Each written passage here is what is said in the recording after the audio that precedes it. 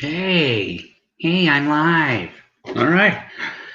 Well, welcome to the Rudy G Funk Show.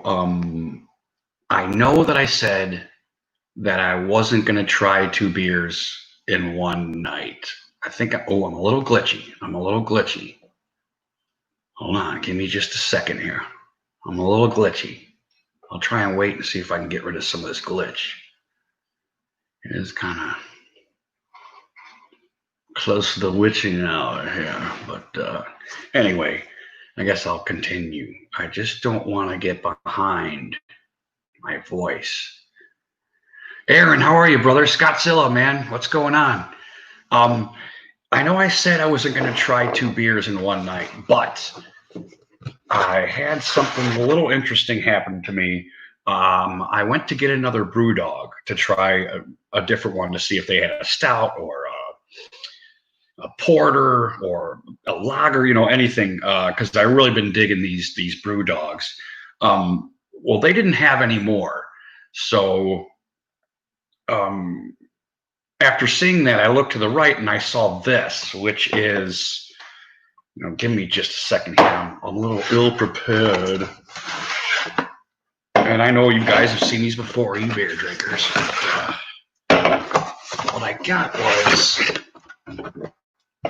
let me unbox it. Okay, hold on. So I did find this. Okay, so it is a mixed pack.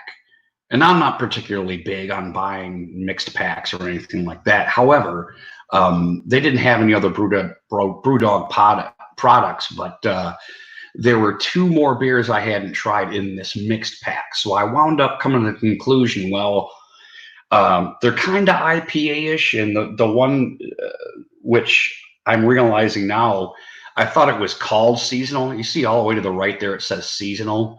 I'm an idiot, and I thought that's what the beer was called, BrewDog Seasonal. But it kind of, well, whatever's going on in the season winds up in this pack. So it's not called a seasonal, and I'm an idiot. But I'm a little surprised to see. It's kind of neat. I'm kind of glad I did it, because one of them that it doesn't say on the box is called BrewDog Clockwork Tangerine. And it says here, Tangerine Session IPA with natural flavors. And the reason I wanted to keep going with the BrewDog is because I really started liking that Elvis juice. I did like the Hazy Jane. I thought it was good. But I really started, the more and more I drank it, I really started liking that Elvis juice. It was like really good. So I did want to try another BrewDog. So I got 2 new IPAs to drink tonight. And I figured as long as they're relatively close to each other, my palate should be able to kind of adjust to form to be able to try these and get a decent, because I'm telling you, the longer I drink something, the more, and I know I say this probably every night, but the more I drink of them, the more my palate opens up, the more I start respecting the beer a little bit more. And I'm not really sure which one I'm going to start with tonight, because I really want to drink 3 of them and then go on to the next one. But the Punk IPA is a 5.6 alcohol volume, and the Tangerine, I believe, is a 4.5. So I'm just going to take a shot in the dark here, and I think I'm going to start with the Tangerine, actually. Just because it's a little bit less volume, and then I'll do the Punk IPA. But I really do think I want to drink all 3 of them before I start on the next one, instead of trying one right after the other, because I really get a little bit better feel if I drink multiple beers, because, like I said, I'm a smoker, and it takes a little bit for my palate to adjust. I am using I decided to go with the old IPA glass tonight. So I'm going to use that.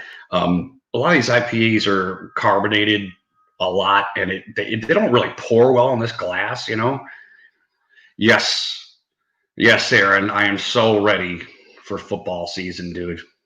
I'm so ready.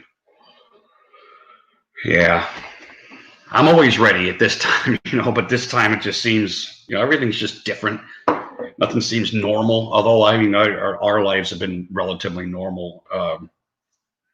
And I'm fortunate to say things haven't changed much for us, but, it seems like the rest of the world, is kind of, I don't know. But anyway, these are pretty cool. And I'll do these real quick before.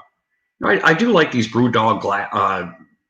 these cans. These are the littler ones. Now those the Elvis juice and the Hazy Jane were larger, um, and I usually had to set some aside before I filled up my glass, and then drank some of it, and then poured the rest of the can in. These are probably going to fit in there, but they got the date on can on here. This is 423, and I kind of like that.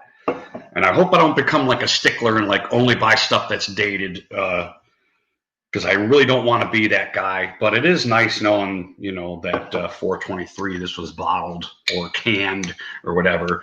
And I'm not gonna do too much in the description of this, but I just thought it was funny how stupid I am when I saw BrewDog seasonal, and I thought that's what they call the beer. And here it's whatever seasonal comes into this mixed pack.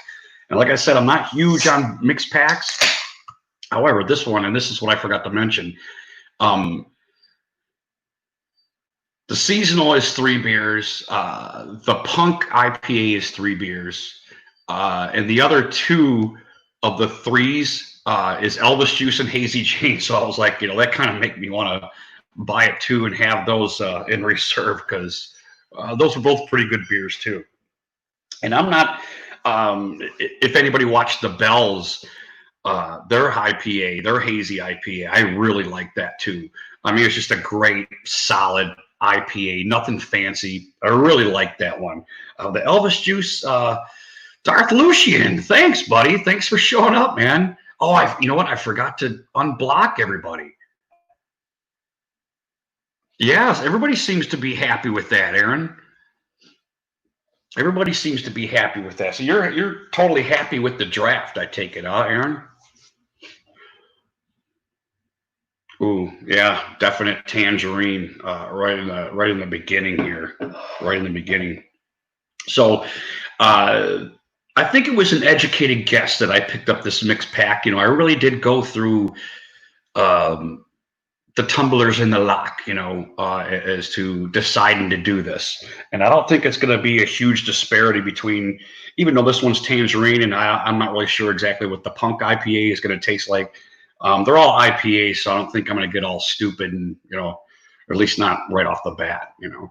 But yeah, Darth, I'm glad you're not blocked, buddy, because I'm trying to make it routine before I get on to get on here and unblock the people that have been blocked and shit like that, because that's starting to drive me fucking nuts, to be honest with you.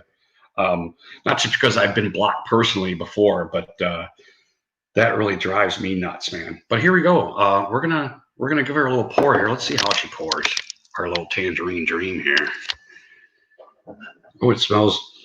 It definitely smells tangerine, Minute Maid type. If you guys can see that good. I just hope she don't.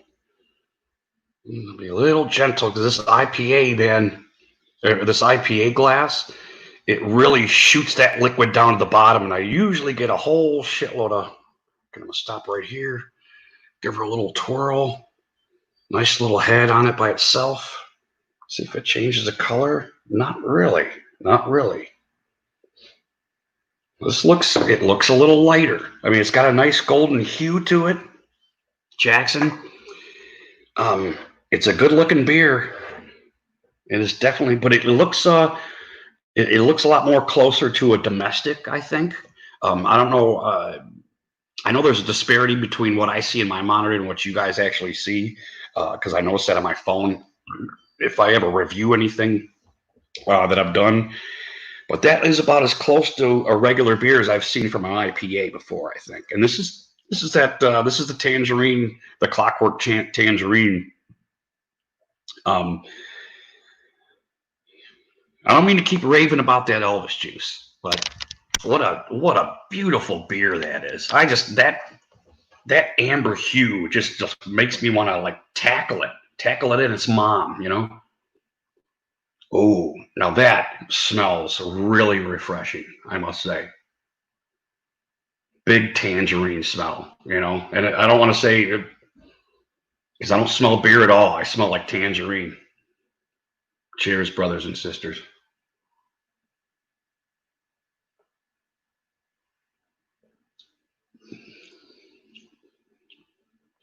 Hmm. It's not a huge taste. Oh yeah, Aaron, I saw that. I can't wait. I can't wait. That's going to be. Oh God, I hope it's a good game, Aaron. I hope it's a good game. And I think that's game 4. So you're just like finishing the first kind of quarter of the season. So that should be. We should have a lot more information about the teams and stuff like that. And I kind of it's a cool spot. It's a cool, in my opinion, to play Dallas. You know, everybody starts kind of getting established. Everybody kind of starts conforming a little bit. You know, I don't want to say I don't know if the actual term is dry, but it kind of went away really quick. But you know, it could just be me. It could just be me.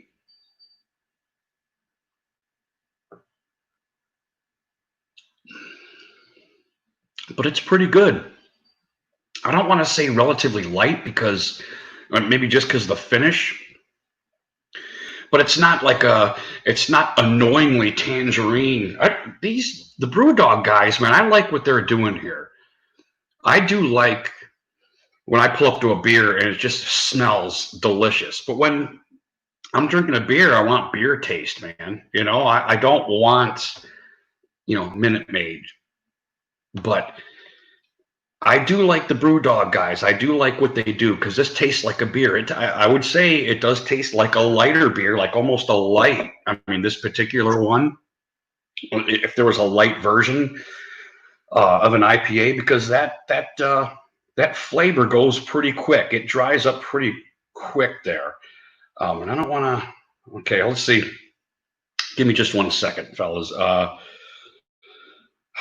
Okay, a fully automated seasonable IPA infused with tangerine, perfectly timed delivery of juicy citrus notes of mellow tropical fruits, followed by subtle noise, or I'm sorry, notes of caramel and toasted malt. So I think what really helps this taste it must be that toasted malt because you kind of do get that.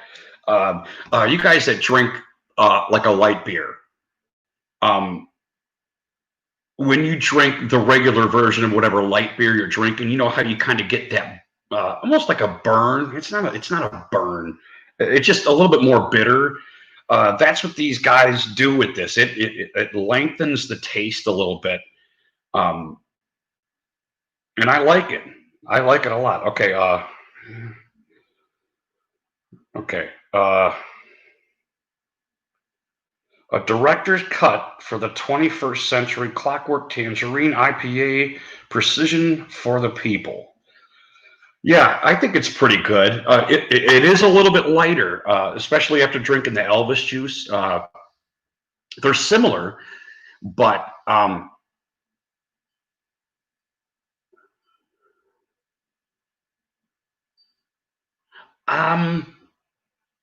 Darth, I'm not really sure. I don't think so. I think I do like. This does seem lighter, as you can kind of see. It's not that it's not really grabbing the glass, you know, like I would like it to. So something tells me it's a little bit lighter, and I'm correct. That's a little bit lighter than.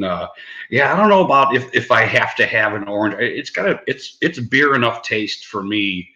And like I said, that initial smell is just absolutely refreshing. I don't need any more than that. This is a really good beer. I would never turn it down. Now, would I choose it if I was at a bar, with all the ones I've tasted? Probably not, because I've tried it and I found it a little bit lighter. But it has its place too.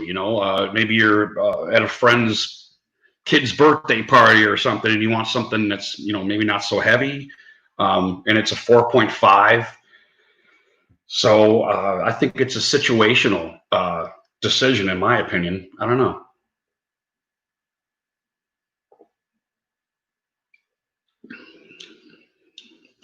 But it keeps, I don't want to diss this beer because it keeps a nice beer taste for you. It's not huge on the hops or anything. It's like a kind of like a light IPA. But like I said, like you guys that drink light beer, and if you drink the regular version of whatever light, you might be annoyed by it, but I'm not. I like the little bit bitter. I like the difference between the Yingling, Yingling Light and Yingling the regular. I do prefer the regular. I like that the heavier, bitter beer taste. A lot of people like the little more refreshing, the Yingling Light, just to say, or Coors Light, or anything. But yeah, this is a pretty good beer. It is light though. It has its place, I think, and I think them designating as seasonal is just says that things are getting warmer. You want to start running through some beers. You can tackle a 6 to 12 of these things, and you're probably not going to be. I mean, obviously, you don't want to drive, but you're not going to be all fucking retarded and shit.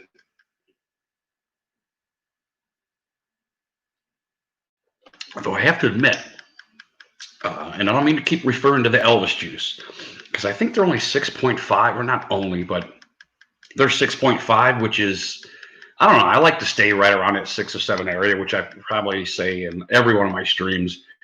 But the Elvis juice seemed like it messed me up quite a bit, to be honest with you. Like I would drink a 6, and I guess maybe to some of you it probably seems like a lot. I don't know, maybe not. But I've been through 8 to 10 out of a 12 in a night, and guess never still felt like that, So maybe there's magic. Maybe this BrewDog, they got a little magic going on here, but because I don't feel, I'm like 2/3 done with this. I don't feel anything yet. It looks like it's holding right up to its 4.5%. It's not whooping your ass or anything. So.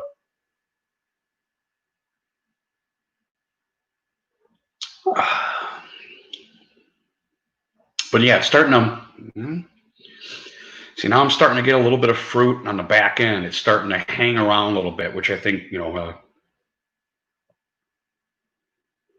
is that true, Darth? I still like drinking Yingling. I think, for like a domestic, I love the way Yingling hangs onto the glass and stuff. There's a lot to like, in my opinion, about Yingling for a pretty cheap beer,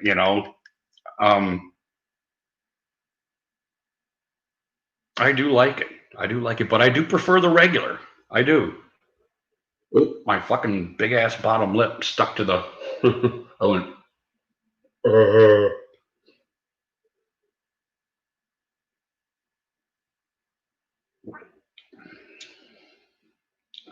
See that last drink? That last drink had like a lot of citrus in it. Okay, let's see how this pour goes. And this, I was yapping about carbonation before. This isn't hugely, it's not burning my ass because of carbonation or anything. I'm going to go a little bit more feverish this time with it. I don't know if you guys can see. I can't see. I didn't hold it up good enough. But it doesn't hold the glass like I would like it to. Well, see, now there it goes a little bit. Sometimes number 2, stinks. I mean that. See, yeah, it might be holding up a little bit better there on the glass. And this isn't end all be all or anything, but there's just something about when I set a beer down and I start flattening my big ass lips And I look back and I see that nice webbing and lacing because I had taken a drink, and there's a disparity between where it poured and where I'm drinking. I just want to grab that son of a bitch if it's got some great webbing on it, but it's starting to do its job a little bit better here, which often happens when I try a beer. Normally the second or third one breaks out the dishwasher soap or rinse or whatever is hanging on to the glass, and eventually starts proving itself a worthy adversary. But yeah, every time I pick it up, see, it's starting to taste. I'm starting to get more citrus now, even on the back end. My palate's starting to open up a little. I think I knew that, Darth. I might be wrong.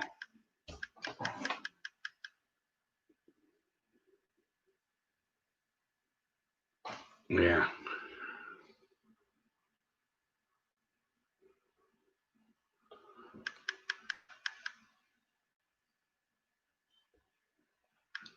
That's cool. That's cool.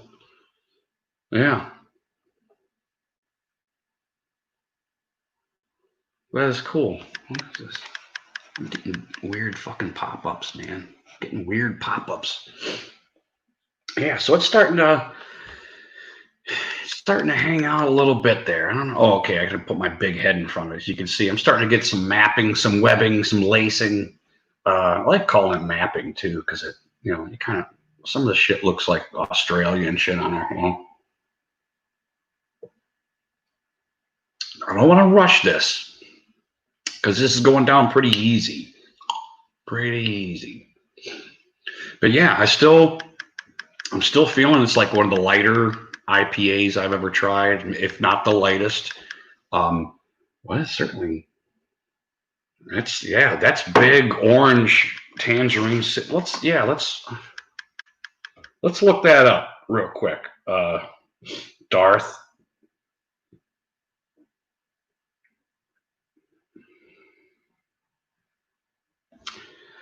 Google, when did Yuengling start brewing beer?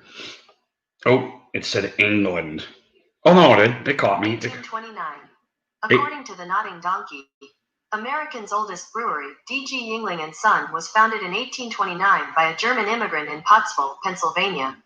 Still operating out of the same building they've been in since 1831, Yuengling is the fourth largest beer distributor in the United States. So it was founded in 1829. But you're right, it's the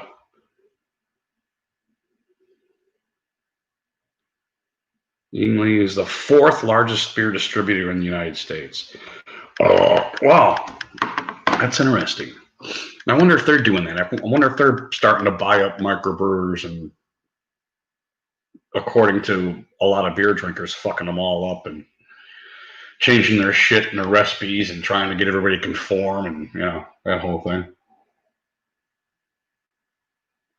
I hope they ain't, Oh, wow. That is really citrusy, man. That is really citrusy. And it's not necessarily turning me off yet. But it's getting more and more citrusy as my palate opens up here. So,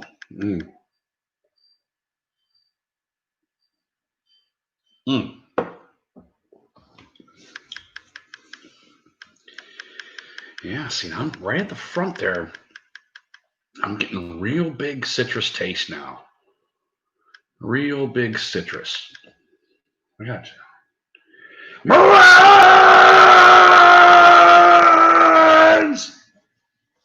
What's going on, brother? How you been? Good to see you, man.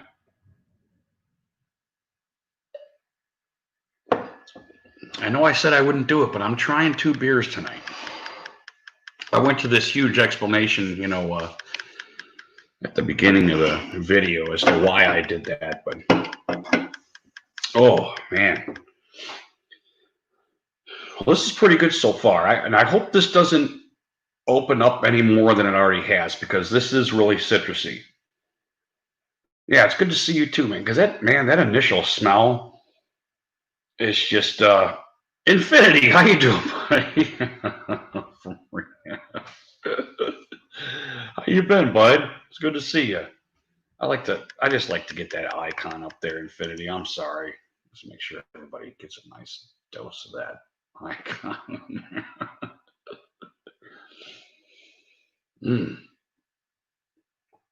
Yeah, that I'm not going to go so far as to say, and I think I might have said this about one of the other ones, that it smells a lot better than it tastes. But that initial smell is just like to fucking die for. I mean, that is delicious smelling.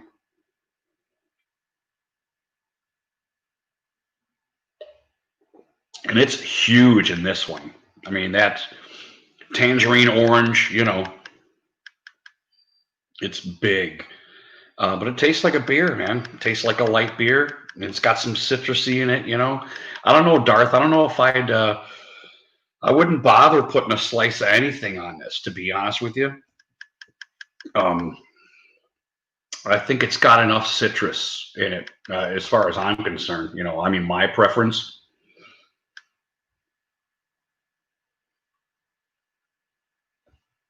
But yeah, if you guys haven't seen, this one is Tangerine, Clockwork Tangerine by BREWDOG. I'll try to get out of the light there so you can see it. And it's a 4.5. I have 3 of them, and then I'm going to move on to another one, the BrewDog Punk IPA, which I'm not really sure what to expect from that, to be honest with you. But it is a 5 point. The Punk is a 5.6. So you got like another 1.1% more alcohol than this Clockwork. Boy, that really smells like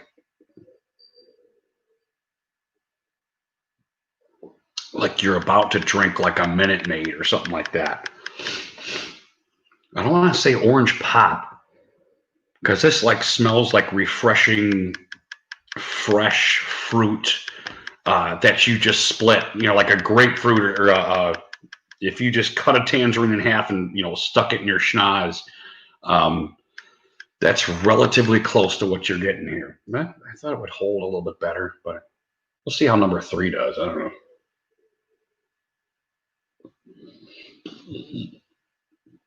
Boy, is that good. So what's up with you guys, man? What's on your guys' mind tonight? Everybody just kind of hanging out or stopping in, drive-bys? Aaron was talking sports. He's a Cowboys fan. Says he doesn't like to play Seattle. I like playing Seattle, to be honest with you. I liked playing them last year. I mean, I didn't like the outcome, but it certainly was a pretty good game,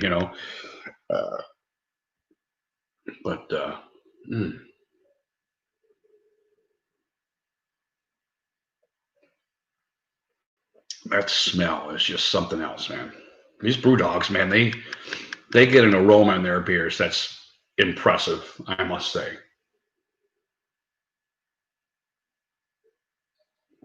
Really impressive. Oh, well, I hate to do this to you so early, guys, but I'm going to grab a quick smoke. So I'm going to leave that just like that, and I'll be right back. I might flap my big-ass lips while I'm over here. I don't know. But I'm kind of working through them beers, man, and I needed a smoke already. It's almost like breaking the seal when you piss, and I drink too much. There's too large a disparity from drinking to smoking, so I gotta close that disparity. We got a nice windy evening here in Ohio, man.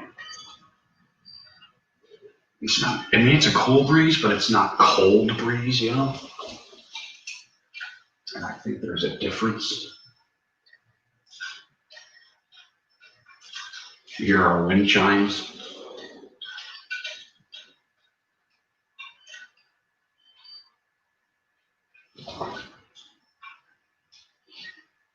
Yeah, I'm sorry to smoke on you guys so soon, but Wait, let me rephrase that. Sorry to grab a smoke so soon, but I don't know. My lungs just need some fresh air.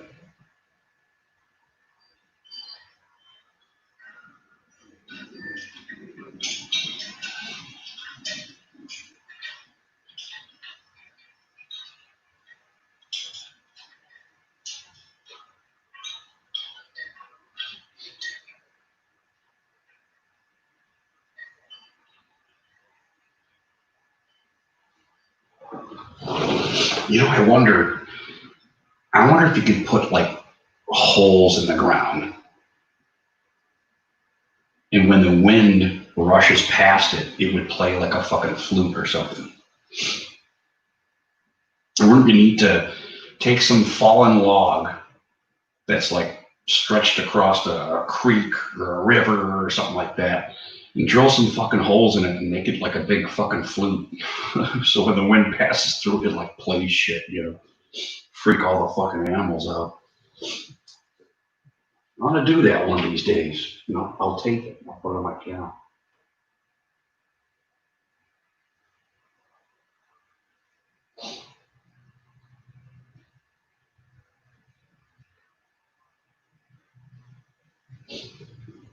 I always wonder, like, you know, when you see on YouTube when people hear weird shit and weird noises and stuff like that, I wonder how much of it is just like a natural earth flute like that. Not necessarily, you know, holes cut out in trees or anything like that, but I mean, random objects, you know, that wind is passing through and just makes like these weird fucking noises, you know.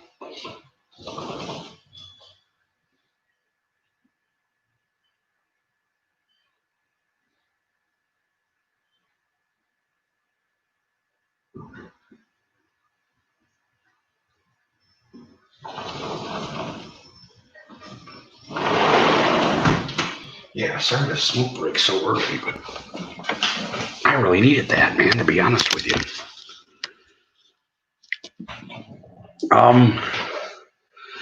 Darth, I don't know. It sounds like they're really pursuing him, man. That's for sure.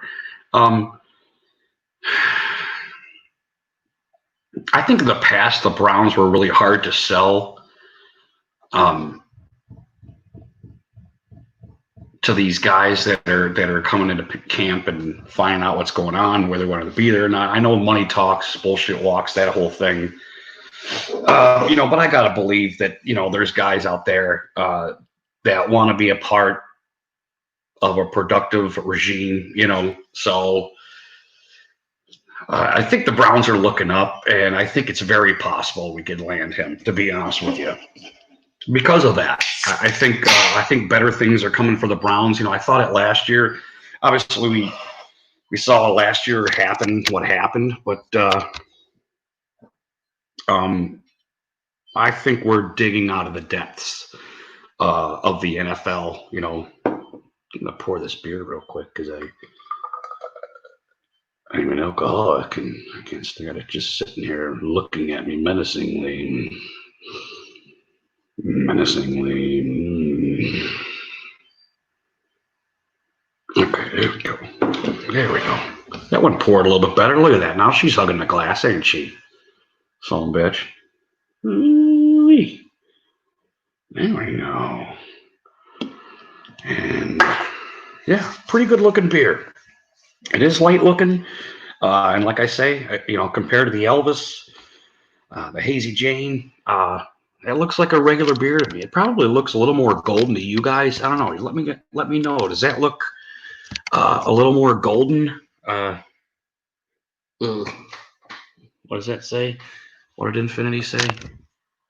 Old English. Yeah. That's, and I kind of touched on that before. I would love to brag that we got Clowney, but you know, I think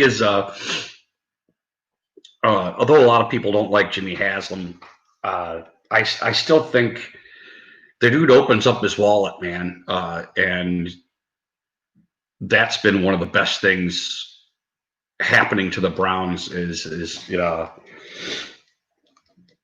these guys, they really want, they'll go get them, and there's no critique on that, that they'll pay guys, to get them here. But yeah, tell me what that looks like. Does it look like a regular beer, a domestic to you guys through the monitor there? Because it really does. When I look through the light, see if I can try to get a better. It looks so much better when it's coming out of my wiener.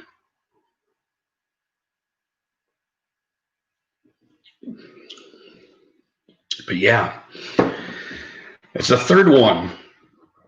And I must say my palate has adjusted to this beer. And it is citrusy. It's got a really great aroma. It is lighter. And the citrus is starting to get larger the more I drink this. So, you guys that don't like citrusy shit, you're not going to like this beer. Because it really is, after starting number 3 here, it's really starting to open up on the citrus. I don't really mind it too much, especially if you're like outside doing shit. You might enjoy the citrus a little bit more, but a log, pinch it log. Oh, English. What am I missing, Infinity? Oh, brew connoisseur.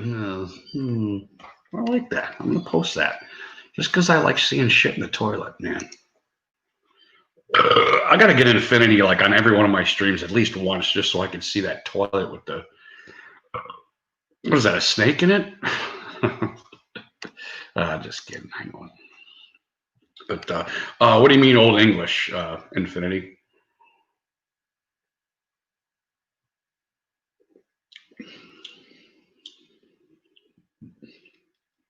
Yeah, real citrusy, and it's not drying up on me anymore. That the citrus lingers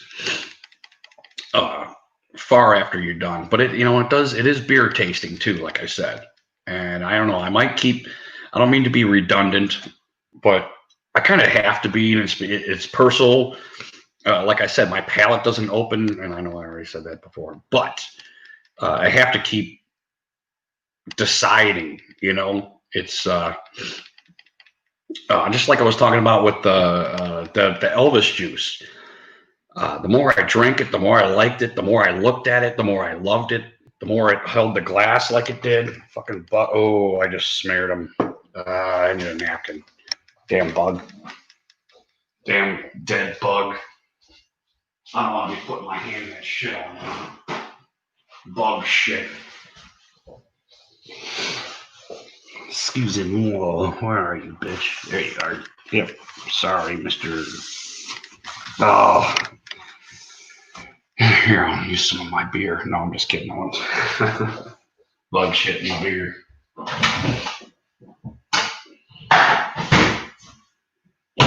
So.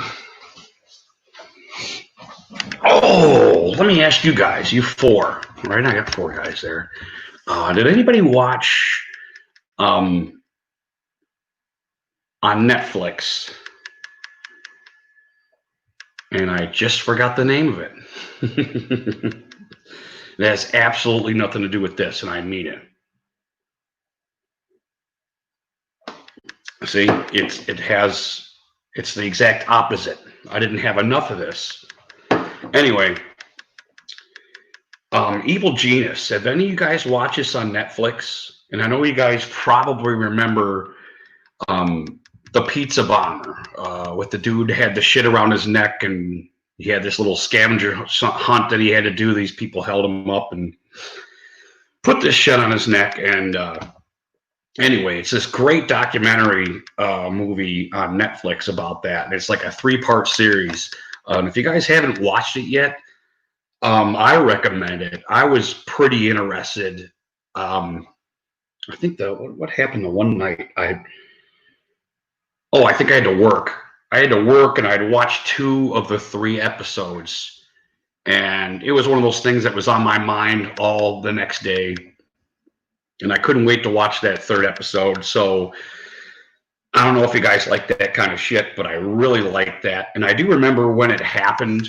And I think I remember actually watching a different documentary on that was like 45 minutes long. I think it wasn't as in depth as this dude's movie was. You know, obviously, I think it was in 2003 it actually happened. So this documentary came out in 18 or 19. Oh, yeah. But I really like that, man. That was very well done. And I think it kind of disturbed me a little bit, Scottzella. I think the innocence of the dude with the collar on his neck, that bothered me a lot, I think. And it's not the dude that, like, the dude was pure as silk or an angel or anything like that. But it seemed to me that, I don't know, I'm not a psychologist, I'm not a facial psychologist, but it really seemed to me that the dude really didn't believe, yeah, like he didn't believe that what was around his neck really was going to go off on him. And so that footage, where when it starts beeping and all the cops are around him, and he starts saying, "Hey, I think you really need to get this off of my neck," because it starts beeping and it's beeping like this. It's going doot doot doot, you know, and it does that for like 20 or 30 seconds, and then it goes doot doot doot, and the beeping starts getting faster, and you can see this dude getting nervous, like, oh fuck, you know, this is a real fucking bomb on my neck, man. We got to get this off, you know. And then it goes off, man, and it just kind of reminded me of, because of how calm this guy was running his errands. Even when he was robbing the place and he had that shotgun cane that was made just for that occasion. He seems so calm. Like, even at the bank, he grabbed a lollipop and had one in his mouth. He's kind of walking around swinging this, you know. Yeah, he was like, he seemed like he thought he was going to be all right. He was pushed into this. Everything will come out in the end. Everybody's going to believe him because he wasn't really involved, other than, you know, he was pushed into this. Of course, if you guys haven't watched it, basically this bomb was attached to kind of like a big handcuff. Was the whole mechanism was like how a handcuff worked, and that was around his neck. And so this dude had and I don't want to give too many spoilers because I think everybody kind of remembers it, you know. Brandon, how are you, brother? I think everybody kind of remembers the incident, but he had a shirt on. I can't remember what it said, Scott. It said something like, "You're not going to believe what's under this shirt," or they wrote something on the dude's shirt to, like, and it was like kind of funny, like kind of like joking about the whole situation. Of course, you know, the thing goes off and it fucking kills the guy, which is terrible. And I think that was that disparity between what the dude thought and what was really happening to him. That fucking bothered me. And I'm not really sure why. I think it kind of reminded me of the Nicholas Berg beheading. And I don't know if you guys remember that, but a little while after we got into Iraq, they captured one of the contractors, and they had this dude. He had him handcuffed with his hand behind it, behind his back, like they had him kneeling while they stood behind him.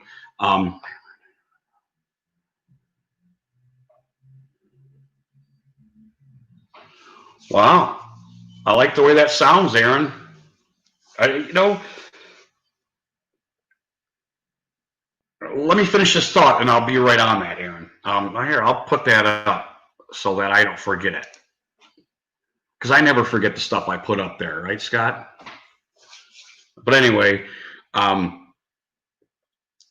Nicholas Berg they had him read this like manifesto of what was going on, stuff like that. And this is kind of like the same thing. It seemed like they told this dude, okay, hey, we just want to set you up in front of this camera.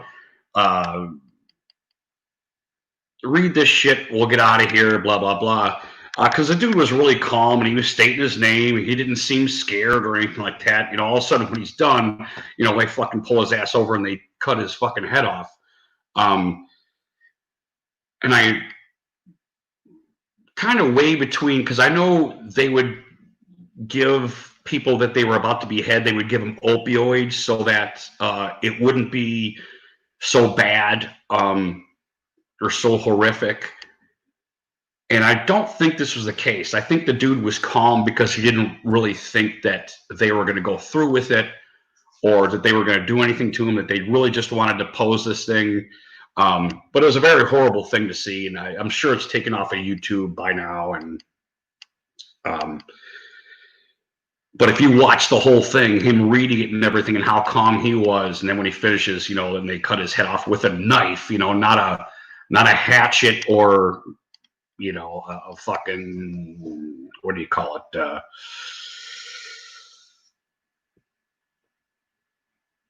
A sword or anything like that. It wasn't quick, you know. They used a knife, and it was pretty fucking horrible. And I think this, as horrible as that was, much more horrible that was. This just kind of reminded me of that, because like until the last second, the dude really, I don't think he believed what was happening to him realistically.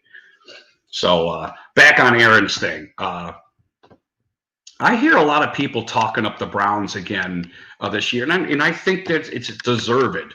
I think we're one of the more talented teams in the league, and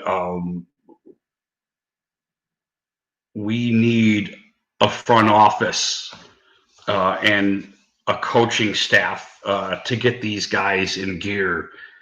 And I think a lot of people think it's going to happen, that Stefanski's going to be a little bit more precise, sticking to his guns, maybe not so much of a showboat as kind of Freddie was, which I know it sounds kind of weird me saying that, but with Baker there, and if you watch our casts, our live feeds, when we were watching, me and Stumble were watching the games, it just seemed blatantly obvious that they wanted Baker winning these games.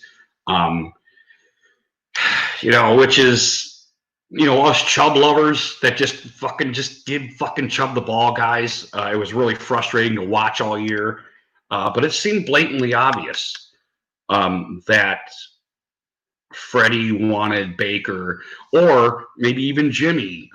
You know, maybe it was top down. We want Baker winning these games. He's the star, blah, blah, blah. You know, that whole thing. And it doesn't take much for somebody to get in that kind of fucking mindset. I mean, look at the Aaron, the Cowboys, a lot of the stuff that you guys deal with.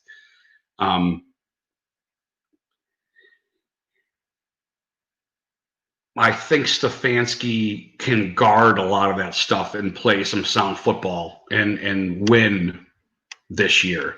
I am not going to make another 12-4 prediction, but I think we're going to win a lot more games this year.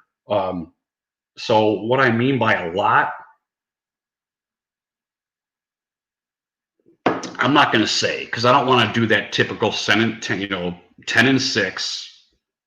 You know, I think it's going to be more like 11-5.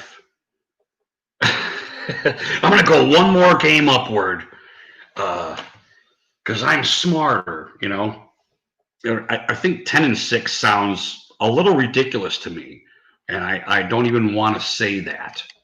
So I'm going to go ahead and say I don't want to be like 11. Well, I think we're going to be like 11-5 or something like that.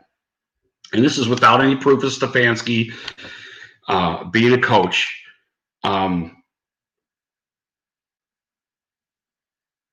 But I think we're too talented. You know, and I thought this last year, but I think we're too talented not to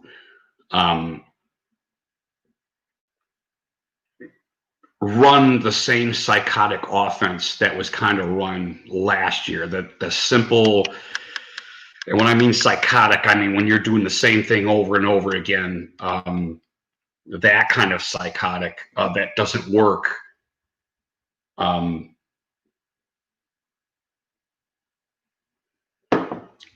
think we're going to see a lot more fundamental football from Stefanski. And I think that's kind of all we needed right now. Or that's all we needed really last year, I think, is to play fundamental football. And I always say that. That should be the catalyst for any team, to be honest with you, And I think like Freddie had a lot of his success that when he was offensive coordinator because he did what Baker was good at. Let's take the plays that we have. Which ones you guys like? Which ones you guys are really good at? And we were semi-successful that year. Now get another year under the belt, and there was a lot to be, especially after the year's over. It's easy to be Monday quarterback and look back at a lot of the reasons the offense wasn't performing how it was. But like some of the stuff I saw was like reminiscent of Hugh Jackson, really long plays, going downfield, hoping that your line's going to hold up. And Baker's going to do his thing, and it's just not going to work. How many times is it going to work? 6 times out of 10,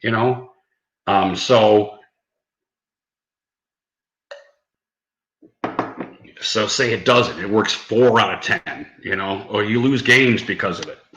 If it only works, 4 times out of 10. So, oh wait, Camel Dose is on. Say what now? But anyway, I'm almost ready to try my other beer. So, but thanks for chiming in there, Aaron. That is going to be a really fucking cool game, and I totally hope you. Did I take? Okay. I totally hope you're there when we live stream it, because that always makes it the best, man. And when the opposition comes in with our streams, well, we always have a really good time. So that's cool. But yeah, Scottsdale, I thought that was a pretty good documentary.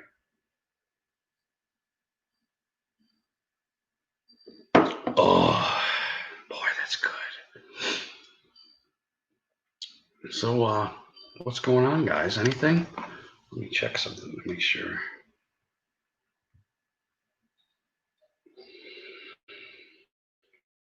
Give me one second. Hello? Give me 1 second. Okay, there is a disparity. Hello? Well. God damn it. I get an announcement for my own fucking show. That sucks. But anyway, I am going to smoke. I'm going to smoke, and then I'm going to try my next beer here. And that's going to be the next beer that I try.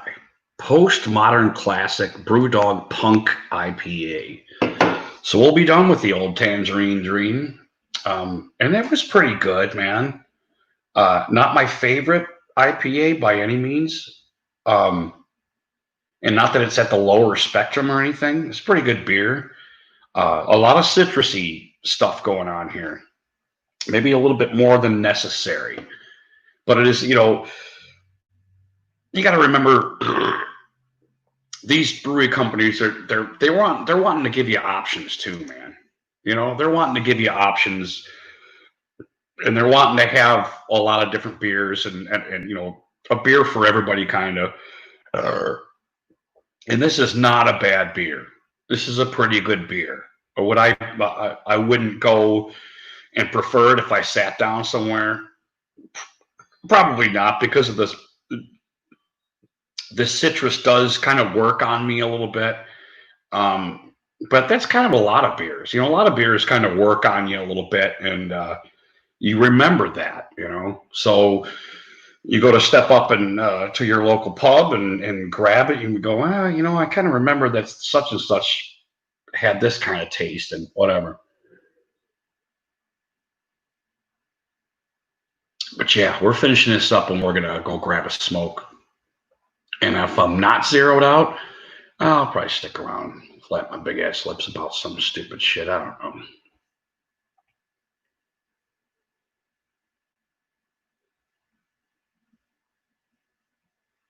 Oh, yeah, it's not bad. It's not bad. And there is some webbing on the glass. It's not huge, but like I said, it's a little bit lighter. It's all right.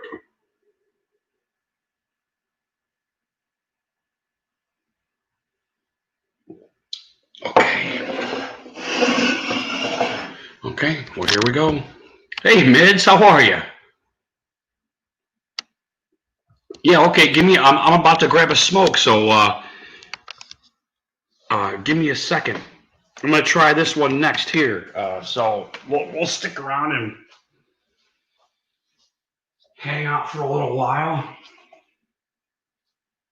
Just give me a chance to get some fresh air here. Make sure the rain doesn't hear that.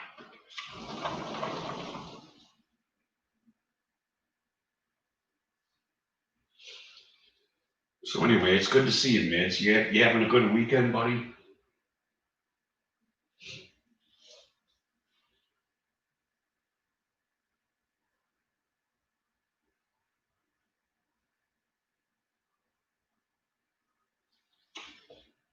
You know, it's maybe a little too windy, but it would have been a semi nice night for a fire, I think. Might be a little too windy though. But it's like that temperature's like perfect.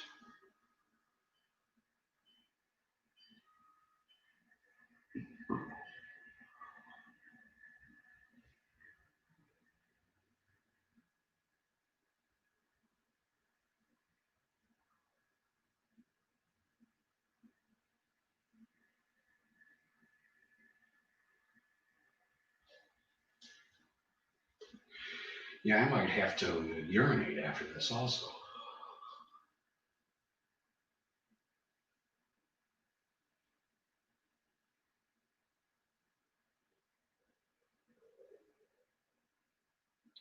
Pretty.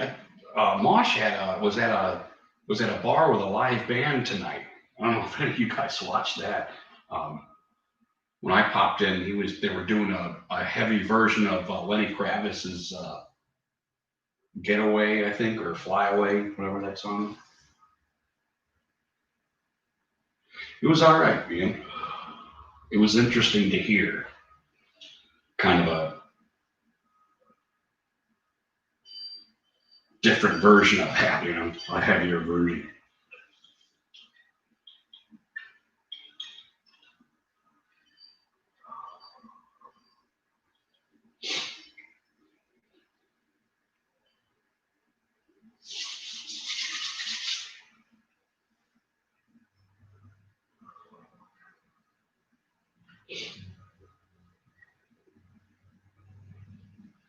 Yeah, sorry about the radio silence.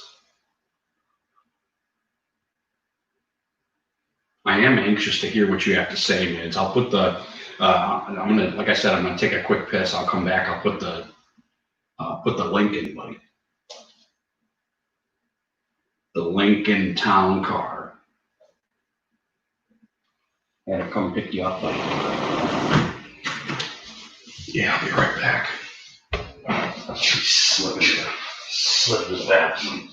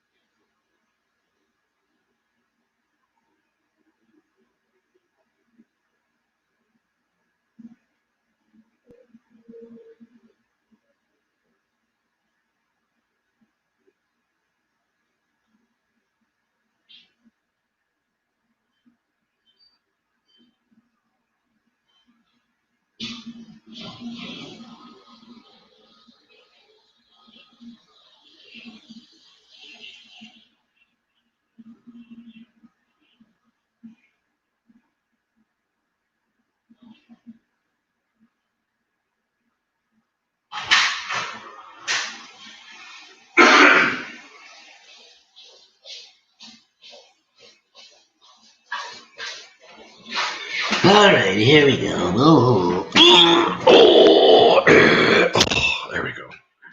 Kid Wilson, how you doing, brother? You guys still staying?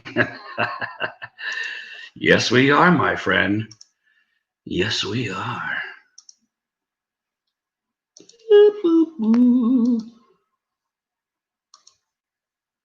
Did I do it? I did it. I'm the best StreamYard guy ever. Woo! Oh, man. Starts to get colder, man. My shoulders get a little wicked, man. Get a little wicked. Yeah, we're trying to stay in good spirits, kid. You know that's right. Yeah, we're going to pour this one. I'm going to read it real quick. This is my second beer tonight that I'm trying. I did 3 of the Clockwork Orange or Clockwork Tangerine. Clockwork Tangerines by BrewDog. And as you probably know, after 3, I got a pretty good buzz now. You know, I'm starting to get a pretty good buzz. So beware. Oh, this is actually relatively light looking also. Interesting.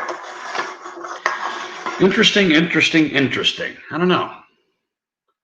How's that look to you guys? It look kind of light? Looks a little light. Oh. No, we're done with the chips. We haven't found any new ones yet. But after trying those, I still had some left, and I started liking them more. As I kept eating them. Let me read you guys real quick. This that's a government warning. What the hell? Here we go. Okay, I need some light. God damn it. Damn my old eyes. Oh, there's there's mids. What's up, brother? Are you in? Yeah, we're here. Can you hear me? There we go. How you doing, man? Oh, pretty good. Just had a pretty fucking eventful night. Pretty much defending my fucking city from some of these goddamn scumbags, and got into a couple fights. No shit. No, it's ridiculous. It's these fucking protesters from out of town that fucking come in and just want to bust the fucking glass and shit that shit on fire, and I'm not gonna let that shit happen to my city. Fuck no. That's where we had. Yeah, you know what, dude? Like, everybody kind of knows that too. Everybody knows that these guys are getting bussed in, and this is all has to do with politics, and that's what's kind of making me happy is everybody, like from the get-go, from the forces, everybody kind of involved to the protesters. The protesters are actually starting to bust these guys, at least with feeds and stuff like that are doing some of this shit. So that's cool. Yeah, it's all just it's paid, organized fucking rioting, to be honest with you. Right. There's no way that the average fucking Joe Schmo can cause that type of arson that they did in Minneapolis last night. I was watching a live stream until fucking 8 o'clock this morning. I was up fucking drinking, fucking pounding beers and shit. Sleep schedule's a little bit fucked up, but yeah, I was watching it, and there's literally a group of 4 tall white dudes with masks with fucking backpacks full of just fucking like arson material. They would break the fucking windows out of each building, go in, light the fires, go to the next one, and keep it fucking going. And I just think it's crazy how they waited that long to bring in the fucking National Guard. They wanted to wait until shit was already fucking burnt to the ground. The people that live in those cities, yeah, of course, I understand why they're pissed and upset. They have the right to, but when it comes to looting fucking stores and burning shit to the ground, I don't think they want that, because you have to get up the next morning and go live in nothing but fucking rubble and something that looks like a burnt fucking war zone. So. Right. What's the same thing? And being somewhat of a libertarian, I'm okay with the protests and stuff like that. But and I don't mean to sound like I don't mean to sound cliche, but it's got to be a protest. It can't be this fucking riot bullshit, which is just causing misery on fucking people that have absolutely nothing to do with the supposed cause, It's the same thing. You see the same footage of the same protesters that are upset because they're getting hurt at these protests. That's another responsibility you kind of have to take onto yourself is, these clowns are going to be there, Oh, yeah. Once these protests start, it starts getting trendy and tweety and all that happy horse shit. These clowns are going to show up and they're going to, do their thing. It's all in Democratic ran states too. I mean, it's sad to be honest, but it is what it is. All this shit that's happened with Corona and everything, it's all fucking political motives. Like, why isn't news networks like CNN bitching about people not social distancing right now? Right. That's what's great about this is the Corona's dead now. Yeah. It's on to the next trend. It's on to the next drive-by media, like Kid says here, propaganda machine here, Yeah. The shit they were doing to some of those breweries downtown, like, that shit pissed me off, and I wasn't going to fucking stand for it. Fuck that. Yeah, right. And some of those locally owned, that's a valid point. I should be down there. I'm sorry. Go ahead, buddy. I said, and like some of those locally owned bars and restaurants that were getting fucking destroyed, like, that's fucked up. No one should allow that shit to happen. Yeah, that sucks. And you know what's coming too, I mean, they started at 1:00 this morning or this afternoon, right? Yeah. Noon or, I was down there from about like 4 to 8 o'clock tonight. I watched this little scrawny fucking white kid pick up a brick and throw it through the window. I forget what the fucking brewery is called. God damn it. Watched him pick up a brick and throw it through there. I just fucking walked up behind him and just fucking lit this fucking kid up at the back of his fucking head, stomped him out, fucking went on my way.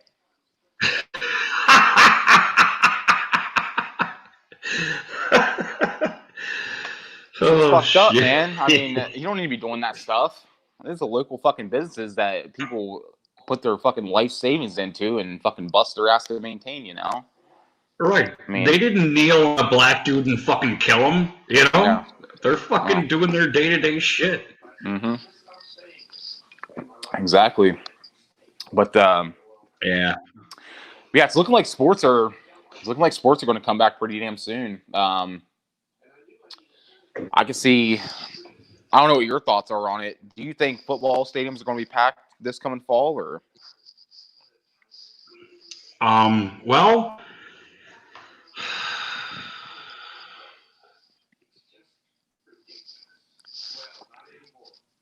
hold on a second. I'm gonna put Kid up just so I don't forget his question here.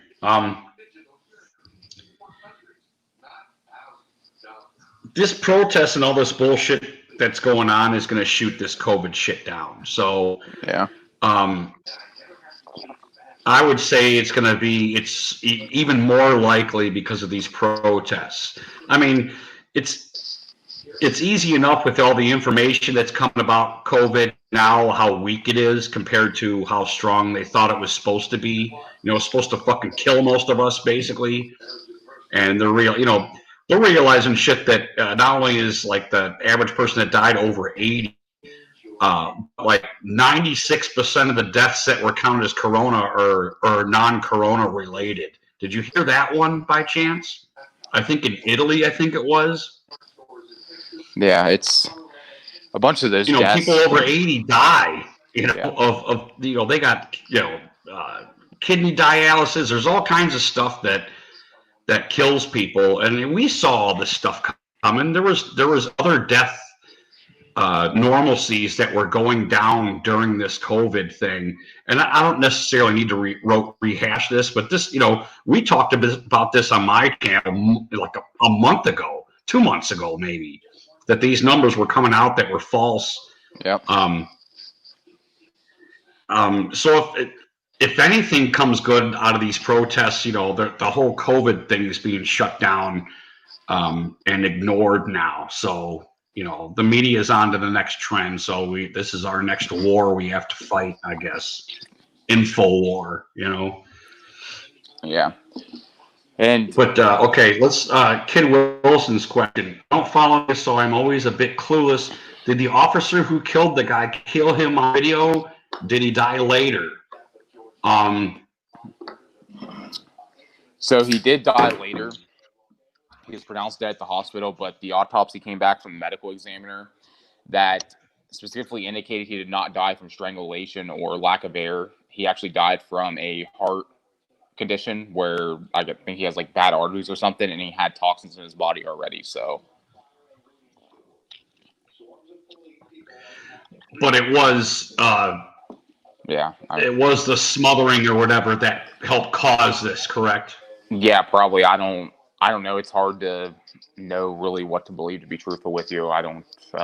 It's a Democratic. I mean, because I'm not believing anything they fucking say, to be honest with you. Right. I don't know what you guys, anybody that's here watching or mids, what you think. I think a lot of this was more ego than the cop actually trying to kill the guy. Yeah. And let me articulate a little bit what I mean by that. I don't even know what happened. I don't even know what the dude's doing. I'm not really sure why they had him down, but we've all seen this before, where you've got a cop has a trader pinned down like that with their knee because it's easier, because you got leverage on them. You can relax a little bit more when they're in that position because you got your knee on their neck and their shoulder. But the dude that had the camera that's trying to let me see, because it's not the kid with the camera's fault. I don't want you guys to think that. But when somebody's trying to tell you to do your job while you're doing it, and it pisses you off, I think that's basically what happened with this cop. The dude trying to tell him what to do while he's doing his job, and his ego wouldn't let him stop. Now, of course, none of the other officers said anything, because this is routine police work here. A lot of times you'll do that. You got your knee on them because it's easier for you. This is not like this first time somebody kneeled on somebody's neck while they're correct. I mean, you fucking see it all the time. Yeah. And I don't think it should be banned or anything. You know what I mean? That's where I don't want to go with this. Yeah. That we need to totally change police practices because of this incident. Did he overdo it? There's no doubt about that. He helped kill him, at least. I mean, from what you're saying, it sounds to me like it was overdone. So do you kind of understand what I'm saying about his ego rather than, I don't think he was trying. I don't believe yet he was trying to kill the guy. I think it was a matter of, well, Scott says you don't put your knee on anybody's neck. I don't know, man. I've seen this a lot before. I mean, yeah, the guy was a little excessive. Like, whenever the guy was saying he can't breathe, yeah, he should have let up a little bit because the guy was in handcuffs. But it all started because that guy tried to cash a bad check, I believe it was. And the funny thing is, him and the cop worked at the same nightclub for 17 years together. So, I mean, it's all. I don't mean to be a jerk. Can you repeat everything you said? It ran a little quick for me. Yeah. So it all started because I believe the gentleman who died tried to cash a bad check or something, which caused the arrest. And the cop that he works with, or the cop that I guess did that to him, they worked at the same nightclub as bouncers. No shit. Yeah. There's a lot of weird shit out there, to be honest with you. So it's really hard to, tell, what to put together and everything. But I mean, these people rioting and looting are literally the fucking scum of the earth. And I wish the National Guard would have acted pretty fucking quicker. If you think justifying burning down businesses and stealing and causing crime is going to fix the solution, they have fucking zero IQ and they are inhumane fucking people. It's just as simple as that. There's no justification of the arson that's been taking place and the damage that's been fucking caused, within these fucking communities, especially like local business owners. How are they gonna repay for the businesses that were fucking burnt down? It's fucking organized fucking protests, paid arson. I mean, it's simple as that. Right. You're not people living in and they hide behind the real protest. Mm-hmm. Right. What I mean, I don't want anybody to think that this is a fake protest because it's not. They latch. They're little leeches. They just latch as soon as something like this. They're waiting. They're sitting there waiting for this kind of shit to happen. And when these protests get organized, they're like leeches, man. Yeah, Scott, that's what we were talking about. Corona's dead now. Nobody dies from Corona anymore. Everybody dies from protests now. So that's what's the next. That's going to be the next headline. Yeah. Shit, Rudy got a solid little Korean baseball matchup on tonight on ESPN. Shit, had some UFC on tonight, and get to watch some Korean baseball. Do you watch Bad Dog Mids? No, I don't. The only streamers I watch are like you. There's a couple other Cleveland channels. I watch Crazy Dog 99, even though. Oh, Crazy Dog, yeah, he's cool. Yeah, he's a little out there a little bit, but yeah, I don't watch too many people, to be honest with you. I'll stop into some of these Cowboys channels and fucking fuck with them a little bit, just to talk some shit, right? Mess with them, and But yeah, I don't really watch too many, sports channels. I watch some reaction streamers, but yeah, other than that, I don't really watch, those guys like Bad Dog or A-Bomb, or I don't really know who any of those guys are. Wait, is Bad Dog the Cleveland guy that has a podcast with his dad? No, that's Brown's pregame or Brown's postgame. What? Or yeah, it's something like that. Oh, he's cool. Him and his dad are out of Florida. They're out of Florida, actually. Yeah. Kid Wilson, yeah. Mason Talks has a pretty good channel, but his is, his is edited.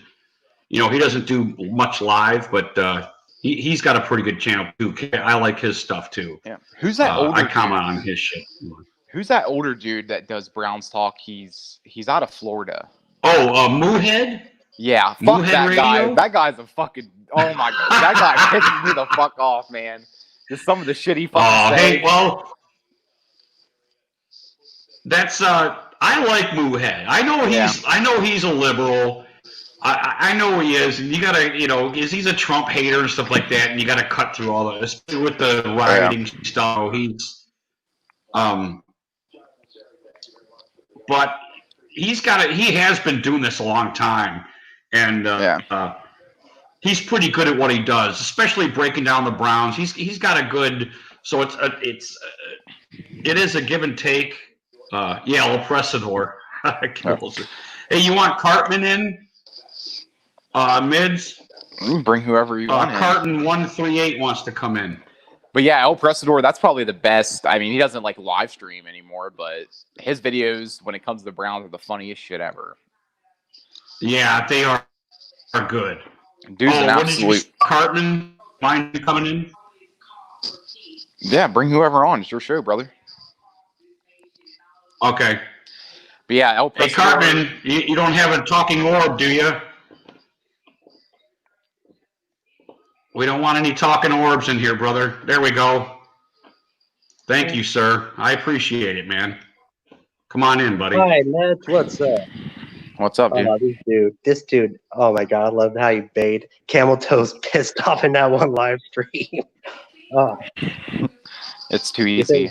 Saying that you're poor. I'm sorry. What was that, buddy? Oh no, I was just praising your buddy here for ripping Camel Toes a new one. Verbally. I wasn't really ripping him. I was just trying to trigger the Miz? fuck out of him. I just think it's funny when he gets fired up, But yeah, I've been trolling him for years. He's the easiest person to trigger. Oh yeah, it's hilarious. But yeah. Oh. How you been, Cartman? You having a good evening, buddy? Yeah. Well, despite what happened in the news, sad what happened to George Floyd, crap like that.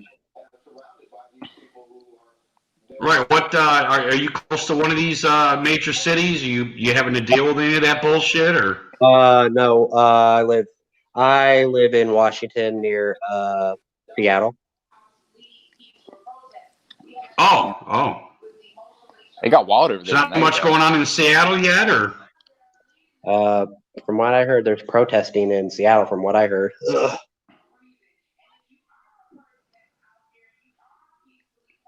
So everything seems open, huh? Just protests, or?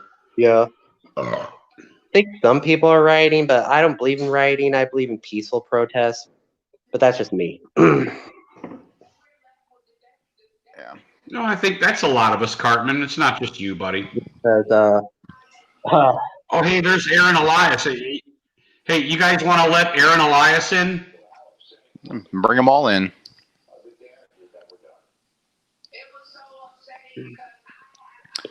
But yeah, those Antifa shit, little soy boys. Those little Antifa soy boys that cause the fucking destruction. They're the biggest fucking pussies ever. Their arms are the size of fucking boiled fucking spaghetti noodles, and they're just fucking pussies. Like, fuck them all. Shit, a 12-year-old fucking kid could beat their fucking ass. Well, what happens to you? You know, what happens to you when you go to these things and you get arrested? Ultimately, you know, Just depends on what you're. I mean, if they don't have the video of you hammering shit and doing stuff, you know, you're kind of pretty much going to get away with it, you know. Yeah. So, and that's where I agree with you, Ned. Where the pussy portion of it comes in is where the only reason these guys do this shit is because they know they're going to fucking get away with it, you know. Yeah, it's more so just like whenever the cops declare it, you know, an all-lawful gathering. I mean, yeah, you're going to be arrested, but I mean, it's just like a misdemeanor. It's a slap on the wrist. It's like a $1,500 fine, just depending on what state and city you live in. You know, you'll be released probably like the next day or something. I mean, unless you're doing shit and you're caught in the act of, Right. you know, burning shit or looting or breaking windows, vandalizing. I mean, that's when it gets pretty serious. But I'm not hating on skinny kids. I'm just saying these Antifa fucking pussies.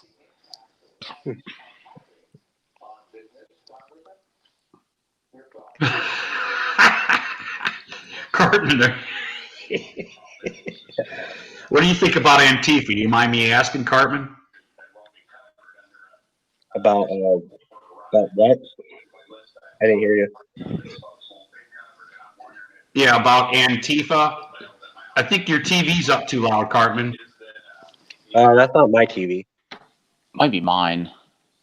Oh, okay. Maybe it's Mids. Hey, there's Lady. How are you?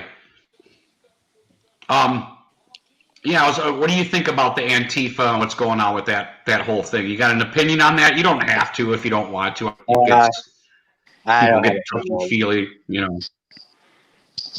Okay, well, that's okay. Yeah. Yeah, I don't. When it comes to when money kind of starts getting involved, it becomes a little upsetting to me, you know. And you got these celebrities fucking donating $100,000 to bail funds to. Well, there.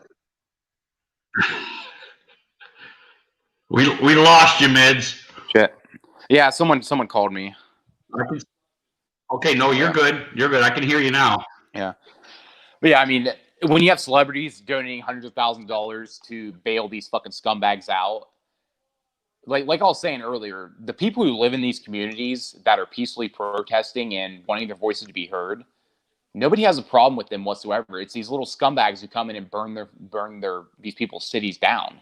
Like, that's when it becomes a problem. Like, they don't want their fucking stores and local shops to be fucking burnt to the ground. Like, and I was watching streams earlier when, you know, there was a group of like 20 guys that rolled up on these people that are, you know, busting windows and setting fires and just fuck them clear up, you know, which I don't blame them at all.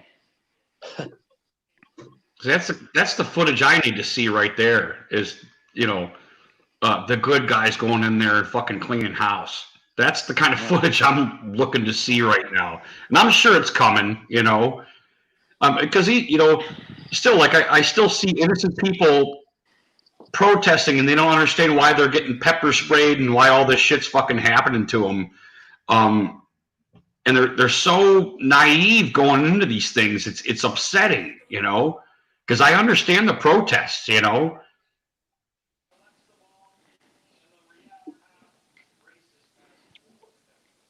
know what I'm saying, Cartman? Yeah, So you I got agree. these innocent protesters in there. They're walking around and they're protesting and they're saying their chants, and that's all good, and that's all great. That's all welcome. In a free society, you're supposed to be able to. And then you get a clown or two, and they start all this shit, and they get the ball rolling, and before you know it, there's innocent people getting fucking pepper bombed and rubber bulleted in the face and all kinds of shit, and that is who the fucking media bounces on. Look at these, and then the media helps that. They keep feeding the fire. They'll take these innocent people, pull them to the side. What happened to you?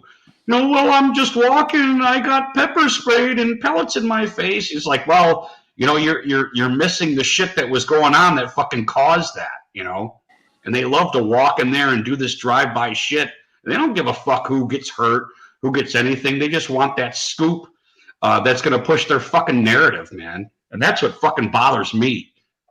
All this twisting and turning the shit the fucking media does needs to be fucking exposed. Yeah. Intraday. Did you see CNN? All day, dude. Yeah. You see the CNN headquarters get fucked up yesterday in Atlanta? That was the best shit I've ever seen in my life. I did see a little bit of that, They fucked that. But if I'm not mistaken, there's like a police station there, so that's why they were, I don't know. I know they were fucking demolishing that goddamn place, in general. But, yeah, they were fucking it up. I did hear that there's like a police station there also, and like is it a justice center or something like that, or I don't know. It's hard telling. But shit, yeah. Media film, yeah, it's true. Yeah, but like I said, and I don't want to say by any chance this dude dying is fucking terrible. That's a shitty fucking way to go. I feel bad for say goodbye to anybody. Your last words are, "I'm having trouble fucking breathing." That's terrible. However, the corona shit's like out the fucking window. It's gone. You're gonna barely hear this anymore. They're gonna trounce this fucking protest and all this shit. Like you and Scott said, social distancing's out the fucking window now. Pros hang out, and there's no 6 feet. There's no masks except for the guys that have been using hammers on the fucking AutoZone windows when they're fucking walking past. Why burn down a fucking AutoZone? Fucking. I don't know. I don't know. I guess when people are pissed, they don't use their head. Right. It doesn't. It doesn't take much to rise. I think. I think our children are actually educated enough to see all the dumb shit that's fucking happening here and come up to their own conclusion. I think. Yeah. All this bad. I think something good's going to come out of this. A Trump 2020 landslide. I don't care how many CNN polls there are. I'm sorry. Go ahead. The only thing that this is going to cause is another Trump 2020 landslide. This literally sealed him the win with the shit going on. I do not disagree.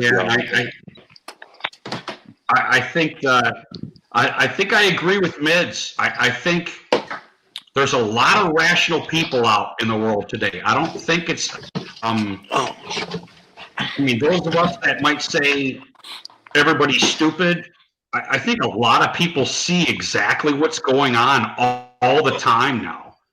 I do, no matter how much they censor us on YouTube or Twitter or Snapface or Facebook, all that shit. Everybody's kind of understanding what the hell's going on here. Yeah. I think. Just give us a Browns fucking Super Bowl, goddammit. I'm ready to see that shit. Come on. You know what, Carton? Let me piss, and I want to hear your version of what you think's going to happen about this whole situation or what? about the Trump Biden thing. Yeah, give me just a second. Okay, I'm not for either. I'm not for either candidate, so I'm speaking in an unbiased term. I don't think Joe's gonna beat him because No.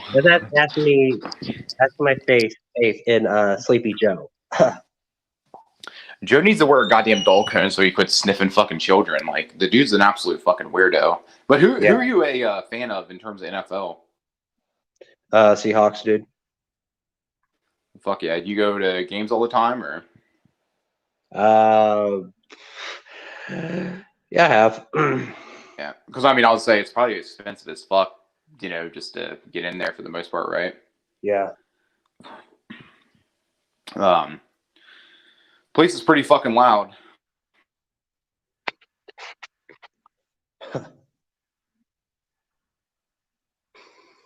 Damn it.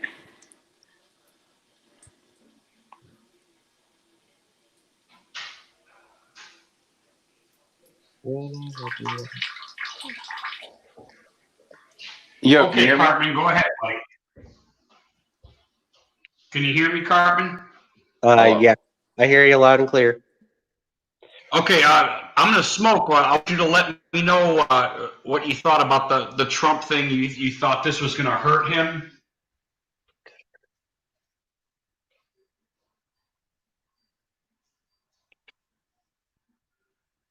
Cartman, you hear me, buddy? Yeah, I hear you. Yeah.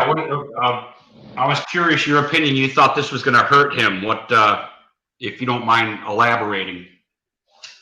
This could hurt him. It could hurt him, but then yet again, there's still people out there that support him, though.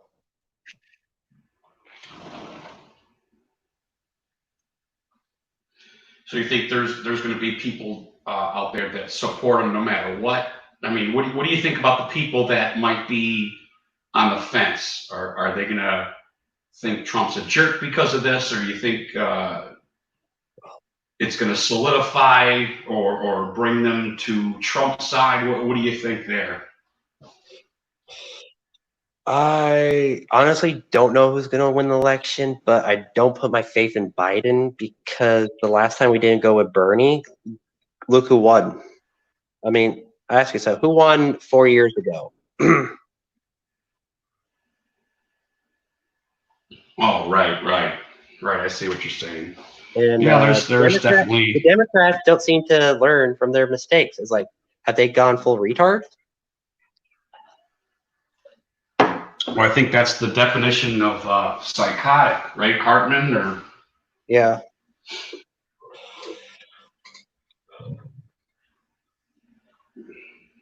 Yeah, that's kind of fucked up. I don't know, man. I mean, I have my political beliefs, but when you're trying to gauge, you don't mind me asking, what is your political beliefs? I would say I'm conservative libertarian. I used to have been a Democrat, but I'm a moderate independent.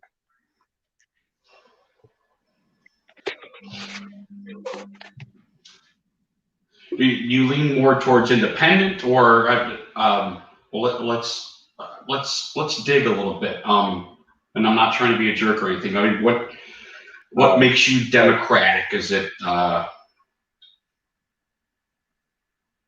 well, is it the people? Because I was raised into it, basically. My parents are fully Democrats, of course. So that's how I became a Democrat. Let's just say do you believe your constituents that are Democrats more than Republicans? I mean, is that how you feel right now? I was pissed at the Democrat Party for not choosing Bernie. If that gives me, I mean, you kind of I'm not trying to, Cartman, I'm not trying to put you on the spot, buddy. I'm just saying, I'm just trying to learn a little bit. I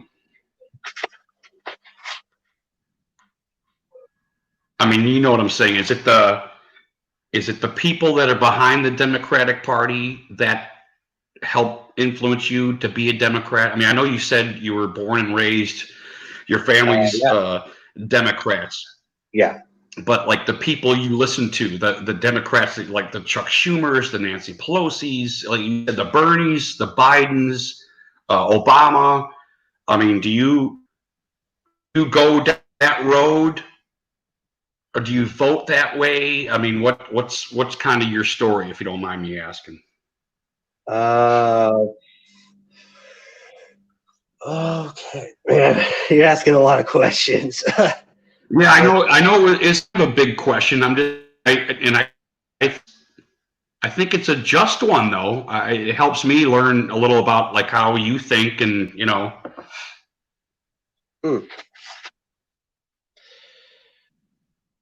Well, let's see. In terms of, here's what I agree with conservatives on. Well, they're right about. They're right about guns, and they're right about the death penalty, because the death penalty is like people like Ted Bundy. He got what he deserved.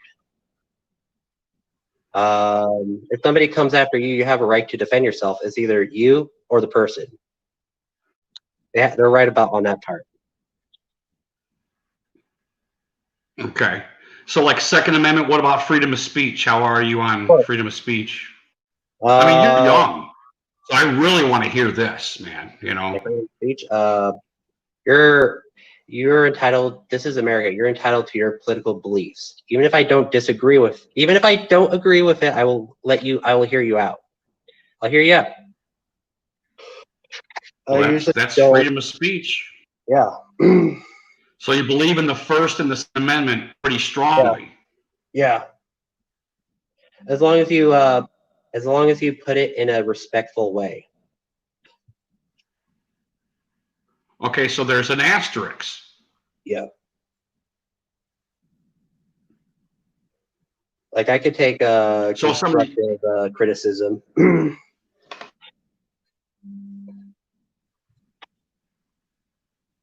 So like, well, I need to pour another beer, and let me think about this a little bit, because this is cool, Cartman. I'm glad you came in tonight, because you're helping me out here, brother. You know. Well, at least you don't have me blocked on this channel like your buddy Camel Toes does, but. Well, would you? I mean, you wouldn't want to stop 8 Camel Toes from talking, would you? I don't know. I mean, we're talking about the asterisks behind the freedom of speech. If he says things that are offensive to you, or you know,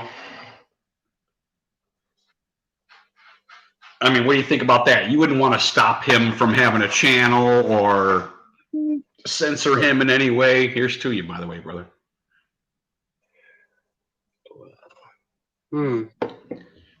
No, I'm not saying you shouldn't. I'm just saying, what do you feel? I mean, like, if you could cut 8 camels, like, say you could hit a button, a red button, and stop everything that 8 Camel Toes does right now. I don't mean exist. I don't mean kill him. I mean just stop. Bomb stuff. If you could stop it with one button, would you hit that button if you could, if you had the power? Well, he has the ball's in his court. He could end the drama by simply just unblocking me, and I will never troll him again. Hey, I'm giving him a chance.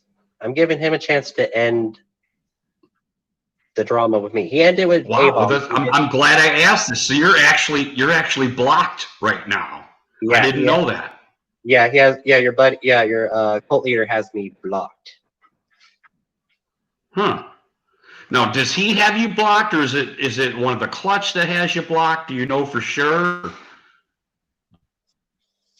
No, I don't know for sure, but I know he has me blocked.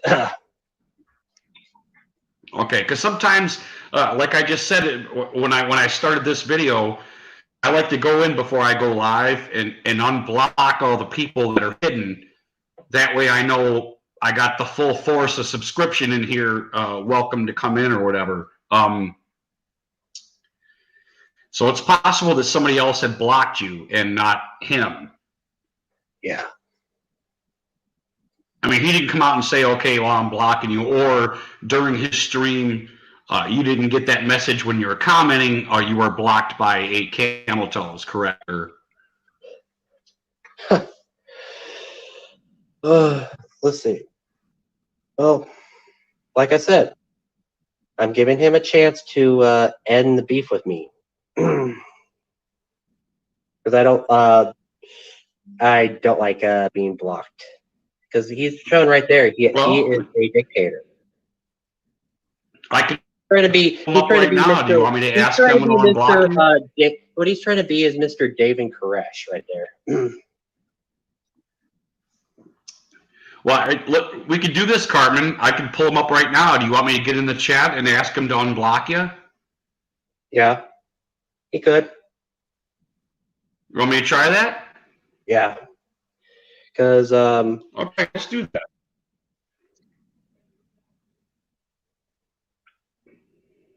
I mean, I don't mind doing that. You know, you're on my channel. I appreciate you coming on. I don't mind doing that at all, dude. You know? And besides, it's not him I want to trash talk against him in StreamYard. It's Beltway. So I'm pretty much focusing my attention on Beltway. Anyway. Beltway? I don't think I know who Beltway is. I mean, I seen him and heard him around. I don't think I. Hold on, let's see.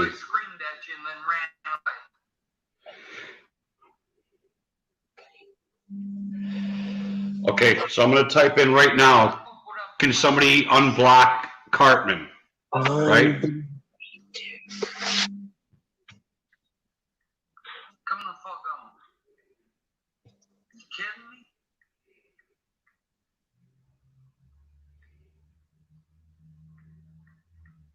Sorry, I'm not as good as you guys are as typing here. And that's 123? No, 1138. 1138. Yeah, you got that right.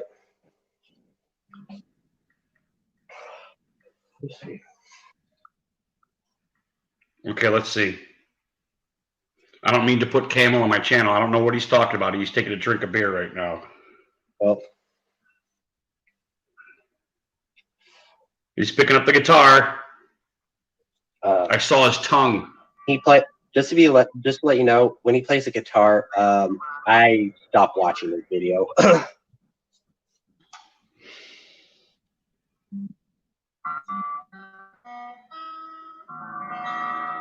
His guitar's pretty much in tune there. He's adjusting a little bit. Yeah, sorry, AW, on my channel, buddy. I just want to see if anybody reacts to this.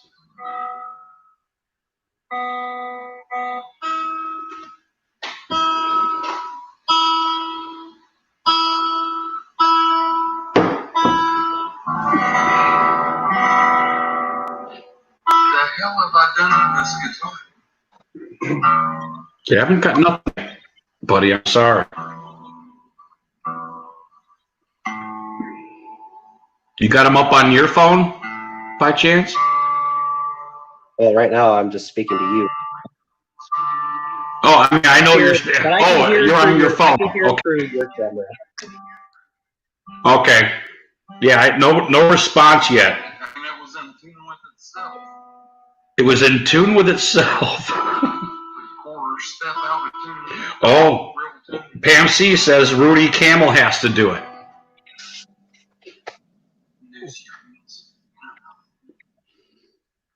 Okay, I'm going to type thanks, Pam.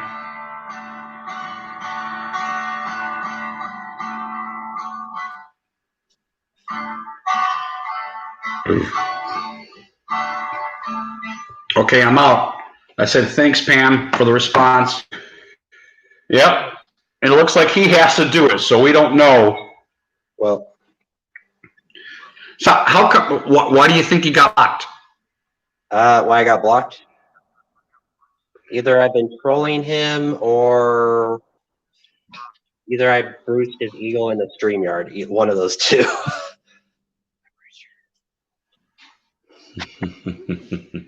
Hey, you know what? I may be a nice guy, but Well, you get into a trash talk with me, I'm ruthless as fuck. I will use anything against a person. I will find their weakness. I will definitely stab at it. That's the type of trash talker you're dealing with. I will go personal shots too.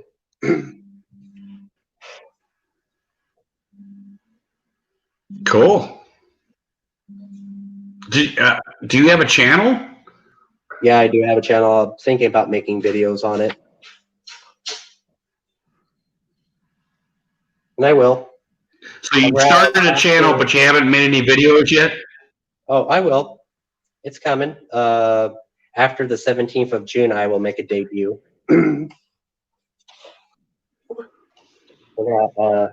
Hey, can we let Baker Mayfield in?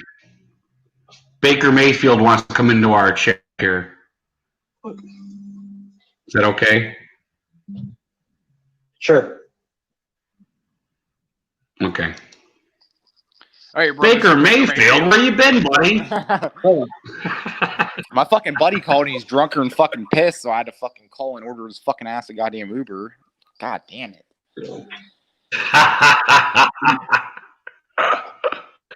Hey, what are friends for, brother? You know?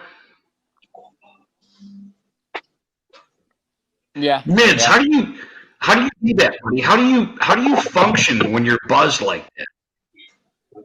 You know, I don't want to do too much to do with technology or ordering pizzas or being in public. It's also just being. How do you do that? It's just being the generation I am, and I mean, I've pretty much been using a phone, like a smartphone, since I was probably 15 or 16 years old. So, I mean, it's just using it for so long that it's just easy to do, whether I'm like fucked up or stoned or just completely blacked out drunk. I mean, I don't know. It's just using it a lot, I guess. So, I mean, you get used to it. And to be honest with you, like I said, my sleep schedule is so fucked up right now. I just started drinking at like 8 o'clock tonight. So I'm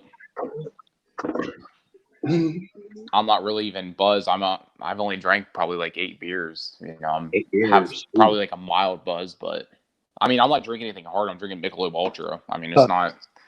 So I mean, I'll probably drink till about like 8 o'clock this morning as well. So. Well, let me read from my can. This is the Punk. I'm trying that BrewDog Punk IPA. That's the second beer that I'm trying tonight. I must say it's a little bit better than the seasonal they put out. That Tangerine, the Clockwork Tangerine. Give me just a second. Let me read this because I don't want to do this ill. I really want to. This is a pretty good beer. So our flagship IPA. I didn't know that. So this is like a standard there at BrewDog. It's a post-punk apocalyptic ale. This late golden classic has been subverted with new world hops, creating a devastating explosion of flavor. Kalashnikov burst of caramel malt, incendiary hop aromas of tropical fruit, creating an all-out riot of grapefruit, pineapple, liches, notes preceding a spiky, bitter finish. Wow. That's a lot of shit. It's pretty good. I drink half of it. So it's a pretty good IPA. It's better than its seasonal, that Clockwork Tangerine. Hope you guys don't mind me saying. It's a better IPA than that. It's a little bit stronger. It's a lot more beer tasting, which is closer to what I like to enjoy. So here's to you guys, man. Thanks for being on the channel, man. No, yeah. What'd you think of that Elvis juice that they make? Yeah. Oh, I was liking that, dude. Oh yeah. I'm still liking that. Like I said, the reason I decided to actually buy this mixed pack because look what else is in there. Ooh. Juice Uh-oh. and a hazy Jane in this mixed pack. So that's why I wanted to try these two beers over here. Wait a minute, where are them? Where's my fingers? So that was my new try. These two here. But just in case I don't like them, I got the two really, really good ones coming in the pack also. So I had three of each of these. The Punk IPA, I think, is. I'm sorry, I'm 1.5 beers down, not a half a beer down. I forgot I drank one already. We were bullshit about riots and shit. Yeah. But yeah, pretty good stuff.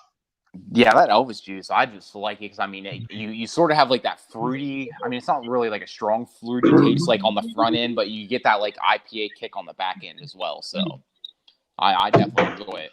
Yeah, it's good. Yeah, I started mids. I started drinking them throughout the week. When I got a chance, I would have like a nightcap or something. I'd have like one or two of them. Mm-hmm. They're really good. And what a great looking beer Elvis juice is, man. I mean, what an attractive amber that has. It's really awesome. Makes you want to keep grabbing the glass, man. Well, guys, I got beer. the phone on my battery is getting low, so see you guys later. All right, see you, man. Hey, yeah, thanks, Carmen. Yeah, I asked you this a couple weeks ago, and I fucking know it, but I just can't think of it. Where's BrewDog brewed at? It's not in Ohio, is it? Isn't it like overseas somewhere? Brutal? No, BrewDog. Isn't it brewed in like overseas somewhere? Oh, it is Scotland. It originated in Scotland. But they do have in Ohio where they started brewing it. And I'm sure it says here on the box. Born in Scotland, brewed in Ohio. I just don't know exactly where. Yeah, I'm curious of where it's, brewed in Ohio at. Columbus. It's in Columbus? Yeah, Columbus. Huh. That's interesting. What the fuck they doing there? Fucking Columbus, huh? Nice. There's a bunch of good breweries down in Cincinnati. Are you a fan of Rhine Guys at all? I haven't tried them yet, but I see them fucking everywhere. Yeah, try those. Because they got a lot of good beers, and if I start that family of beers, it'll take me a couple of weeks. Yeah. Yeah, they got quite a few beers, so I would definitely recommend trying those. Those are pretty fucking good. As far as when it comes to like local, Ohio breweries, that's the way to go. Dip into some of those Kentucky beers, man. Those are fucking good. You could try some fucking you want a good thick beer that I think you will thoroughly enjoy is get you a Kentucky Bourbon Barrel beer. We do have those here. Yeah, they sell those. Yeah. Get those. Fuck, what else have I had from down there? You have Kentucky Bourbon Barrel. You have your West Sixth IPA. Like your Mad Hatters. Mad Hatters. Yeah, I haven't tried those yet. West Sixth IPA, huh? I would recommend Rhine Guys though. To be honest with you, those are a nice crisp fucking beer. They're fucking good, man. Yeah, I see those everywhere I go, dude. I haven't tried them yet. There's so many different families of beer to try. It's like ridiculous. That's what's kind of great about doing this is I'll never stop. They'll keep coming. There's such a demand for microbrews. Mm-hmm. It's fucking awesome, Right, and it gives you an excuse to drink. It's like a buffet. And it gives you an excuse to. Yep. But yeah, I'm here in middle of July, I'm moving down to Tampa, so. No shit. Mm-hmm. Job related? Yeah, we got a new job down there, and I just feel it's time, for me to make a change and sort of experience, new places while I'm still young and, not like locked down with like kids or a wife or anything. So, I mean, it's something I've thought about for a long time, just living in Florida for a little bit. And, I think that's just, definitely what the next move needs to be. It's a cheaper cost of living than Cleveland, to be honest with you, because there's no state income tax. Yeah, that works. I found. So you're not going to become Dexter or anything, right? When you're down there, and aren't you science involved, or what are you doing? You got something science involved. What are you sales and science, or what was it? Pharmaceutical sales. Pharmaceuticals. See, Yeah. You got to be careful, dude. You're going to wind up being Dexter, man. You go down there, all kinds of bad guys, and start taking them out, thinking it's okay. No, I don't. I'm just kidding. Have you watched Dexter at all, or? No, I've heard it's pretty fucking good though. I should have watched it whenever it came out. That's right. But the funny thing is, Rudy, is I have a 2-bedroom townhouse here in Eastlake, and I'm paying $1,500 a month. And I found the same size place 10 minutes from Clearwater Beach for $300 cheaper. No shit. I mean, it's just crazy how the cost of living is like less expensive down there. It's crazy. Or it's at least comparable, right? Yeah. It's. I don't know about all around, but yeah, I know that it has their spots and. Yeah. Chad Smith, I don't even know who that is, man. How you doing, brother? Good to see you. Yeah. And there'll be some brass backers down there. I gotta show Chad Smith drinking. They got some cool cans too. Yeah, they do, man. I like them. I like the vertical setting. It makes me want to go vertical with it. Yeah, it's amazing. But I mean, the good thing about being a Browns fan, Rudy, is there's Browns fans fucking everywhere in this country. It's crazy. Yeah. The ones that like relocate to other places, so Well, hey, Moohead, and Brownies post game. Those guys are all from fucking Florida. They grew up here and moved down there. So the Browns post game talk. Does his son live in Florida too, or does he live in Cleveland? I think they both live in Florida. He's probably, I'm guessing he's retired in Florida, and his son might have moved down there, maybe because of like what you're saying, because of work, or it's just nicer, I don't know. Yeah. I mean, I'm going to miss the snow, but I'm not going to complain, the warm weather, that's for sure. Miss the Browns games, high state games, but, I'll catch a couple Tampa Bay games possibly. And plus the Tampa Bay Tampa Bay Rays, they play in the same, they're in the AL, so the Indians come down there as well. So, can't go wrong. Ooh, 7 different beers. Yeah, I think my buddy here, he strategically drinks Belgians. So I'm wondering if this is a one of his strategic drinking episodes where he does a lot of Belgian ales and wheats, and he'll strategically drink depending on how he feels, kind of. Well, I don't want to say that. That's wrong.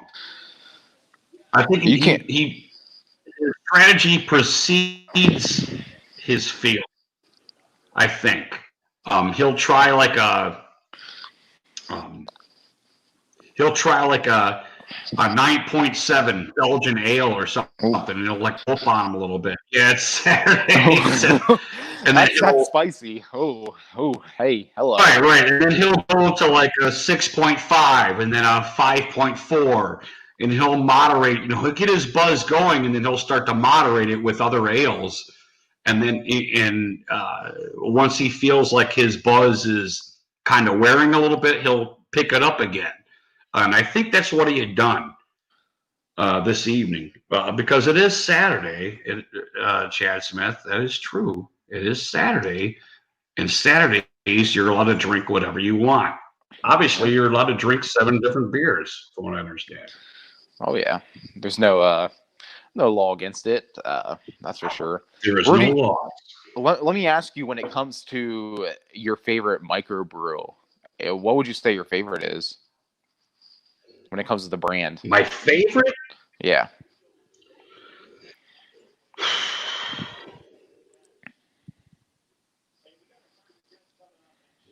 Well, wow. That's a good question, dude. That is a good question. It's a hard one to answer, though, right? There's a lot of different reasons to like a lot of different breweries, you know. But that's a pretty good beer. That's a pretty good beer. You know what, Mids? Let me think about this. I'm gonna piss and smoke. I'm gonna think about that. I'm gonna piss first so that I can articulate some of my answer while I'm smoking. So give me just a second, brother. All right, I got you. I'm gonna grab me a piss too.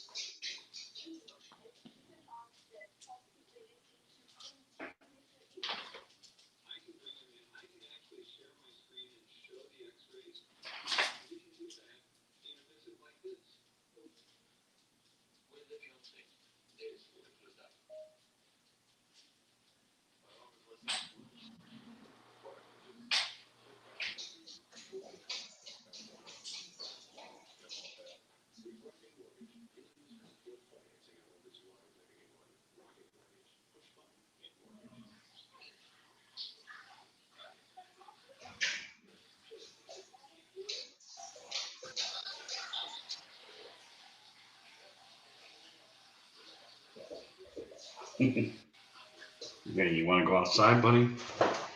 Yeah, give me a second. Look at that beautiful beer. Let me smoke it. Let me try to answer that. 'Cause that's a really hard fucking question, to be honest with you, Mids.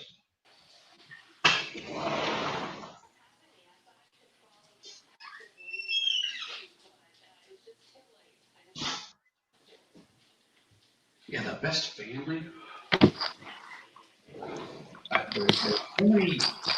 There's so many beer families that do so many great beers. That, and I'm not trying to be a jerk by not answering it, because Great Lakes does a lot of fucking great beers, man. Yeah. And they got a lot of great fucking wholesome beers, and they come out with a lot of great stuff. But you know, at the same time, Bell's will do the like fucking same thing. I like Bell's. I thought they did a lot of great stuff. They, very much like Great Lakes, they would do stuff that I didn't like and not didn't like, but I didn't prefer. And they had a lot of good stuff that I thought was good standards for the type of beer that's quantified drinking. You know, I thought Bell's IPA, their hazy IPA, was just like a great standard for an IPA, in my opinion. It was a beautiful drink. I thought your standard IPA, I thought Bell's kind of nailed it for a start. You know, like a goal line or a 50-yard line. You know what I mean? Yeah, personally, my favorite is probably going to be, Great Lakes. So, Great Lakes had some really great IPAs too, and the Great Lakes serves their fucking customers, man. I think that's why I want to say Great Lakes, because they keep serving their customers as time goes on, as opinions kind of change and trends kind of hit. Great Lakes seems like they kind of nail it better than a lot of breweries, I think. I could be wrong. I do want to say that because they are a Cleveland, operation. But when I start to veer away from from Great Lakes, I come back to it and I always find a nice fucking wholesome, well done beer. So I have a bias too. So I'm gonna admit that right now. I don't want Michigan to win with Bells. I think Great Lakes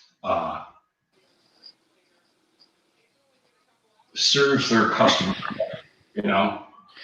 Oh yeah, Great Lakes takes the fucking cake, man, because they just have so many different options, you know, and just the quality and the taste that they have. I mean, it's just better. Just better, you know. I like it. God damn, Yeah, they fuck Chicago. Even of the October, I can't say enough, and I always say I probably say this at least every other Rudy G Funk show.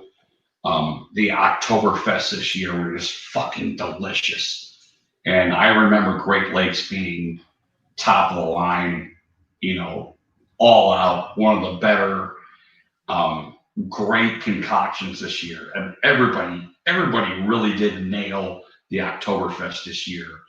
And they were delicious. And Oktoberfest by Great Lakes was just like absolutely delicious, man.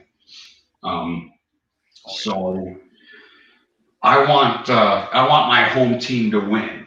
I really do. And Yep. Great Lakes does a lot of good stuff. Yep. I think what you need to do is, try the Ryan Guys family of beer after the BrewDogs. I think you're going to thoroughly enjoy it. So I think my good friend here, Chad Smith, might have recommended those to me also. Mm-hmm. Yeah, I mean, it's worth the money, to be honest with you. It's a nice, smooth taste. Oh, I gotta get Vinny a treat. You coming in, buddy? Yeah, give me a second. I gotta get Vinny a fucking treat. Son of a bitch. Shit, I forget what fucking show it was on that you had. It might have been last week or the week before. That fucking pizza you had, that shit looked good, man. Fuck. Hold on a second, Mids. I was away from the monitor here. I couldn't hear you too good. Give me just a second. Let me give Vinny his little smoky here and wipe his fat ass off. You good boy. You're a good boy, aren't you? You a good boy? You are a good boy. Okay. Yeah, it's still fucking muddy out there and shit, man. Fucking sucks. Poor Vinny. Get his fucking paws wiped off every fucking time, man.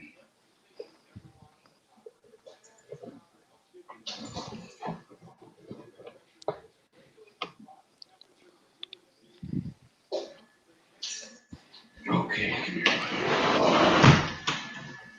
You good boy? Come on. Come on, good boy. Come on, good boy. Want to come up and say hi? Come here. Come here. You want to say hi to Mids? Come here, buddy. Hey. Come here, this way. Oh, I got to treat you into getting on video? Is that what I got to do? Come up here. Up. Are you up? Up.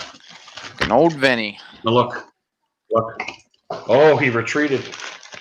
I was going to say, see if you can see my pup right there.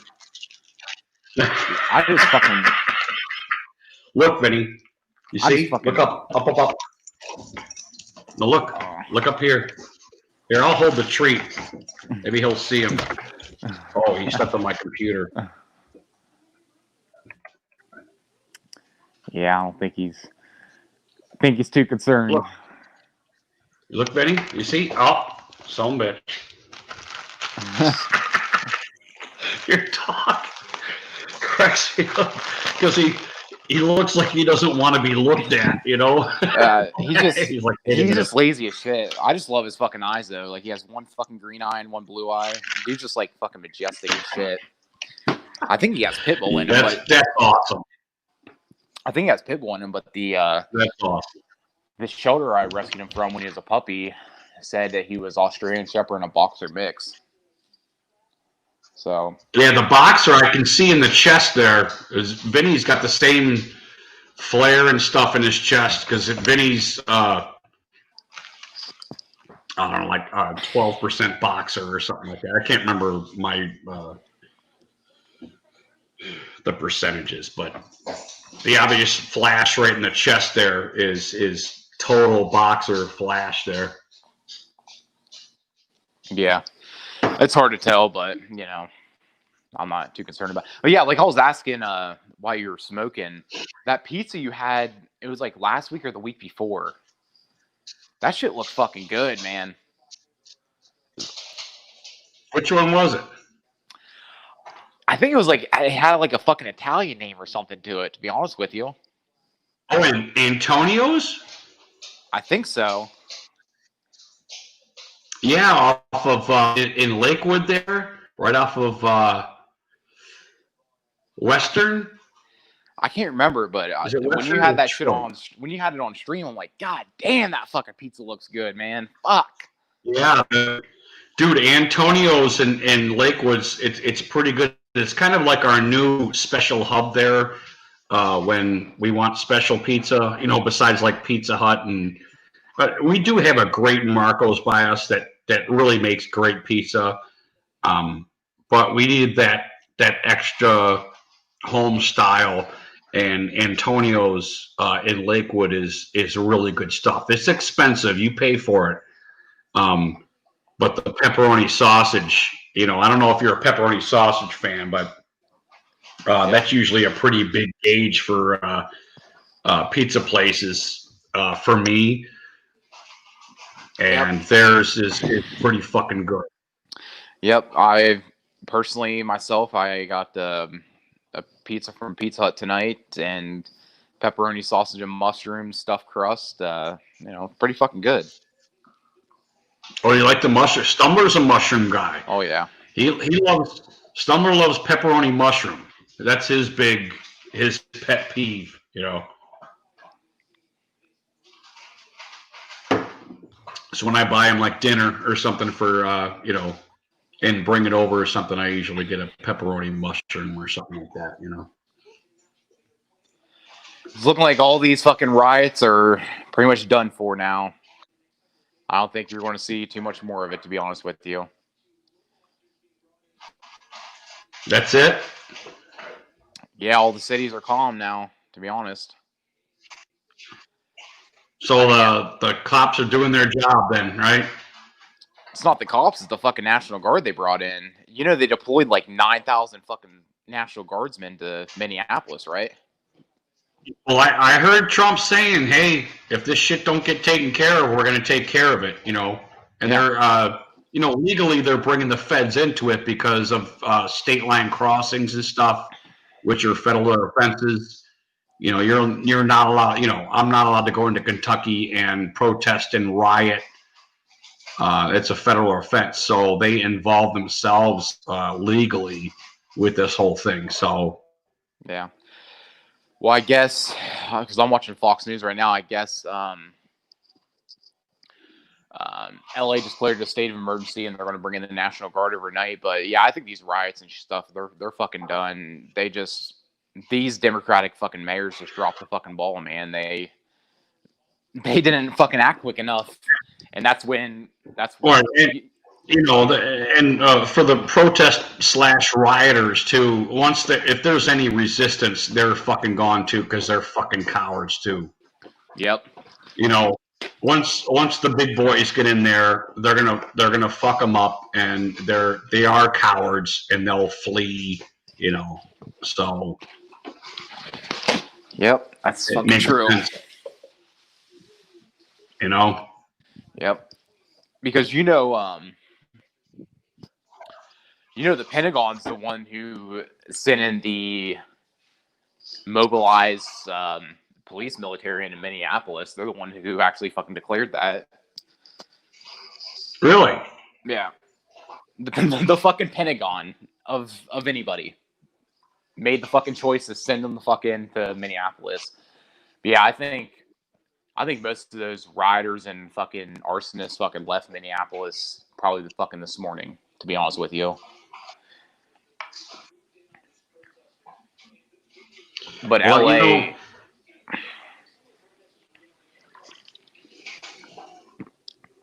you know what's hilarious?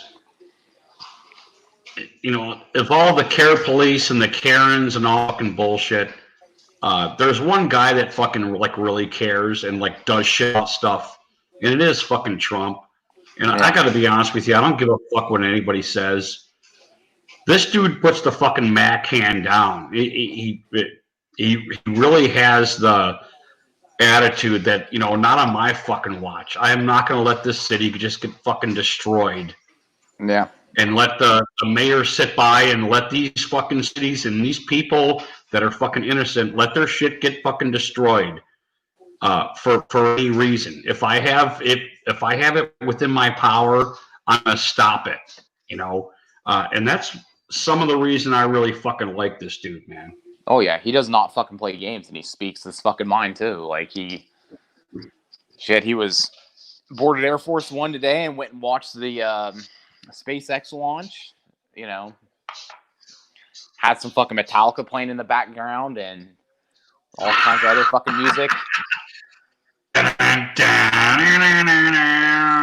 Was it For Whom the Bell Tolls or? Oh, I can't remember what the fucking song was, but had all those playing, and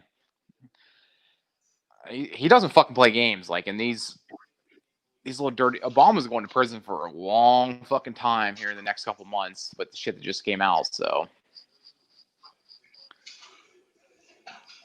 we'll see how that unfolds.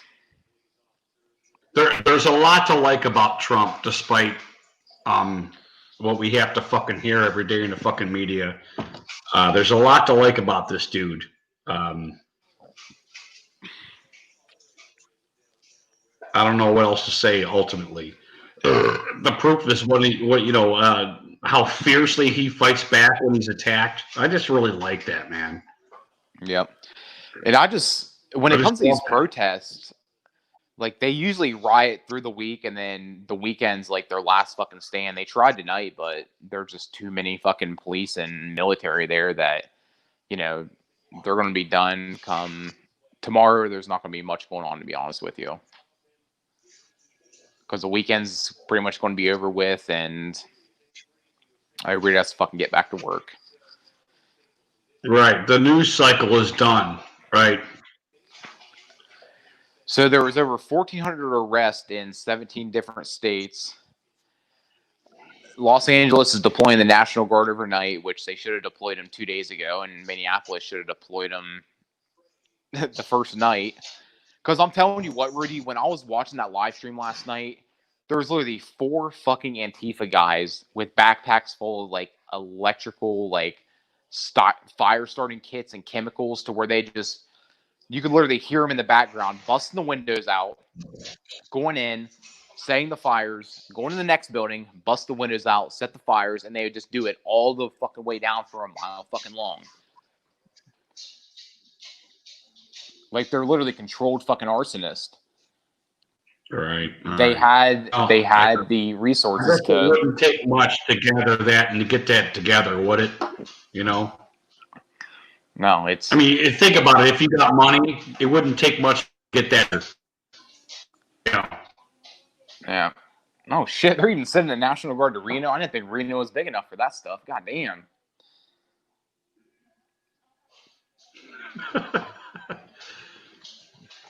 Sending the National Guard to Reno, and I mean, Jesus, where are they going to send it to next? Fucking small town in Ohio. Shit, they fucked Columbus up, man. They fucked that state capital up, but Governor DeWine, he shut that shit down real quick. Cincinnati's still fucking rioting though, but I mean, Cincinnati, that place is a fucking shithole.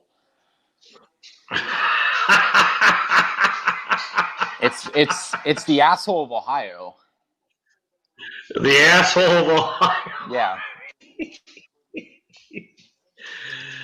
Oh, that's hilarious. I mean, Hey, shit. let me go smoke, man. Hold your thoughts, brother. Or no, you can go ahead if I can hear you, but I'm gonna go smoke real quick. Hey, how much longer are you gonna be streaming for? Well, it's only 1:45, so I'm gonna stream for a while. I'm gonna keep flapping my big ass lips because I'm an idiot. So All right, I'm gonna pop out of here, charge my phone just a little bit for about like 30 minutes or so. I'm gonna pop right back on. All right. that's cool. I appreciate it, brother. All right. I'm gonna flap my big ass lady. No, you're not going back out, pal. You're not going out. I'm smoking. You're gonna go sit on the couch, dude. Sit on the couch and be a dog. Go on. You just went out, buddy. Quit looking at me like that. You know I love you. I see some Canadian soldiers storming the fucking gates here. That's a son of a bitch there, isn't it?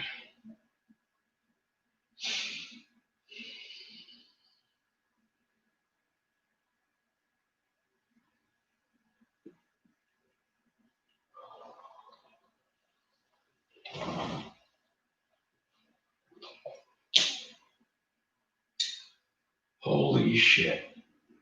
I've about gone through this 6-pack, man. Did the tangerines. I worked through the fucking punks. Am I gonna have an Elvis juice? Shame on me for drinking that much.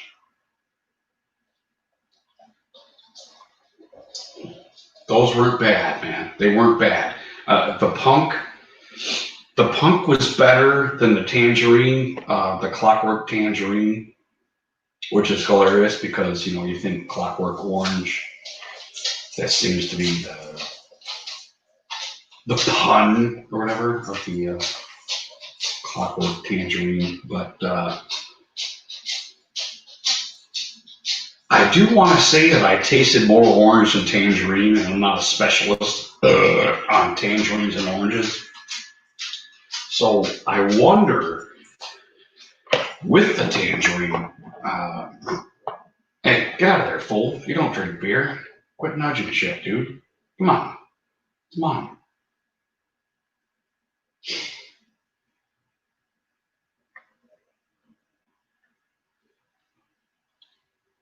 It was actually a cool concept. They were a little bit light for me.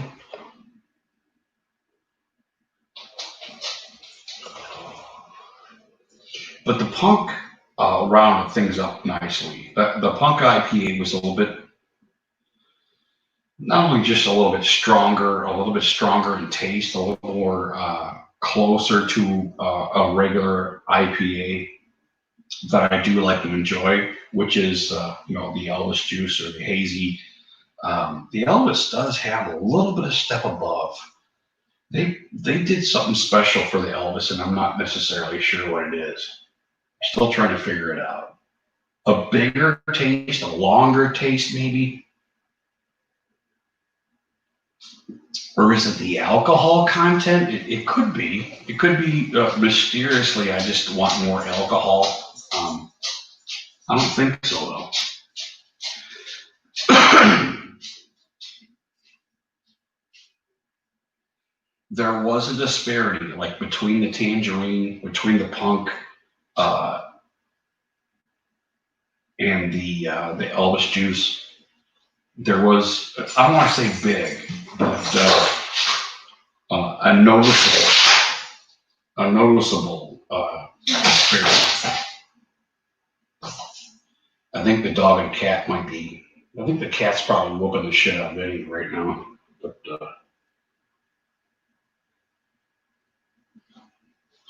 I mean, obviously, Vinny could just grab my cat and destroy him, but he doesn't because it's pretty cool, you know. When they play, like Ash whoops the shit out of him. He does to Muhammad Ali, like outboxes him and shit. Probably talks about his mom, Hey, Vinny, you know who your mom is? You know, he probably talks all kinds of shit. You know, I don't know, in like cat talk or something. Your mom's a bitch. You know, probably something like that. I don't know. You know how cats are. Arrogant bastards. Poor Vinny.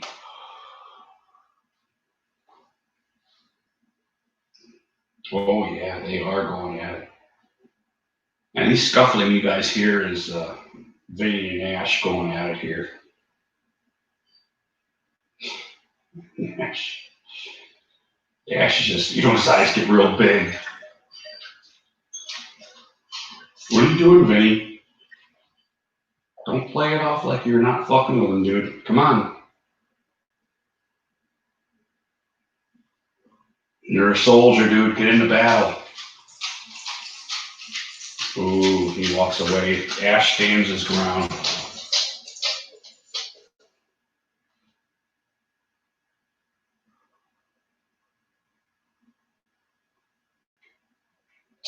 Oh.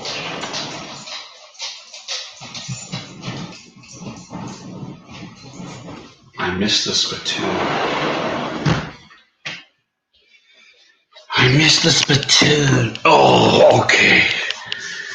Anyway, anybody wants to get on here? Chad, are you in there? You want to get on here, brother? I got an invite here. I don't know if you want to do that or not, but you're welcome to do that. I'm going to put it on here.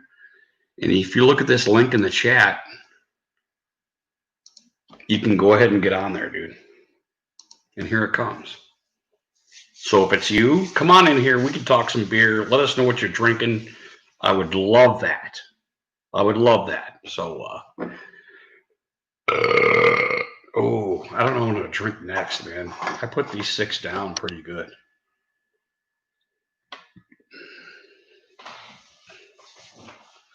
Woo! So we got a onesie there. Who's our onesie? You want to get in here? Tell us what you're drinking. If you're not drinking, that's cool too. Tell us you're not drinking. I don't know.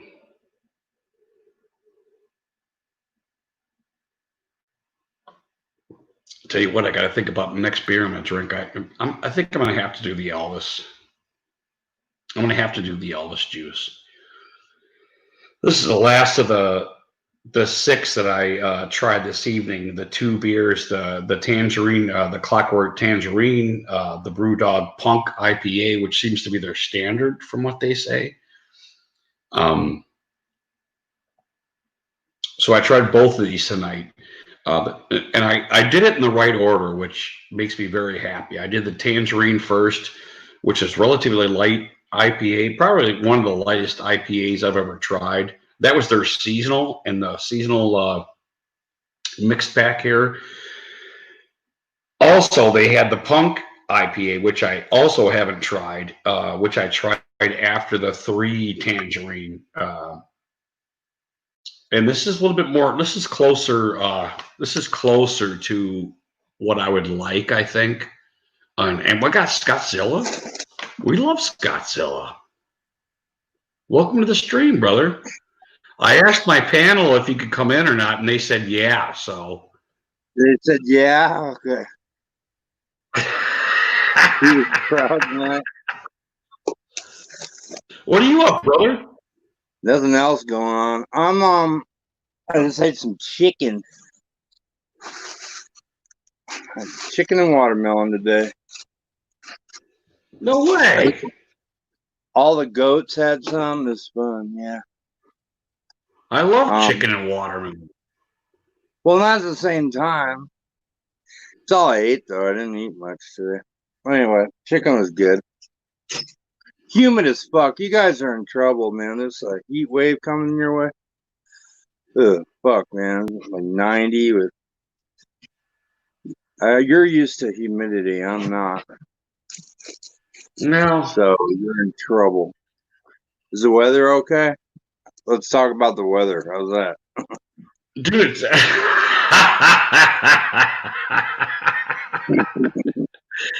Yeah, one of Oh, them guys. Godzilla. One of You don't them know how guys. much I love you, brother. I love you. Let's talk about the weather. Well, we're old, Dude, it's you know? actually cool. It's cool and windy here, dude. It's like, Oh, I don't you're know, lucky. 50. Dude, it's like 55 and with a cool breeze, dude. We got rain in the You area. believe that? 55? Well, that's going to change, man. You just watch. Well, we're waiting. It's, there's a saying in Cleveland. Did I ever tell you? No. There's a saying in Cleveland. It's if you don't like the weather, just wait 10 minutes. Yeah, it'll change. Like Hawaii or Yeah. something, or Florida. Right. Because we go, we'll be 70 degrees one day. We'll go down to like fucking 32 snowfalls the next day. That's the kind of shit that fucking happens here, which is kind of cool, man. To be honest with you, you really kind of need to keep updated on what the fuck's going on in the weather, man.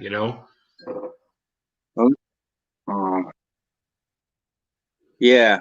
Anyway, I'm wearing this. I grabbed a bag of laundry and it was fucking winter clothes. I got there and I'm like, fuck it, I'll wash them anyway. But like, it's hot now. But most of the time, I'm fucking half naked anyway, walking around. Really, I mean, I don't, you know. I didn't think you So wanted is to that see all it. you're wearing? Oh, I'm totally naked underneath. No, dude, no, I got shorts on. I wouldn't do that to you. I mean, it's not like Hey, my illegal, wife right? watches these. I'm sorry. Go ahead. Yeah, it's like Omegle. I don't know if you've ever seen that. It's weird. No? Okay. Omegle, yeah, it's some new website. I went in there. Calzo's recommended me to go in there, and it says chat or video. I did it on my phone, not on my computer, and I hit chat, and some guy, I think I told you that last week. Yeah, some guy came in there, and it was pretty weird. I jumped out. Go try it. I don't know, but Wait a minute. The emoji. That's the shit that Eight Camel emoji. Toes was doing last week, right? Yeah, he referred me to a YouTube channel that this guy is really good at guitar, and he'll like play with one finger. Like they'll suggest a song, and it'll be all ding ding ding ding. Anyway, and then he just starts ripping. It's called The Do or something. Pretty cool, man. They just blows their mind. His guitar is like the Hello Kitty thing. It's pretty funny. The queerest looking guitar you ever seen. It's pink with a Hello Kitty in the center of it. Totally gay. He's all, I mean, he's really good. Anyway, that Evil Genius, I found that. I go, this is the best thing I've found. Because I go to YouTube pretty much for like true crime stuff, other than forensic files or whatever. And I can't watch that anymore. I've seen every one 10 times. But Evil Genius, man, that was a good show. I'm glad they couldn't just do that show in an hour. You know what I mean? Right.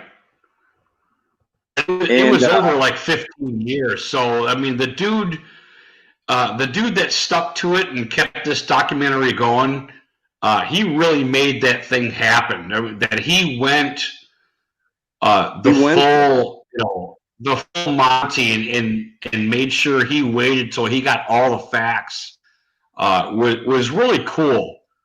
And I really appreciated that this dude stuck with it for at least 15 years, wasn't it? Yeah, it was a while. Yeah, did a lot of research. I would have to watch it again. That'd be the third time. It's that crazy of a story. It's like there's because nobody was talking at all. Right? Nobody was talking at all for years. It wasn't until later that this party that was involved. I'm trying not to give any stinkers here. Nobody the party that was involved were really obsessed with not getting the death. They didn't want to die, so they were really trying to keep themselves off of the death penalty with this whole thing. I don't know if you realize that towards the end, that was a lot of Wasn't their that the lady? yeah, that was a lot of their momentum going forward, is to make sure they didn't get killed because of this. So they were watching law and what would you call it? Making sure the stuff that they say didn't get them in a situation where they were going to get the death penalty. So I well thought that planned. very interesting. Well, I don't know that angle of it. I guess so. But I mean, 2 of the 3 in the party are dead, right? So it didn't work for them. Right. They died of, The well, pizza not guy. necessarily natural causes, but yeah, you're right. They wanted to Wait a live their minute. Who was lifestyle. in the freezer? Who was in the freezer? Was that somebody else? It was. There's 4 No, people involved. yeah. Yeah, that was the boyfriend that was supposed to be the driver. He's the guy. Is the boyfriend the one that made the handcuff? No. But there's another guy involved. I gotta No, watch this. the real boyfriend was the one that she killed and put And put she in the shot with a freezer? shotgun and put in the freezer. Okay, that's right. Right. Okay, I thought there might have been Right. somebody else too.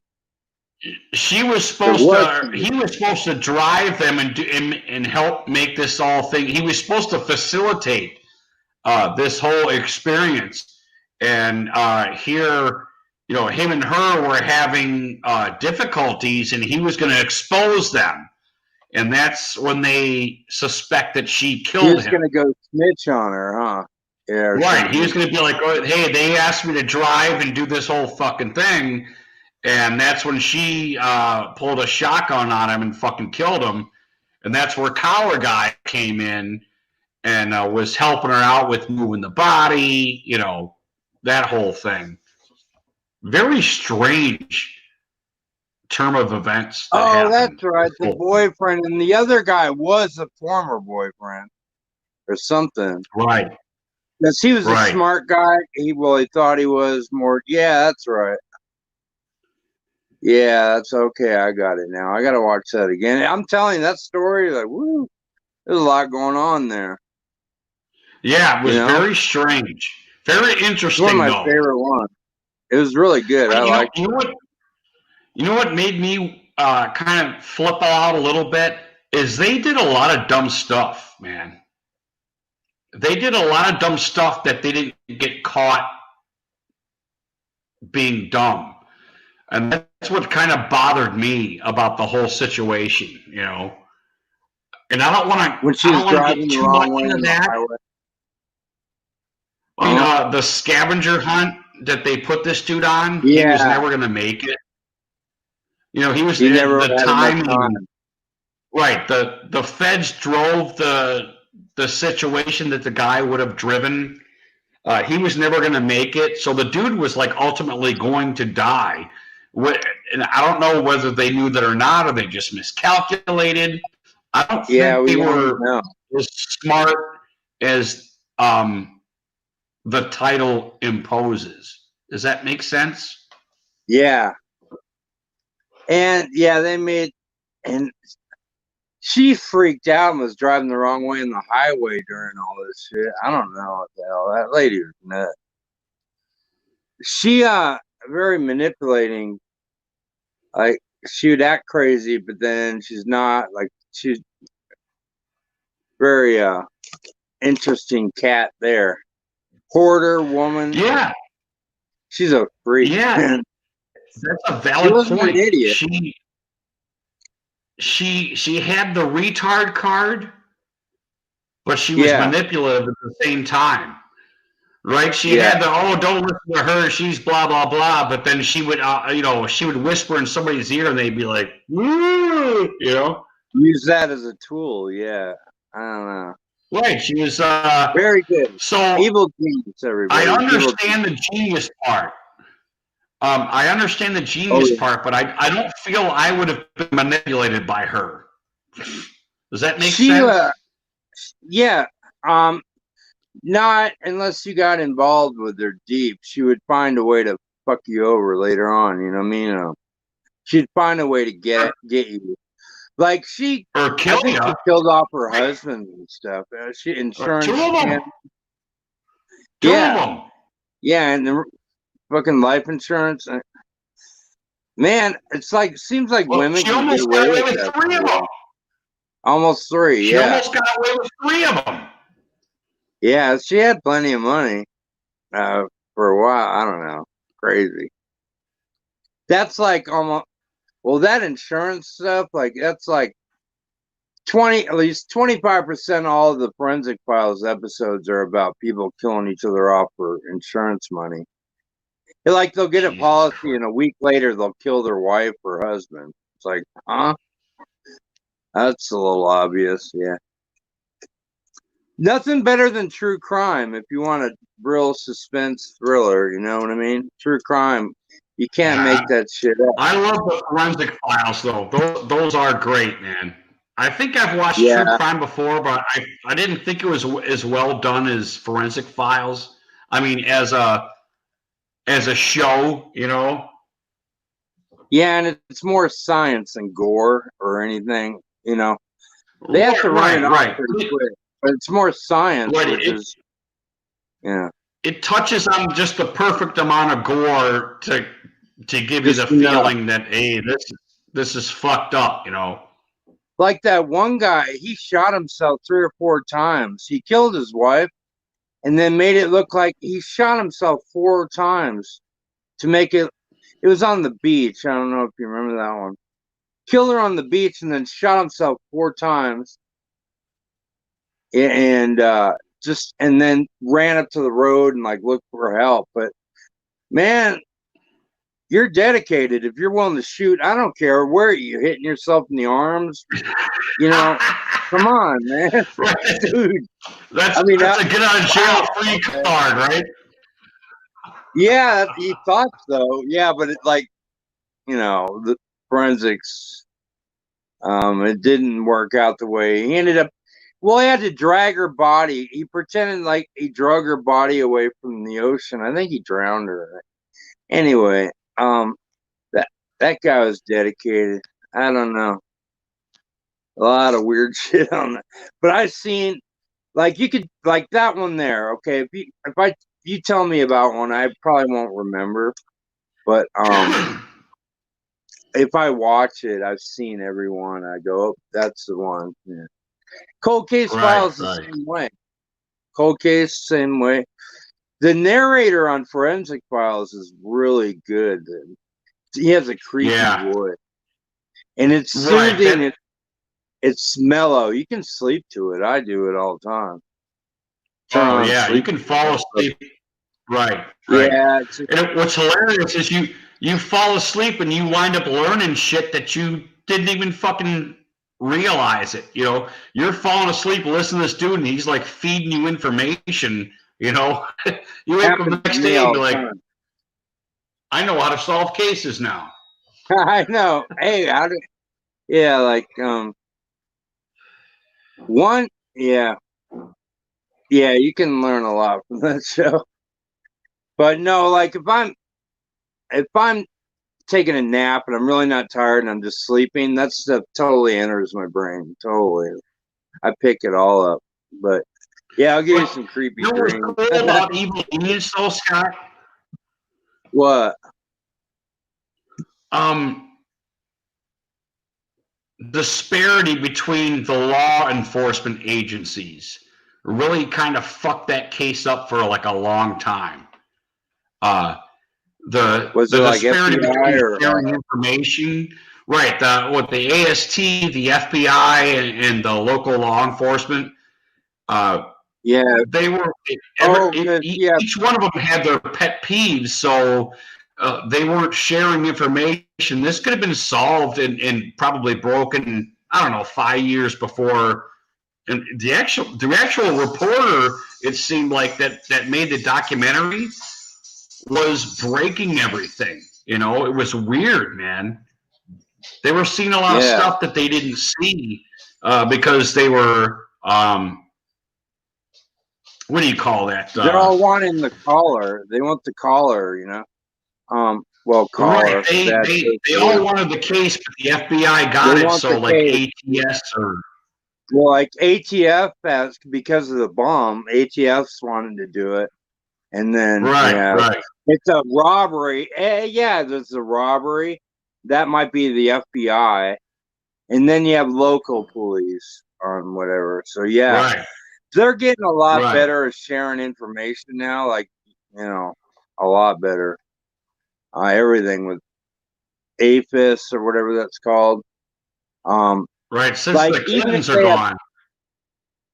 like, if one state has DNA on somebody, they wouldn't share within the other states to catch somebody. Like, they have their own private information. Yeah, all that is explained on forensic files. A lot of that, I think. Yeah, how they Right.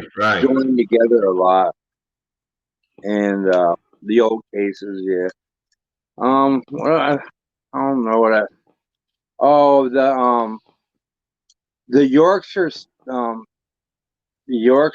not strangler. What was that? The Yorkshire matcher. Yorkshire? Yeah, it's Yorkshire and England or whatever. There's this. I don't know where the hell. Some guy. I watched some guy in England. His name's God the Good One. I don't know. He brought that up the other day, and I went and looked. This guy. Yeah, he bashed. He killed 13 women. He bashed their heads in with a hammer. Fucking goddamn, dude. So I went and revisited that one. I don't know. His name's Richard Sutcliffe. Yeah. Oh, Sutcliffe. Yeah, his name's Sutcliffe. You probably heard it before. I don't know. I don't know what this guy was talking about.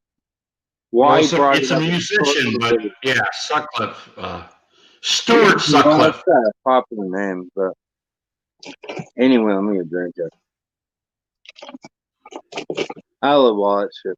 Hey, But, Scottzilla. oh, I watched the movie. Go ahead. You mind if I piss and smoke real quick? I need Oh, another go ahead. beer, dude. Yeah, I'll just stop. You can hear me, All right, right? give me a second. Give me a second, brother. I'll smoke right now.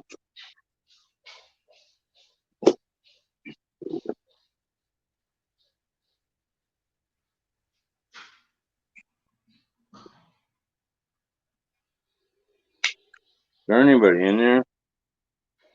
Or no?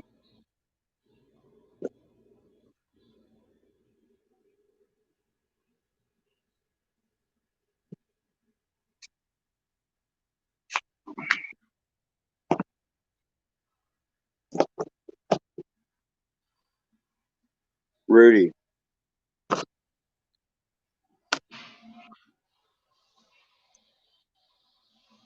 You know what I was going to say? I'm fucking worn out. Been a long week.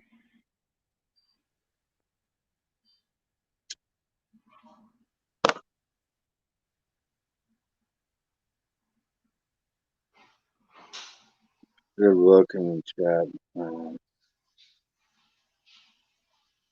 Maybe I will.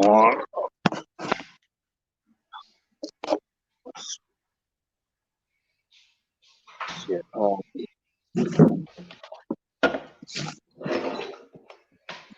fuck. There we go. Digging that beer, huh? That Elvis juice is kicking my ass, dude. I'm liking it a lot. Yeah. Sorry, people. I mean, I'm liking that a lot. It's I keep trying a lot of these other BrewDog beers, and it just pales in comparison. That Elvis juice is really good stuff. I really dig it. I was watching.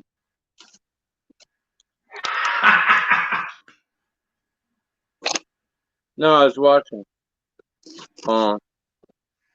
Trying to get up so I can see the chat, get my laptop going.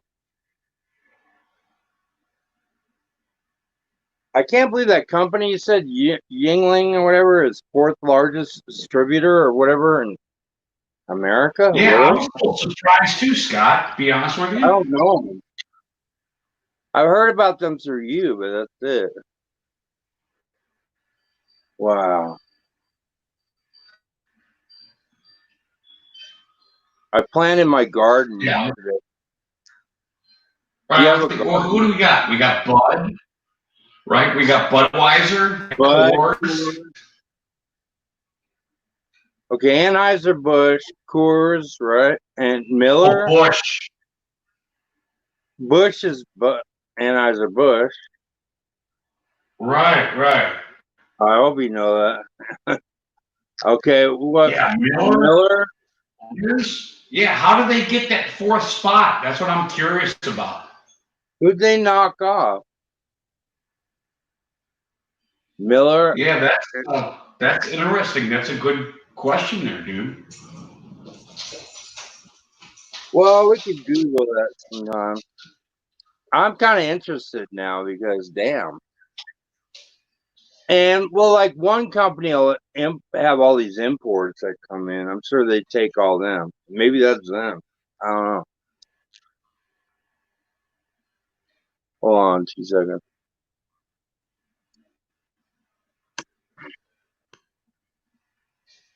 Yeah, if they're the fourth largest, that they took somebody got below them. I wonder who that is. Well, I mean, who's ahead of them? Coors, Bud, and Miller. But who the hell drinks Coors anymore? I guess they do. And they put it's everywhere. So yeah. And they'd be the fourth, I guess. I don't know. Yeah, that's interesting. That's actually a pretty good fucking question, to be honest with you. I'll watch you pour that if you want. I like watching. You want me to watch you? Yeah, I like you watch you pour the beer. Yeah. Okay, well here I'll do a mosh. I'll do a mosh. You're gonna get a straw. You're gonna get a straw. No.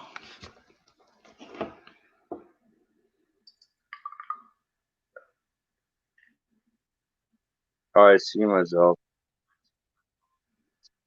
Oh, there you go. Hold on, my. Yeah, nobody's here. Hey, Brandon, how are you?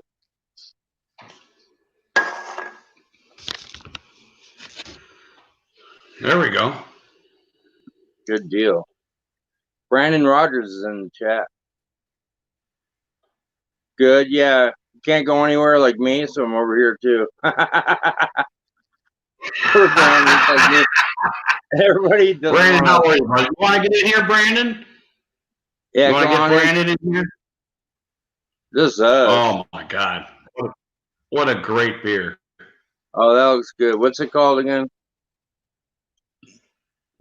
That's Elvis Juice, baby, by BrewDog. Elvis Juice.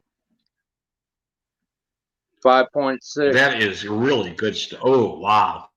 Oh, I'm kind of glad that I tried all three of these beers tonight, and I'm retrying the Elvis Juice. The Elvis Juice really, it's just a better beer, man. Brandon, you want to get in here, brother? You're welcome to come in here, dude. Hey, we're just hanging out and fucking talking shit, dude. So, or we're not talking shit, but not about your team or anything, or we're not gonna. I normally get those seasonal packs. Like in the wintertime, I'll get the seasonal pack, like the October. Oh, the BrewDog?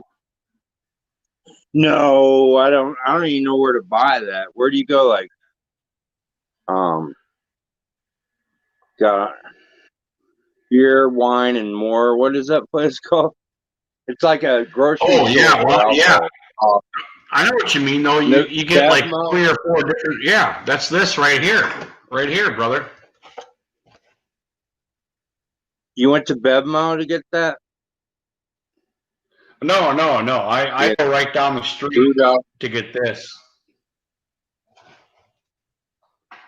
from But it's a mixed Scotland. pack, and I wanted to stick with the BrewDog dialogue, so I didn't have any other beers to try, but I found two new beers in this mixed pack that I bought. So um, one of the reasons I bought this because there was more Elvis juice and there was more Hazy Jane BrewDog in here You to try. cheated. So I got to try these new beers, and I had, as you can see here, the Elvis juice is right there. What is it? A 12 pack? Yeah, it's a 12 pack, and it's three of each. 3 of each? Well, at least Yeah, that pretty way you're good not bargain. stuck with it. Right. That's kind of the way to go. If you're a 3 beer drinker, that's definitely the way to go. Is getting a mix pack of a family that's got some great beers. That's a good way to go. Yeah, you're welcome. That's okay, Brandon. We don't need you in here, buddy. We love you, buddy. You know that. Yeah. He's Or in the do we? middle of it in Minnesota. Probably. I've been watching that. I don't watch news. Well, I was watching live streams, and actually like third party live streams. Somebody's got a live stream going, watching somebody else doing a live stream. But this guy is right in the action in Minneapolis. He was there and they went in the precinct. He was fucking filming it. It's his channel. It's called Unicorn Riot. Oh yeah, I Amazing. heard of him. Yeah, he's been kicking ass. Tonight, not so much. I don't know what happened. Well, everything's slowed down anyway. But I'm not going to ignore it. I think it's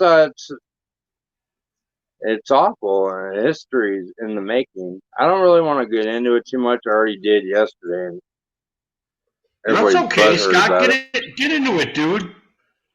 Get No, I into did it a all you little bit want, dude. yesterday. There's nobody stopping you here, dude.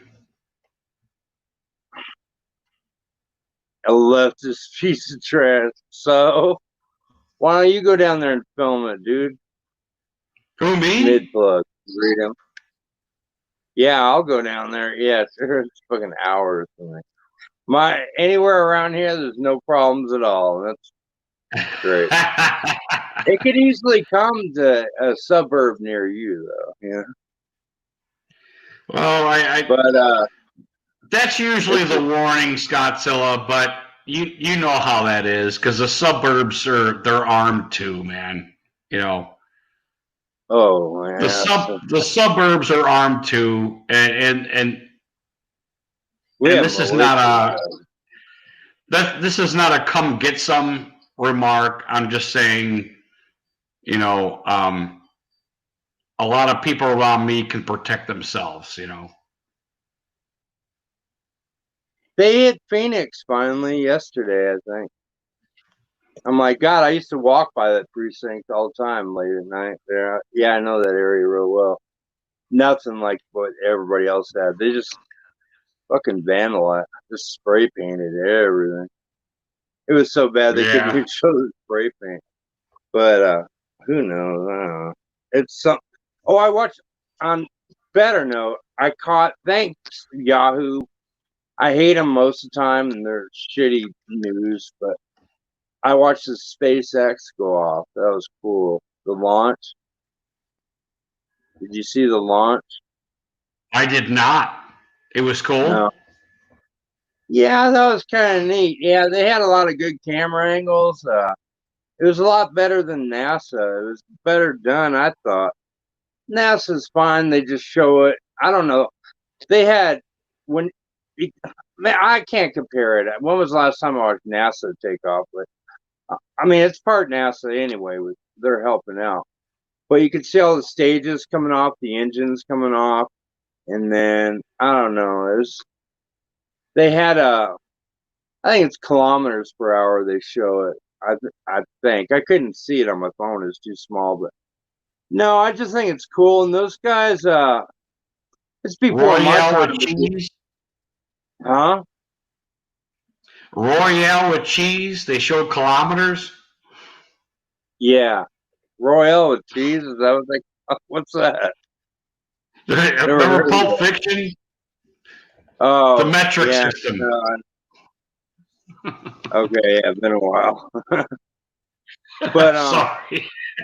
oh no, I never really got into that movie for some reason. I saw some neat parts in it, but I don't know. Busy. But I have no idea.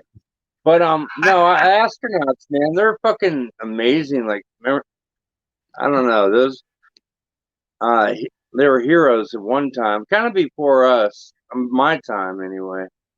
They were highly looked up, Chuck Yeager guys. Well, he's a test pilot, but you know what I mean, don't you? We didn't go to the moon though. Yeah, that's a whole different conversation. I don't want to get into. But they just look cool. I mean, this guy, I really do believe they went in outer space. I do. And I'm just looking at this guy going, wow, you're in a rocket. How fucking awesome, man. You know what I mean? Like, Yeah, what did you do today? What did you do today compared to going, sit your ass in the seat and, next thing you know, you're going 25,000 miles an hour or something. Incredible. Well, I just watched this family sent up an air balloon to watch the eclipse from outside of the Earth. And this is just a family that just got together, put some funds together, and put this air balloon up. And they put this air balloon in orbit. In orbit? Okay? How? And it watched what the eclipse looked like from outside of Earth. But you So can't go something outside tells me that we've been to the moon, and if some family can get together and do this type of thing, I think we've already had that technology, and I think we might have been to the moon, Scott. Being honest with you. Oh, why not? I don't really want to go. That's a huge. This is the best channel to go down with it, dude. It's the best channel to go down with it. Where do you? I never heard about this family. I'm really interested in that. And how far? You can't go out of our atmosphere with a balloon; it won't work. I mean, right? Look up Daily Internet. I'll look it up. On YouTube. I'll look for it. Yeah, okay. Daily Internet gives a great update on all the stuff that's going on the internet, and it's hilarious because he'll show, like cats cuddling up to cattle that weren't their real mothers, but then the next cut will be something interesting like scientific, and yeah, look up Daily Internet when you're, because he's got hours of stuff. That is really cool. So it's a website. Yeah, it's a YouTube channel. Oh, it's a YouTube channel. Oh, okay. Right, and they show it. They show what the balloon saw. The balloon gets out of orbit. It shows what the eclipse looks like from outside of Earth. It's just like a dark orb on the Earth. Basically. But it was really cool what they did. It's cool that they thought it's to like do building that, a rocket in your backyard. A family. Not even. It was more. It was simpler than that. Did they bring the dog, or just like two kids and? Oh, it was automated, or yeah, there was nobody on the damn air balloon or whatever. It was okay, AI'd or whatever. Oh, okay. Now it's sounding more possible. Okay. Right. There wasn't a chimp up there working stuff to make sure.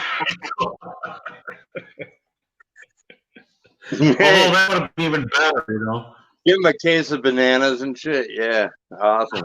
Yeah, he's He's fucking if he rich. doesn't come back, right? We got the Right? video. He's the richest chimp in the world. Look at all those bananas. Anyway, SpaceX is kind of neat. It's private. It's the first time they've ever done it with a man on it. Yeah, that's I don't know. cool. Yeah, it is. Isn't Bronson in that? You know, the guy who owned Virgin Airlines? Richard Bronson, that rich guy. Virgin I don't Records. know. I would imagine there's a rich guy involved to do that kind of thing. Somebody, yeah, I hope so. Yeah, there's a few. Right?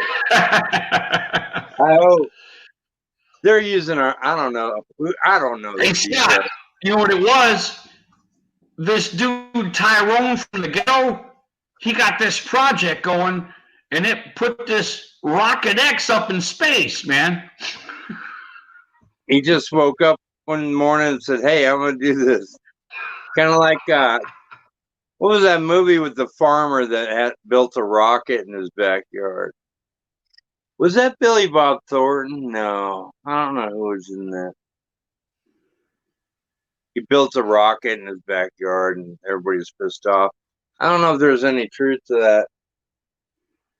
Well, I'm sure the movie was far-fetched. Apparently you didn't give a fuck either, right? Yeah, okay. I'll buy that. But that's what's going on in the world. Hey, yeah, despite all the shit that's going on, there's a lot of cool shit going on in the background. I thought it was a nice break. Yeah. I don't watch the news, but on Amazon Prime they have I have to watch CBS or whatever, and they have 24-hour garbage on there. But I kind of was, because with the shit going on lately, I've been watching that too a little bit. But anyway, that was kind of neat today, I thought. It's a good story. I'm wondering how far away you could see it going up, like in Florida. What, 50 miles, 60? It'd be kind of neat. Like, hey, go outside and see the space shuttle. Wish they'd do that here. White Sands. Well, actually, from Phoenix, you can see when they launch rockets at White Sands. It's a long ways away, but you can see like the trail of the fucking path of the rocket going up. It's pretty cool. Right. I mean, I don't know. This is kind of neat.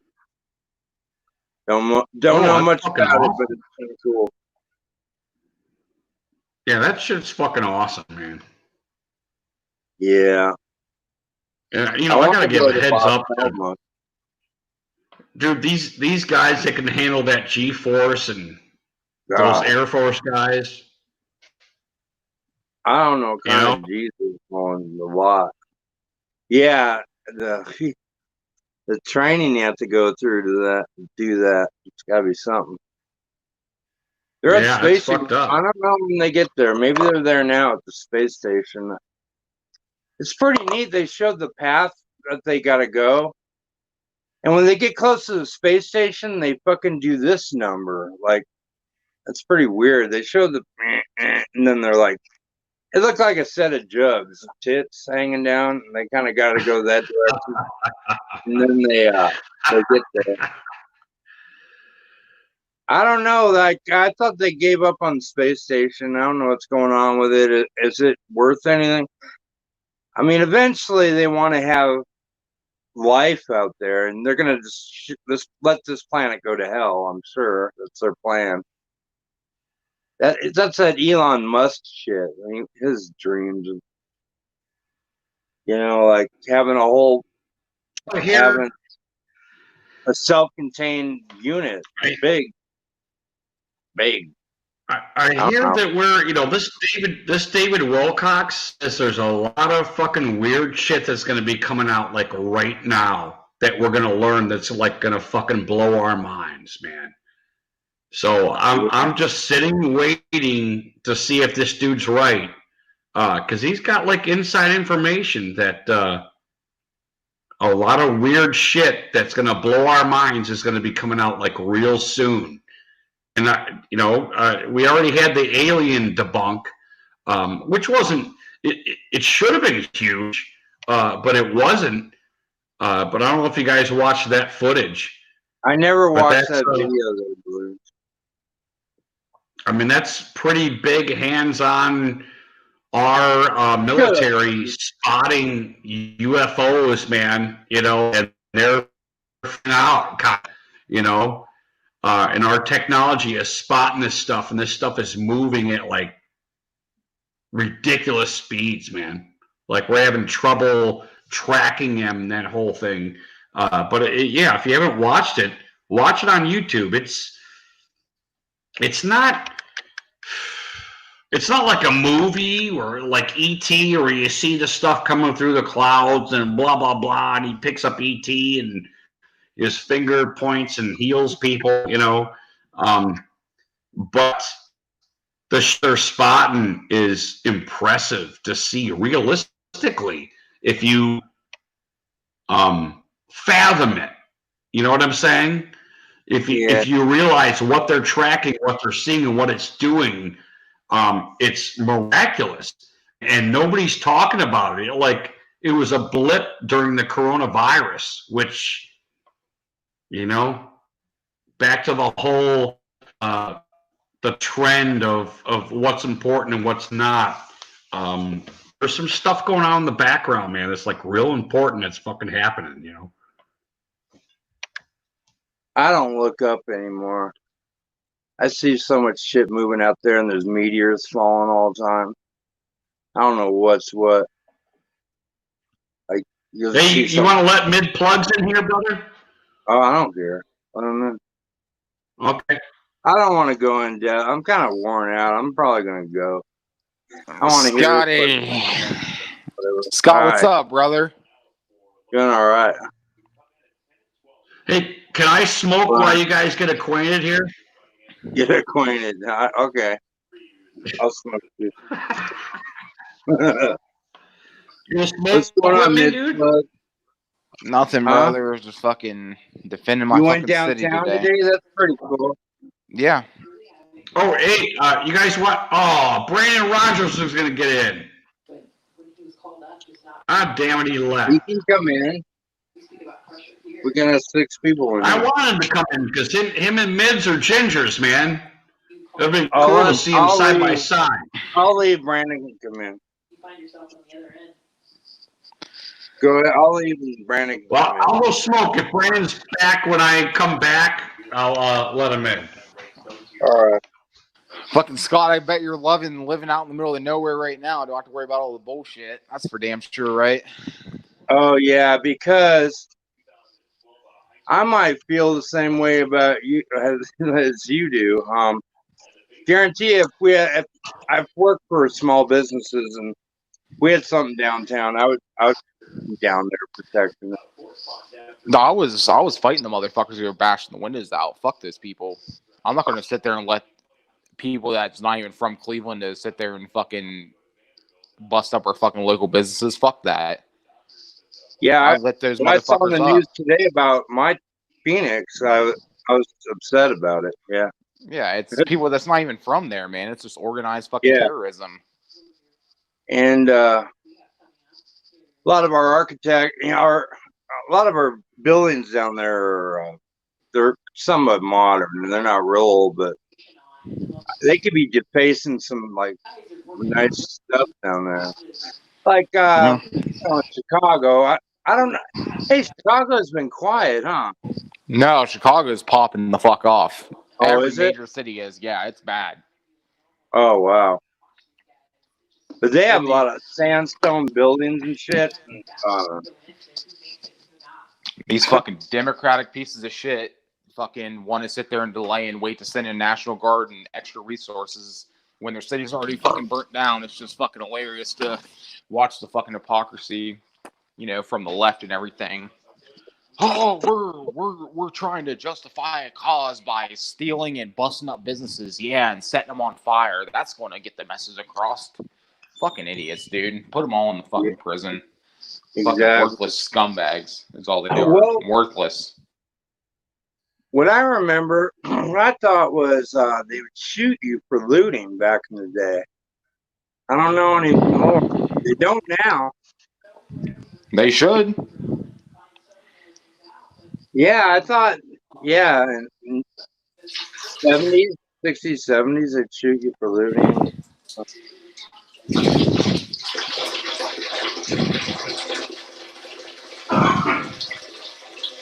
God, is that the toilet? Hell yeah. Oh, fuck, my bad. I didn't mute my mic.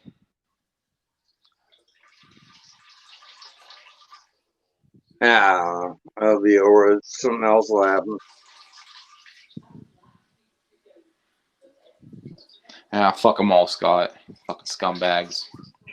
Yeah, I don't have to deal. I'm glad. They come out there, they're going to bit by fucking rattlesnakes and shit. Yeah, I've seen a lot this year so far. Not so much rattlesnakes, only a couple. Yeah. A lot of snakes. So. The thing is, though, that's Scott, all I got though, worried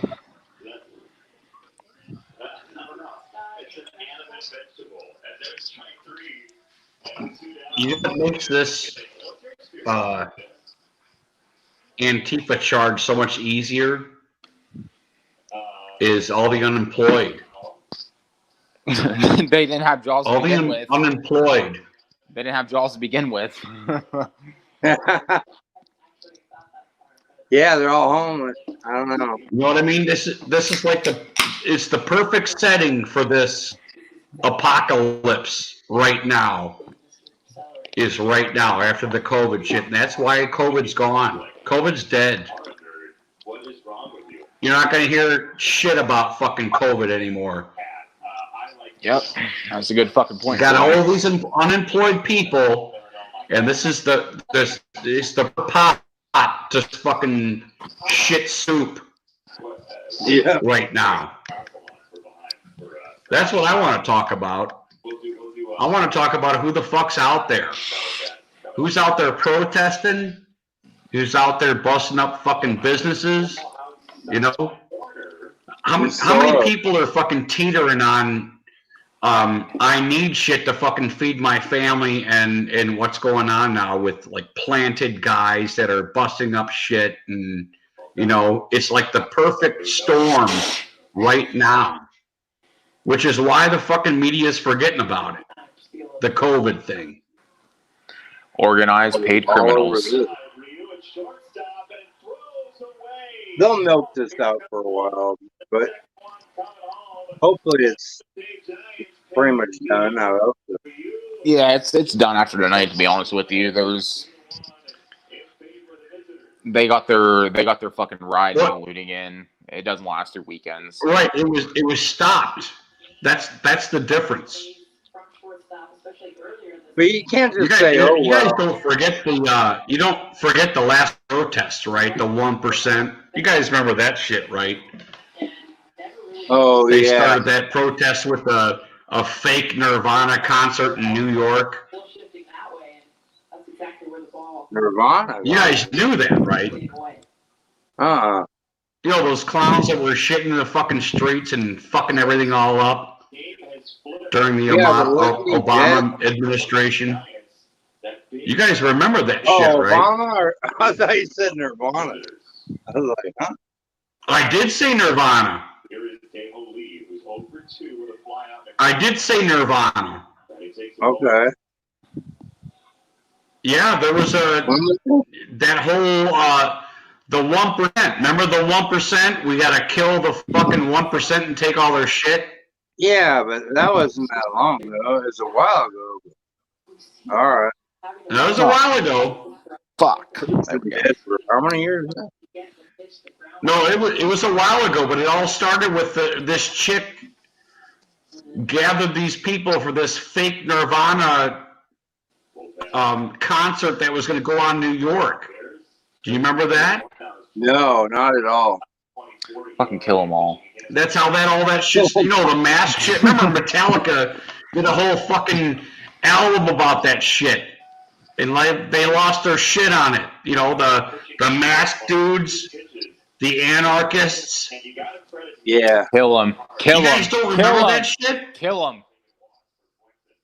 I remember they were like stopping traffic on the freeway and shit. Like it was No, way well, mild. they were shitting I everywhere. fucked They up. were raping all the women in the protests and stuff. You remember that? You guys don't remember the 1% fucking protests that happened like 15 years ago or no?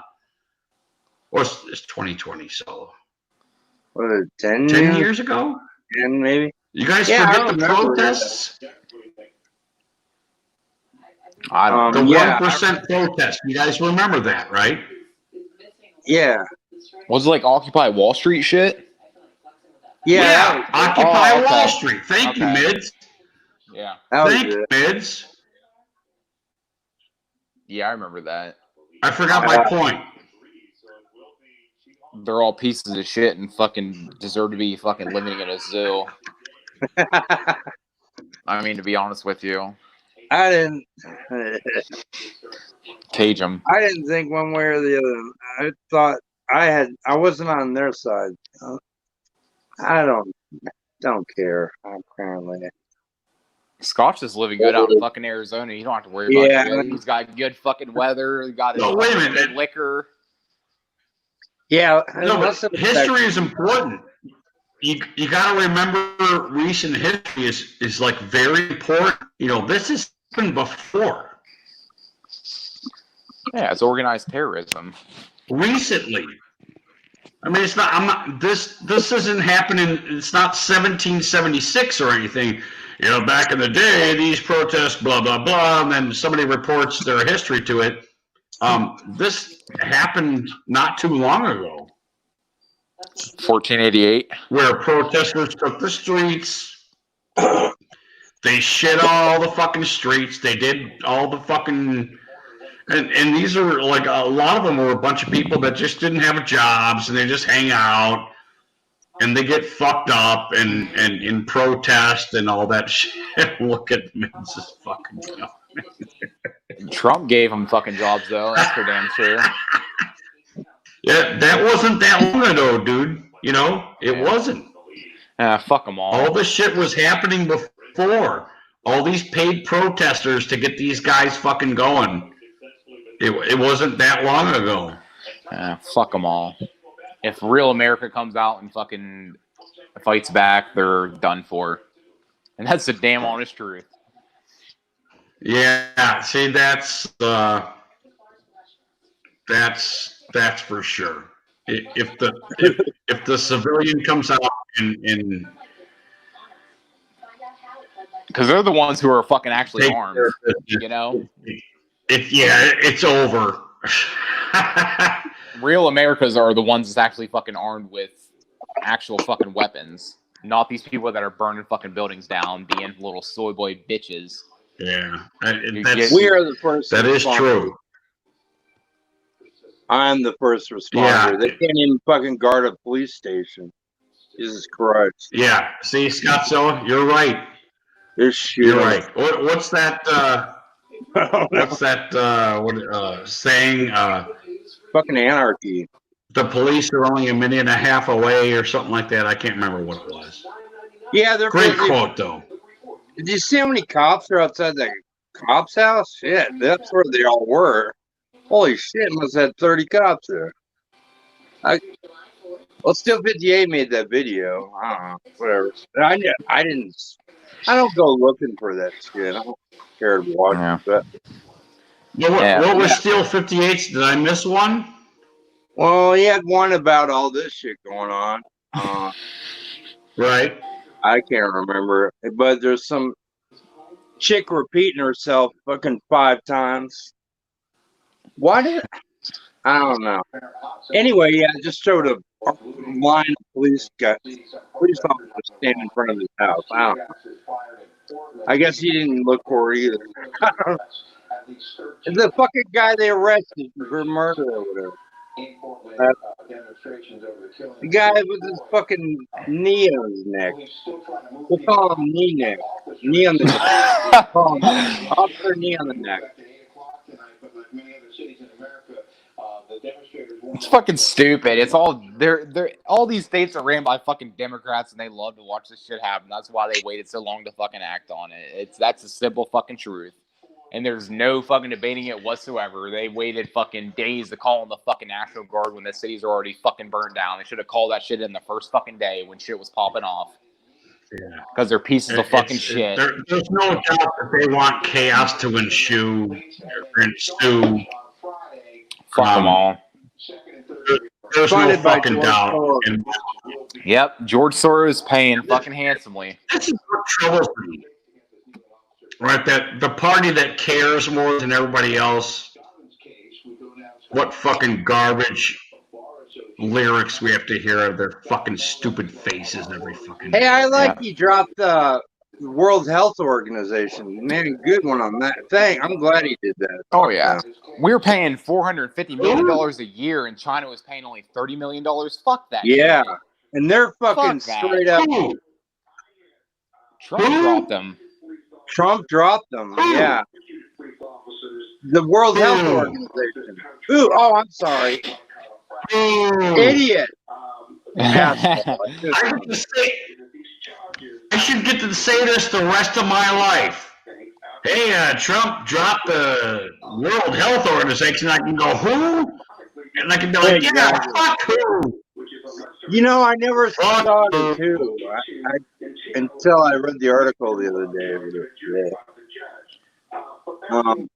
Yeah, good. They're who? Hold on a second. Do you guys know anybody that supports who? I don't know. Who is Anybody. that? I mean, besides our political adversaries, who? Do you guys have any friends that think we should support who? Any of you guys? Yeah, the lady I work for. Her friends in Africa, doing God knows what, or somewhere. I don't know what she does. They have a lot of influence. It's all the New World Order shit. One world government. You know, I'm sure I don't know much about it, to tell you the truth, but fuck them anyway. It's too much money. We can fix the buildings, our cities, repair our cities with that money. $450 billion might work. Hey, Scott. Can I pay $250 million to tell you that for you to tell me that I suck? I'll do that for free. What? I want to pay you $250 million for you to tell me that I'm the problem.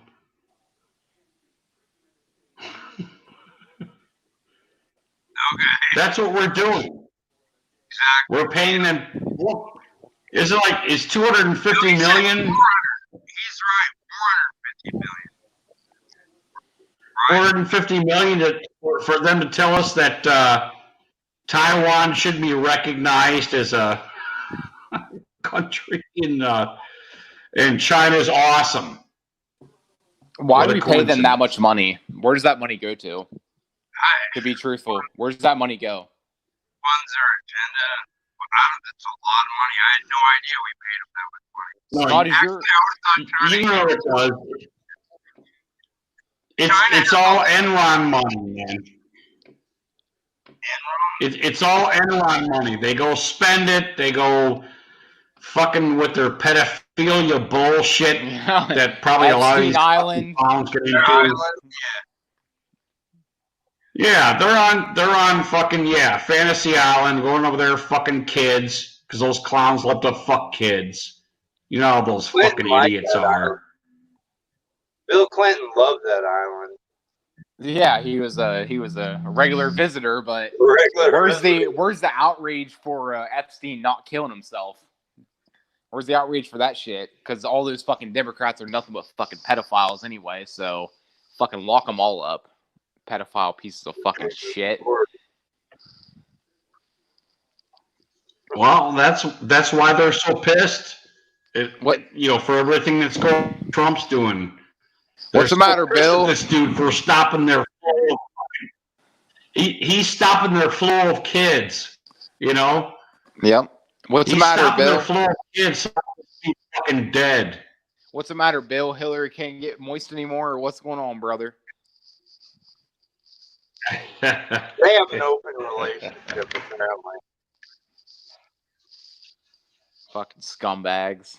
I Fuck would them like all. to know what goes on with them just a little bit. Like, I bet he hasn't touched I wouldn't fucking touch that shit. Would you touch it, Scott? No. Oh, yeah, right now I would. Well, I hit her right in the ass.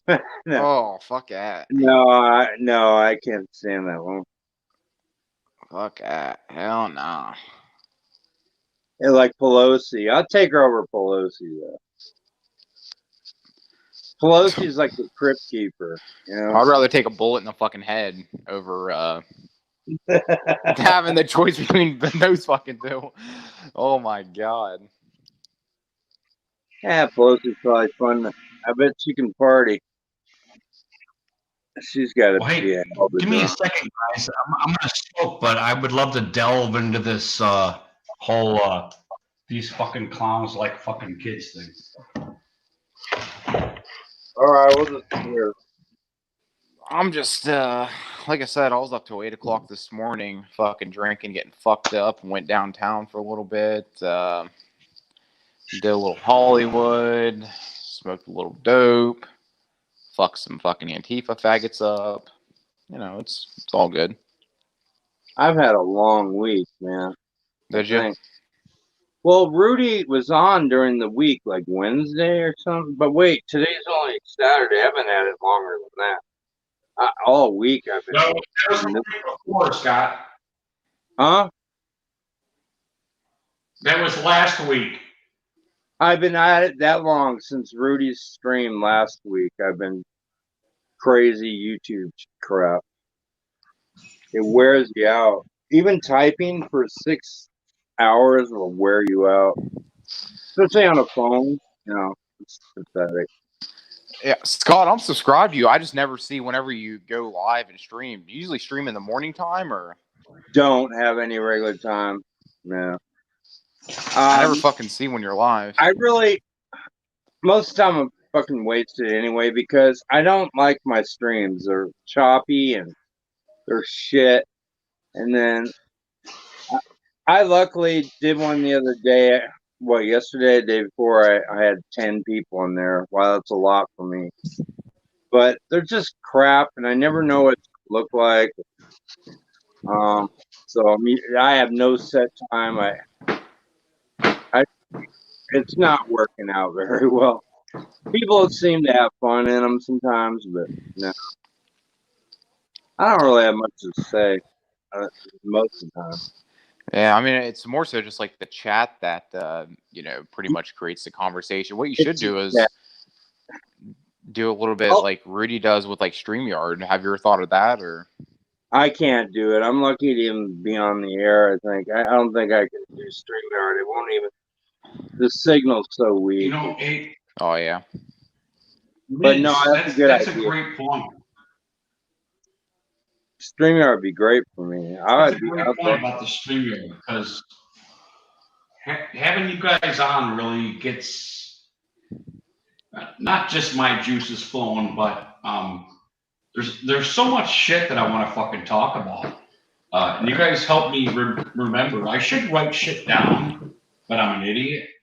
And you guys help me remember a lot of stuff that I want to fucking talk about. And I just really appreciate that, you know. It's hard to sit down and talk for an hour. It's really hard. My chat, sometimes I don't even read it, but most of the time. Sometimes I don't even read it. Yeah. But my chat, I rely on. Yeah, but there has to be this like randomness though to our thought process in the time. I mean, this is everything's happening now. Our thought process has to work out now, you know, kind of. So having you guys on really helps me remember a lot of the shit that I'm thinking about at work. I'm thinking, oh fuck, you know, I should talk about this on my channel. Or, oh fuck, you know, I should talk about this on my channel. And you guys really help remind me a lot of the stuff that I want to talk about when I'm streaming. You know, not just drinking beer, but being serious about shit sometimes. You know, because fucking shit's serious, man. It's life. So I just want to thank you guys, you know, for coming in here. You know, I'm not a. My life is so much different than everybody else's. It's like hard to. I mean, I picked up a load of plywood last week, and I'm gonna trade plywood for a goat. I mean, okay, like, huh? What? And I got a big trailer full of plywood, 5/8 plywood. But anyway, so okay. And then, like, what you guys got going on in the cities, I don't. I try to keep up a little bit. But what I've told you is about all I know. Other than that, I talk. I'm more, really, that's the barter system. Yeah, barter. Yep. That's a barter system, bud. It works. Shit. That's a good fucking deal for you, Scott, because they were going to burn that fucking plywood up probably, and you could use that goat for 10 years probably, you know? No, I'm giving them the goat. Oh, okay. Yeah, no, plywood I can use for all kinds of shit. Yeah. Oh, you can build stuff. Yeah, that's going to last longer than goat does. Whatever. Plywood's fucking pricey now. I don't know if you want to. Okay, hold on. I'm gonna get another beer. I want to talk about the hands on the plywood thing. Hold on. See, I did it again. I did it this time. Well, you did too. Thanks. We got Rudy's brain turning. It is pricey though. Talking about $30 a sheet or something. It's crazy. Damn. It's Rudy, you know what I think you should do? Rudy, you know what I think you should do? Like, what's that, brother? So, you know, have your regular live streams whenever it comes to the Browns, like those reaction streams, and then like open up the fucking StreamYard phone lines like right after to get like viewers' thoughts on like the misery that we have to face after the game. You know, would that be something you would be open to, or? He's not passed out. Yeah, me and Stumbler, we keep streaming for a while after the game's over. Yeah. I think it'd be a nice place for Browns fans to voice their frustration. Yeah. I would think so. Let me South of Heaven's on right now. Bringing all this Canadian. Mosh. You guys remember Mosh, right? Isn't that transsexual guy? I'm kidding. Mosh is cool as fuck. He does have a penis, and he's a Cowboys fan. Yep. Hey, this is Mark Holmes here, the Cowboy Joe Boo fucking sports report. Fuck that guy. But I like fucking with those Cowboy fans, don't you, Scott? Most of them are my friends. I mean, like on there, I don't bother. Why? I'm outnumbered. And no, like the big ones like D-Law and Shango and Mark Holmes and I don't watch them. I like to fuck with Philly 500 a lot. Troll his chat. Sports Fury, like to fuck with them too. I've been banned from their chat like 300 fucking times. Oh really? Yeah.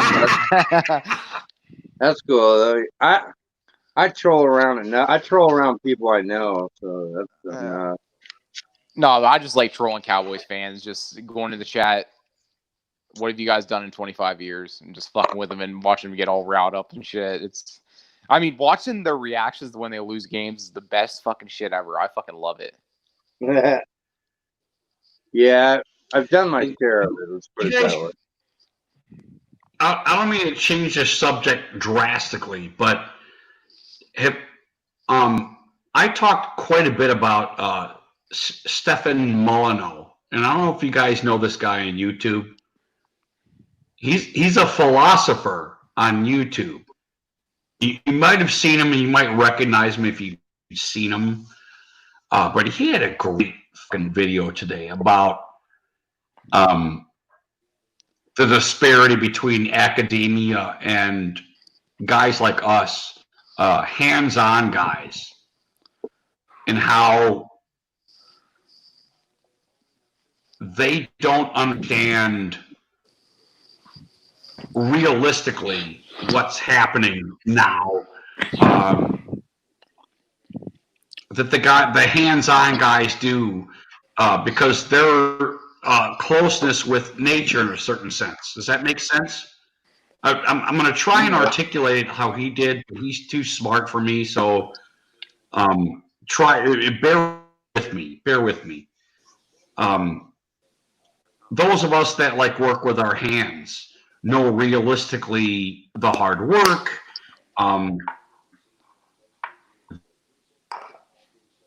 Kind of happiness, I would say, that when you do something with your hands, when you're successful, when you're successfully doing something with your hands, the academia doesn't really understand that, so they articulate the whole time. And this disparity between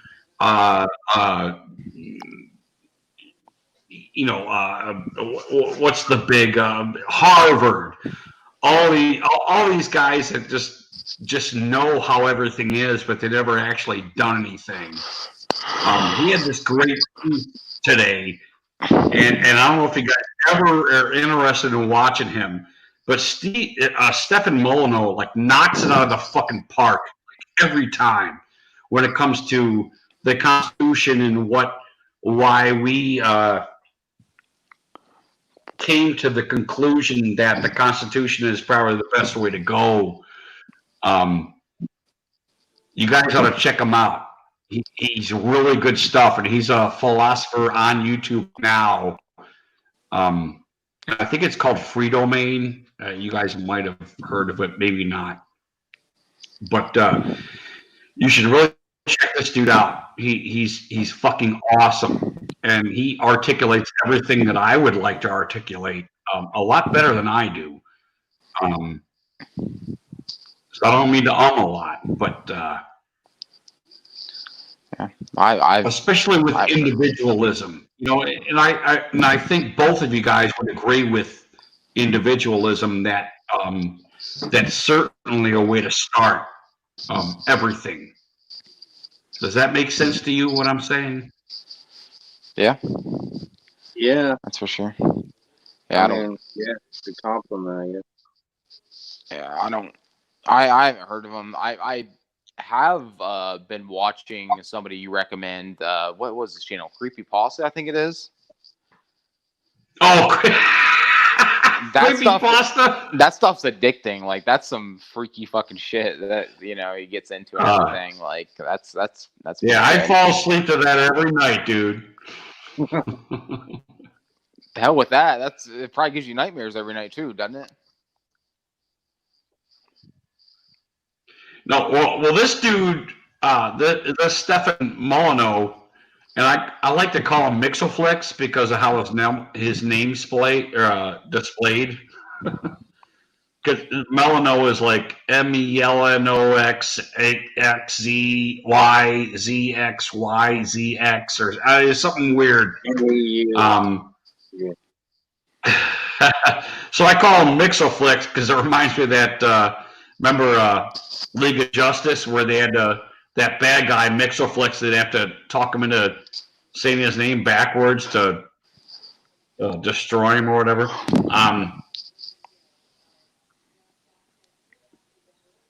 Called Molyneux, isn't it? Molyneux? Yeah, it is Molyneux. It is Steve. Yeah, I work Stefan Molyneux is his name. I work for a cop. Anyway, he was doing documentaries in China before this whole thing fucking started. And if you guys are China haters like I am, this dude was there with the protesters and stuff before this whole fucking COVID shit started, which I don't think he clamped down enough on why this whole thing might have started. I mean, not just fucking clowns from Harvard traveling with viruses in their fucking socks and shit. China was desperate, in my opinion, to get rid of these fucking protests, man. I don't know if you guys remember, these protests were like big and large in fucking China before this whole fucking thing started. And what a coincidence, this whole thing stopped as soon as the COVID thing started. You hit the nail on the head. And you hit the that was nail the on the beginning of- fucking head. Because Hong Kong was being fucking overran by protesters with fucking American flags and Trump flags and everything. The media wouldn't fucking report on it. Then fucking COVID hit, and you know, all of a sudden it fucking stopped. And then now that, you know, the sanctions are lifted in fucking Hong Kong and, you know, other areas of China again, they're out protesting once again. But now we have looting and rioting in the United States. But the United States wants to protect the communist Chinese propaganda and doesn't want to show the protesting going on there, which those people just want fucking freedom. They fucking love Trump, you know, all throughout fucking China because they're tired of that fucking bullshit. Not anymore. We dropped Hong Kong too just now. Yeah, but I mean, the people of Hong Kong China's want got fucking Hong Kong freedom. now completely. We backed off. No, but you follow the facts, and it's blatantly obvious what China did here. China like fucking reset themselves with this whole thing, with this COVID thing, with this Wuhan flu. Everything happened good towards them and nobody else in the world. Right. They're playing chess. I hope everybody fucking sees this, man. They won't. I hope everybody fucking sees this. I keep buying Chinese shit. I hate it too, but I keep buying everything. I say I don't like to support them, but Fucking cheap though, right? it's cheap, all right. Well, I don't think that's the problem. Huh? I mean that's not the problem. You're not adding to the problem, I don't think, Scott, by doing that. I know I'm going a different angle. I understand the angle you're coming from. That's completely different what I just said. I apologize. But yeah. Well, no, I think freedom's a good thing. You know, if somebody's going to sell cheaper products, I get that. You know, their freedom of trade, all that stuff is a very good thing for America, I think. I don't want to go too hard on that because I think people think I'm an idiot. But when a foreign country brings cheaper products in here, it does epitomize capitalism in a certain sense. You know, it really does. If China can do something better than us and they bring it in here, okay, we'll buy it, you know? Okay, we'll do that. If they can't, then we won't, you know? And we'll step up our fucking game. You know what I mean? I don't know what happened to Miz. He probably wants to stab me in the throat for what I just said. I don't know. With a spoon? With an assault spoon? If you stab somebody in the throat with their spoon, it's an assault spoon. Yeah, that would hurt. He actually got it in there. Ouch. It's like penetrate the throat with a spoon. Where'd you come up with that one? I've never heard that. No, I'm just Hey, joking. you got that on Forensic Files.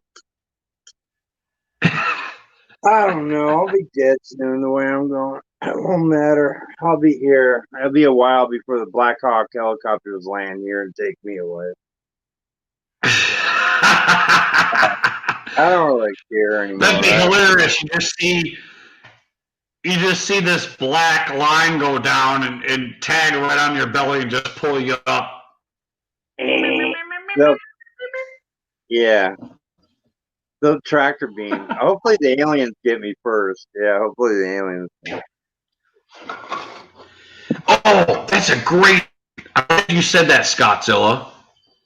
That's another. What do you think the aliens are? Which side do you think the aliens are on? Do you think they're Republican or Democrat? Do you think they're socialists or capitalists? I think they have nothing to do with any of that. I think they like watching both of us struggle. I think they like to watch the whole. Right now, we're on TV, wherever they are. They're just watching all this happen. Watch us destroy the planet and each other, and I don't know. Like we're like a snow globe on somebody's desk, and they're just looking at us. I really don't think they think much of us at all. Really, they probably gave us a shot many years ago. It's when you look at ancient aliens and all that shit, like the technology or how they did things back then, you kind of think there might have gotten some help. But as far as like aliens amongst us, I really don't believe in that. I don't believe in anything really unless I see it. I do think that's a little shady. I mean, the whole lizards among us, that whole thing. Yeah, I have to be honest with you. I struggle with don't think, God. Are you kidding me? I don't think there's people on TV like Men in Black that I think are just like aliens and they are hiding it or something. Yeah, we're not that interesting.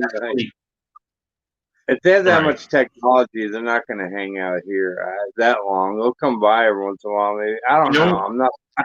Scottzilla, no, that's a valiant point right there. If they got this much technology, what the fuck are they doing here?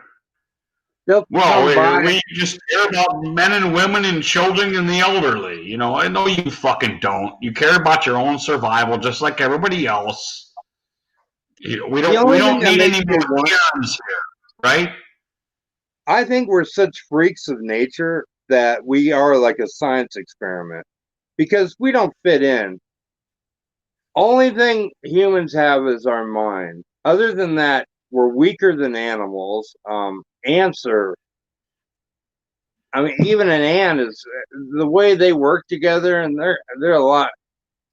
I mean, even insects seem to. The purpose of animals have over us, like, look at our. We have newborn babies that are fucking worthless for 2 years. Like their food is what they would be. With animals, would kill us all if we weren't smarter than they are. So we have the brain. Other than that, we're weak. My dogs can outrun anybody.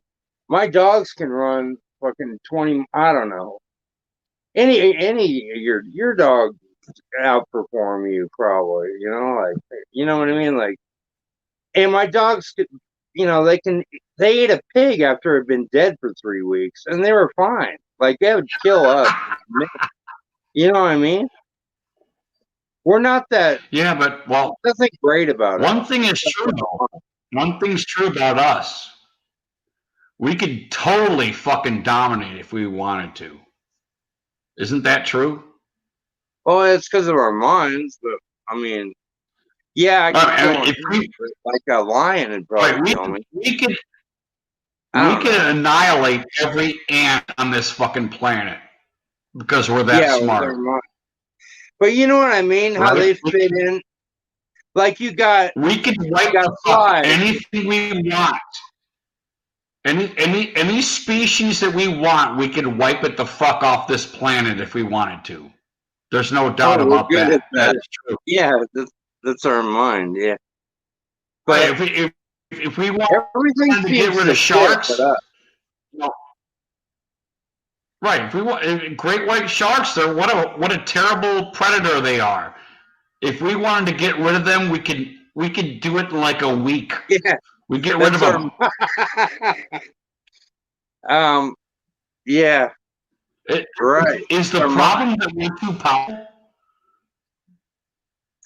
I just don't see us fitting in very well. Like bees and pollinate the plants and everything. Like all we do is destroy shit. Like or each other. We can save a species of animal or something, or we try to do good things. I don't know. We're more destructive than anything. Come on. We need. I don't know. I would be curious how that came about. So, like, they wipe Right, out but the dinosaurs because dinosaurs would really, they would just eat us. I mean, as smart as we thought we were that back then, we weren't with the dinosaurs. No, they would have ate us. So they got rid of the dinosaurs. They launched a fucking meteor here or whatever, and fucking the Ice Age, wherever the fucking killed them. Anyway, then they bring man. They bring us here. I like to see how it really came about. It would be kind of cool. Maybe they'll tell us when we're dead. I know that's heavy thoughts, and I really don't like people. And for the most part, I don't like myself. I don't like what we do. I think everything we do is fucking dumb. I think everything. but Oh, you know what? Let me appraise this situation right now, Scottzilla. Okay, okay. I like to. Yeah. I like talking to you Oh, I all like the you too. time. Yeah, yeah, good. But I don't think I don't think any of us are that great if what we do isn't anything fabulous. Living's fine, but I don't know. This I'm a human and we're a collective of people. I can be a great guy, but who's gonna get fucking listen to me? You know what I mean? I Yeah, can't change anything. I Scottzilla. definitely can't change you fucking people. That's for damn sure. I Hold figured on, that out hold years on a ago. second. I don't think we're a collective. I think that's the difference. Well, that's what they want us. Well, I don't Yeah, know. no, I think I you're guess that's so why we're unique to me individuals. that I totally like hearing you all the time. Oh, That's thank what you. I But we think. are individuals, and I like being an individual. I'm glad I'm not like I do everybody else. too. How fucking boring that would be, right? I don't know what to say about it. It's just age, man. You like this shit. Okay, this shit's not real to a lot of people, or maybe it is. But then the next thing will come along. You'll get tired. Vietnam War. I remember that. I barely, but you know what's wrong with Uncle Joe over there, man? He's all whacked out. You know, I had to deal with Vietnam veterans pretty much when they came back. I was young, but what? I was fucking 9 when the fucking Vietnam War ended. I kind of got it. So Oh, right. it still You didn't builds up. understand what And, PTSD was or anything. yeah, well, you remember when they had the hostages for a year? My teacher made me fucking put a yellow ribbon because Jimmy Carter's a fucking pussy. Put a yellow ribbon on a tree every fucking day of school for the hostages. We had 50 hostages taken in Iran, and Jimmy Carter sat on his ass. And then once Reagan got in office, they let him go immediately. It was great, but time, this shit'll wear you out. Okay, you're young. Okay, I can handle this, but wear you out. Life will wear you out completely anyway. People are gonna die on you, and it just all adds up. So these young kids, good luck to you. Already your life fucking sucks. You're stuck in your house. Now they want to burn down your cities. And I tell these guys that I told Brandon what was that a week ago. I was yelling at him, your life sucks. Because it's gonna I don't think it's gonna get any better, dude. You're stuck in your house. There's no sports. Oh my God, sports. Well, without sports, I can't live. I mean, nobody can on YouTube. So, and then your mommy dies, and more problems, and really, so I'm tired, man. I'm tired, kind of retired. I sit and fuck around with this shit, but I kind of enjoy watching from a distance what you fucking people go through. I'm already It's pretty. This is all I have. This is all I'm gonna do from now on. There's nothing else. I don't want anything else. I just want to do this, live, and die. That's about it for me. So, you guys got your whole world of life ahead of you. Maybe not you, Rhodey, but go get them. Go get them, Tiger. So what? So nobody's had the straight and narrow path, correct? None of us have ever. Oh man, I've had a wild. I don't know. I've had a pretty wild ride. A lot of ups and downs. Right. So I So think have that's you, my point. Living life is not a straight and narrow it's path fucking. that just goes forward and Oh, just it's marches on. There's yeah. there's there's one step forward, two steps back. I mean, how many times does that happen in your life? A Where lot. you think Mostly you're my taking a step fault. forward, right? 2 steps back. And, Yeah. and it makes life kind of fucking cool, to be honest with you. If you're Yeah. alive, life is pretty fucking cool, man.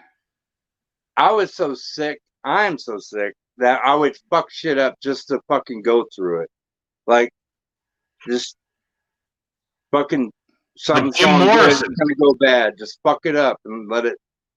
Just, just quit what I'm doing now. Quit my job. Go find something else. Well, construction, man. I was a sub whore. I worked for a lot of people. That was always interesting. I've never had. I've always worked for myself pretty much, and I always wanted it that way.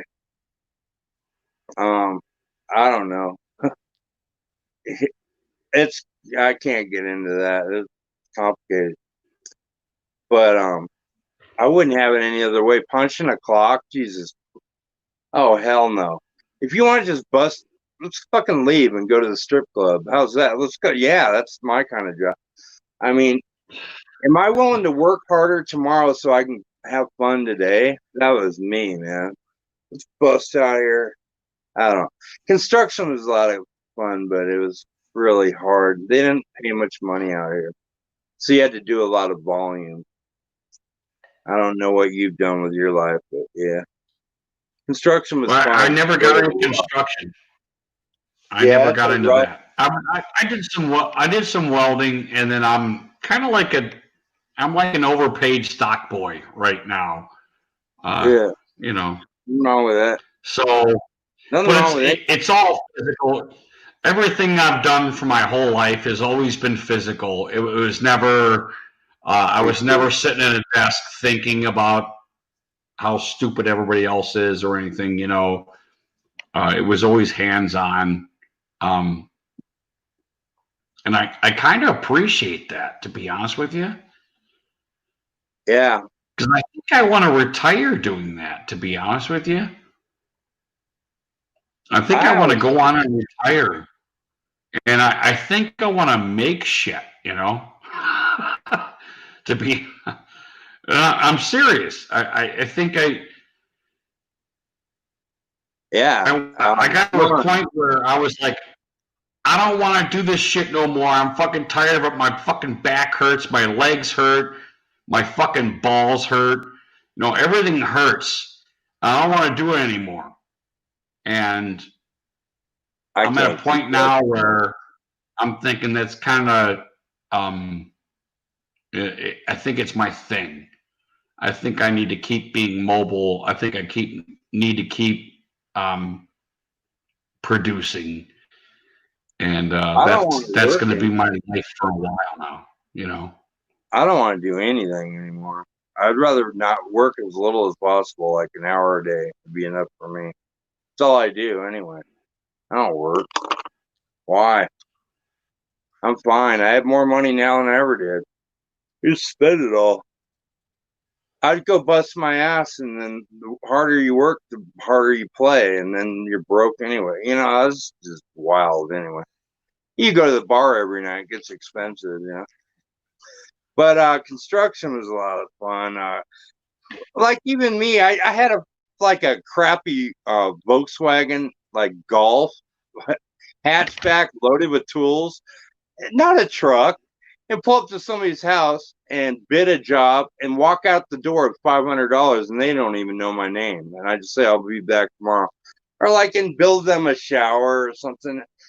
Tile was nice because it looked the change from cement floor to like travertine stone or something. It just blows their mind, and the reward from that was amazing. plus the ability to do everything yourself. You know, I don't know. I have no regrets too much. At least I was able to do it. Other than that, I'd be punching the clock somewhere probably. But I did work. I've worked plenty of jobs. I mean, I was at Olive Garden. I was a pasta chef once. You know, I've done all kinds of things. And anyway, you're gonna pay me. Oh, that was a fun job. But you're gonna pay me for a day off. You're gonna pay me, and I don't have to work. Like having all these. What do you mean, workman's unemployment insurance? I didn't get that till I was 40-something years old. Never even dreamed of it. What? Put the whole world on commission is what I say. If you're only good as your last day's work, that's it. And even when I did the phone, I talked on the phone and sold. You know, I started off in badge deals, police organizations, associations, chief of police, Vietnam Veterans of America. Anyway, you're on commission. I was on commission doing all that. They're not going to pay you if you don't produce. You don't make money. That was an interesting job. Oh, I told you that Molyneux guy. Scott, What? Scott, can you look at Brandon's quote there?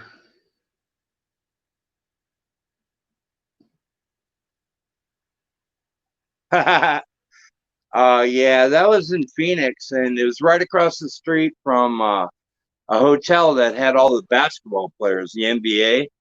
I don't know who these guys were. They were very tall. Only one I remember is they would sit and just talk. Very tall.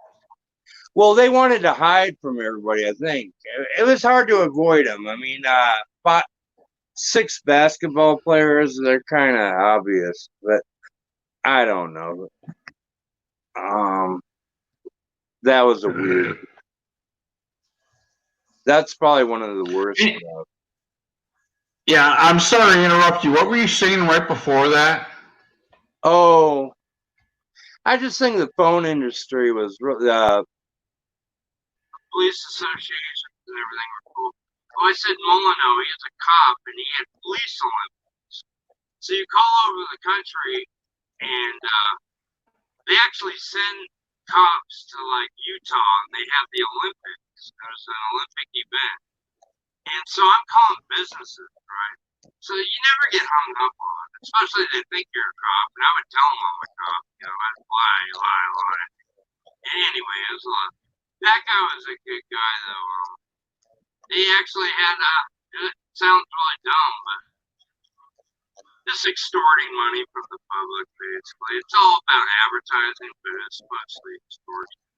I think. Extortion. Well, if you think they have a lot of, you can call them on like 10 different deals. Is one place I had. We had federal criminal investigator. We had George H. Bush on the cover of it. Man, it was in Washington D.C.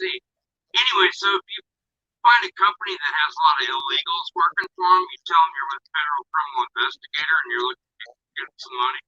Yeah, so you know, not a whole lot. Toss you a couple $100 or whatever, but really bizarre. It's all run by the mob. A lot of it out of Milwaukee. Those associations, they're all crooked. That's gone. That's been gone for 20 years, not 25 years. I'm sure it's not over either. No, it's so fun just calling it. Oh man, you can learn a lot. I was really young. I started in high school calling for the FOP, barbecue and beer bash. Yeah, you can see an old episode of Dragnet. It's called Project Nail. You remember Dragnet? And it's based on that.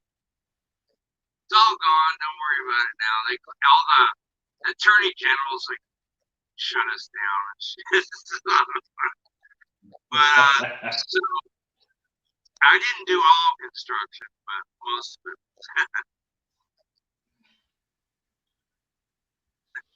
Good old times. What was your worst job, Rudy? What? What was your worst job? I was cleaning bathrooms in a bar. Your whore? I cleaned bathrooms. I cleaned bathrooms in a bar. That was my first job. Oh wow, that's a rough one. I watered. Yeah, I think I was 12.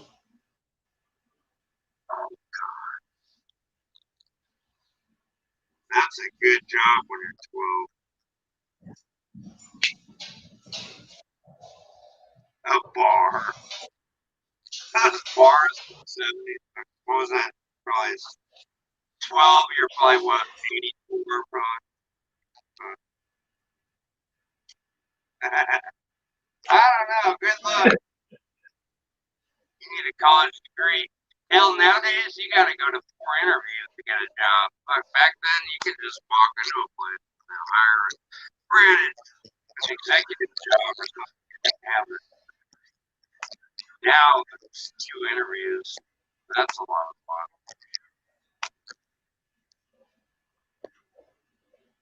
I would want to start over now. Oh,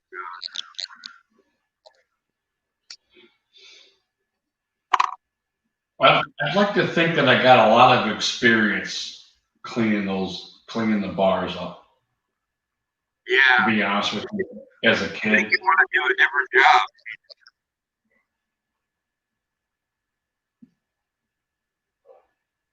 Yeah, you got experience, I'm sure, from that. Hell yeah.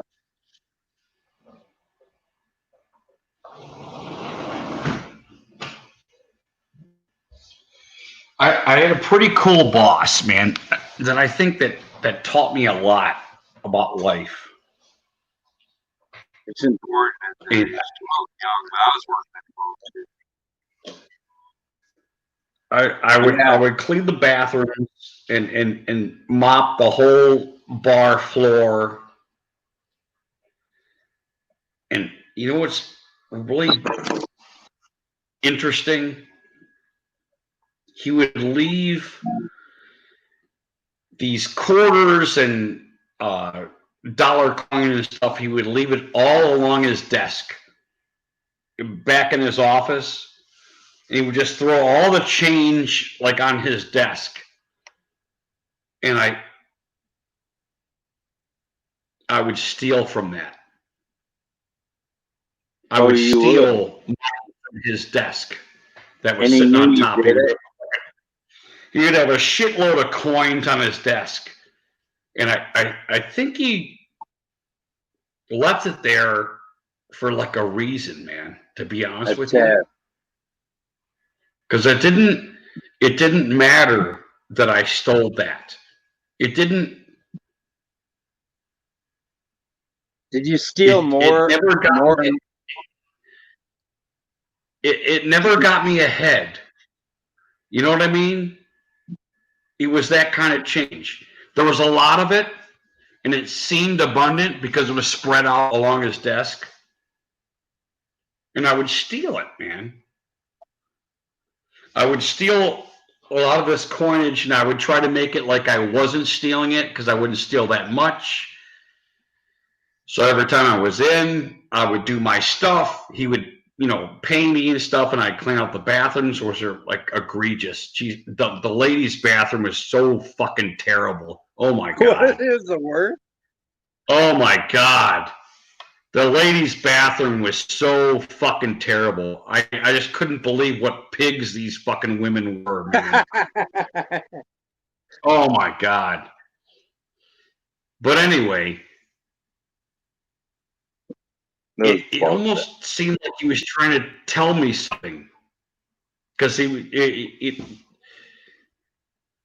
would leave this coinage, and it was like I said, he had a desk with like an old, like IBM computer or something where he probably kept track of shit or whatever. And there were these coins just like fucking everywhere.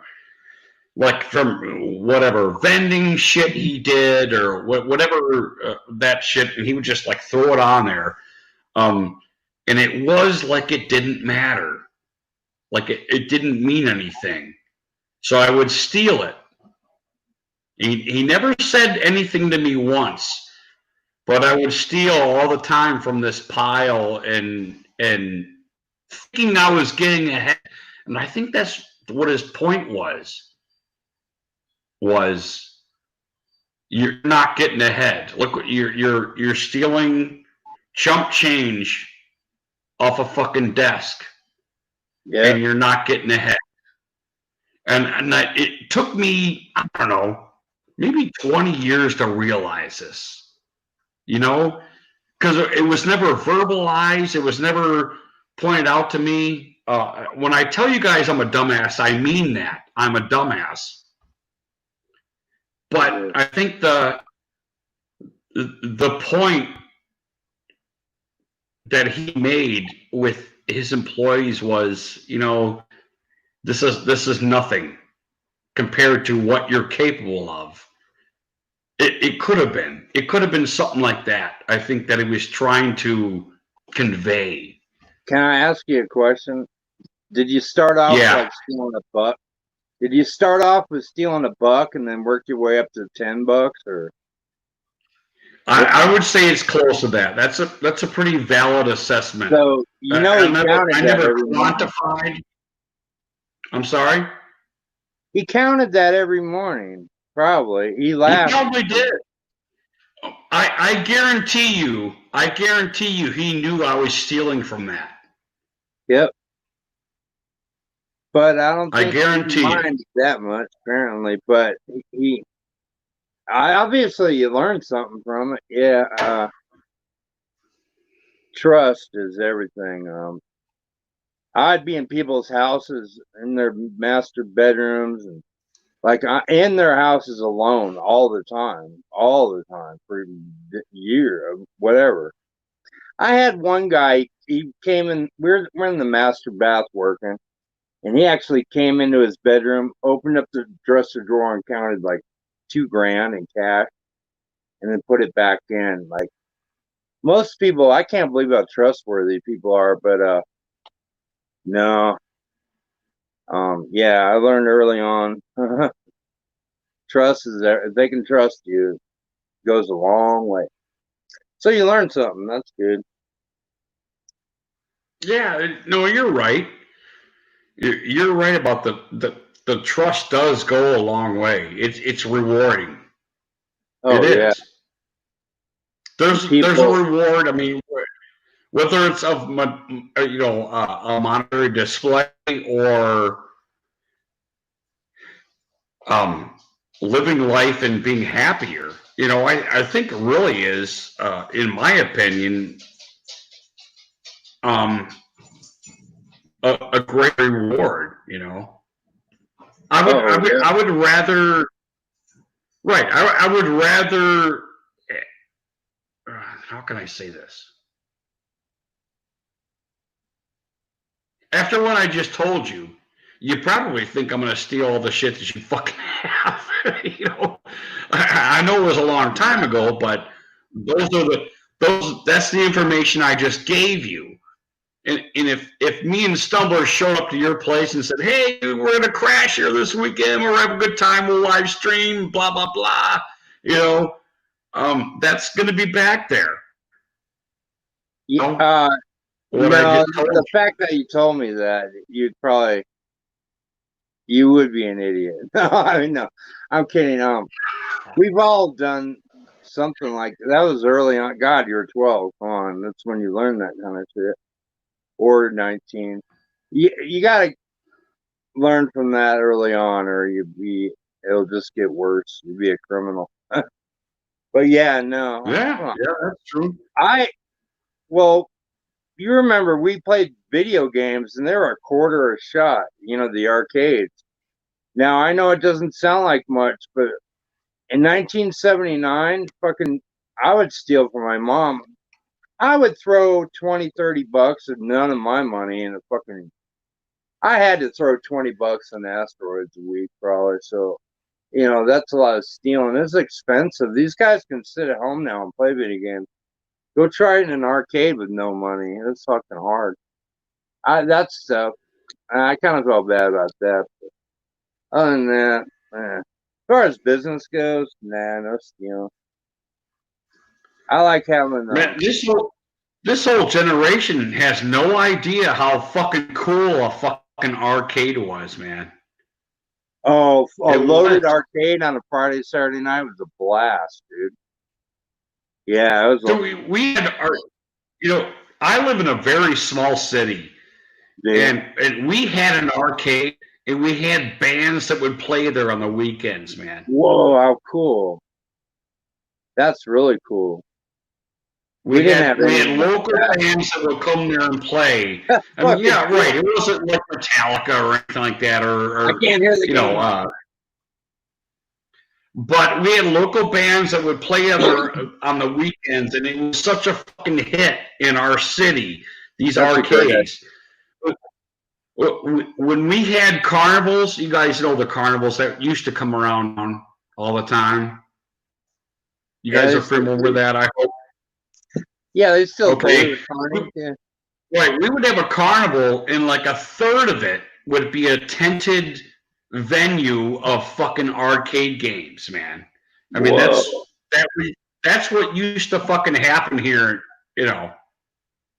You know how much money they made off that? The people that own them places? Holy shit. They're running the country now, dude. Man, they made a lot of the vendors. Ooh, man, they made a lot of money. We're not talking a few kids. We're talking like in a mall, or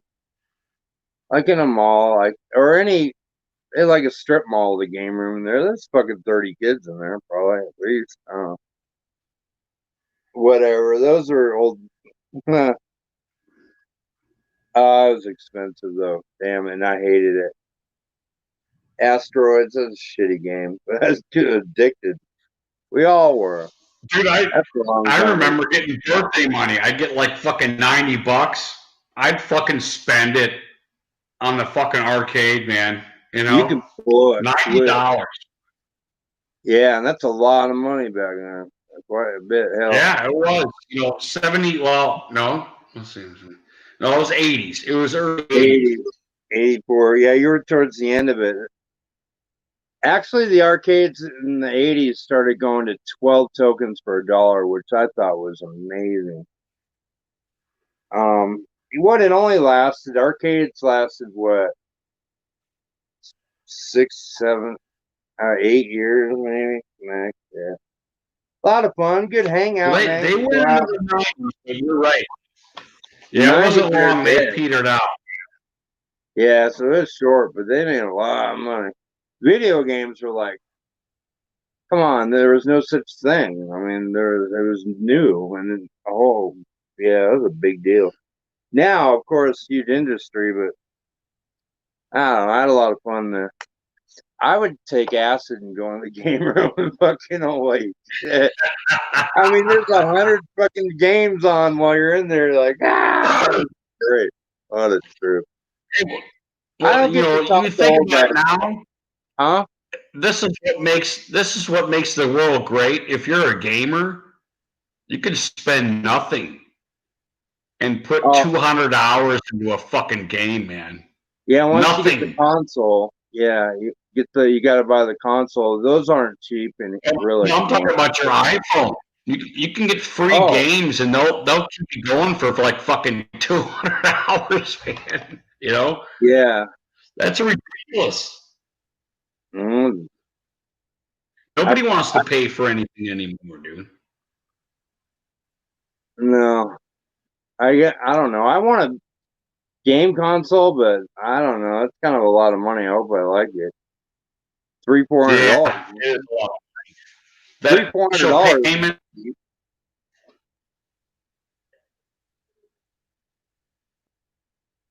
Hey, hold on. Let me piss. Go ahead. I just like having old man talk once in a while. Nobody I know is really around my age.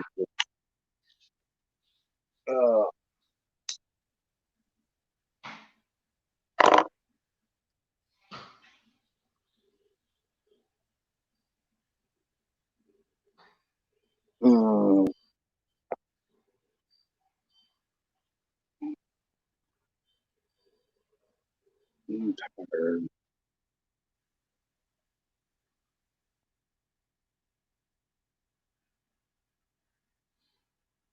fucking hot. I can't sleep in the heat. I have to stay up all night.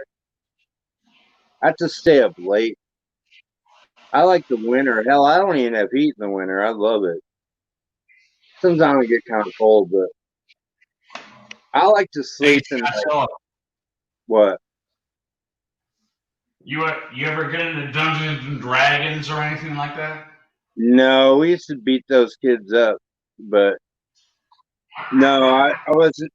Those are nerds. Like no, I'm a sit on a mountaintop party kind of guy, bonfires in the desert and shit kind of dude. Like or sit on the mountaintop and look at the city lights. Like we lived next to them. Yeah, that was on a Tuesday, and then on the weekends, yeah. No, I was into nothing but doing what I'm doing now. I've done it forever.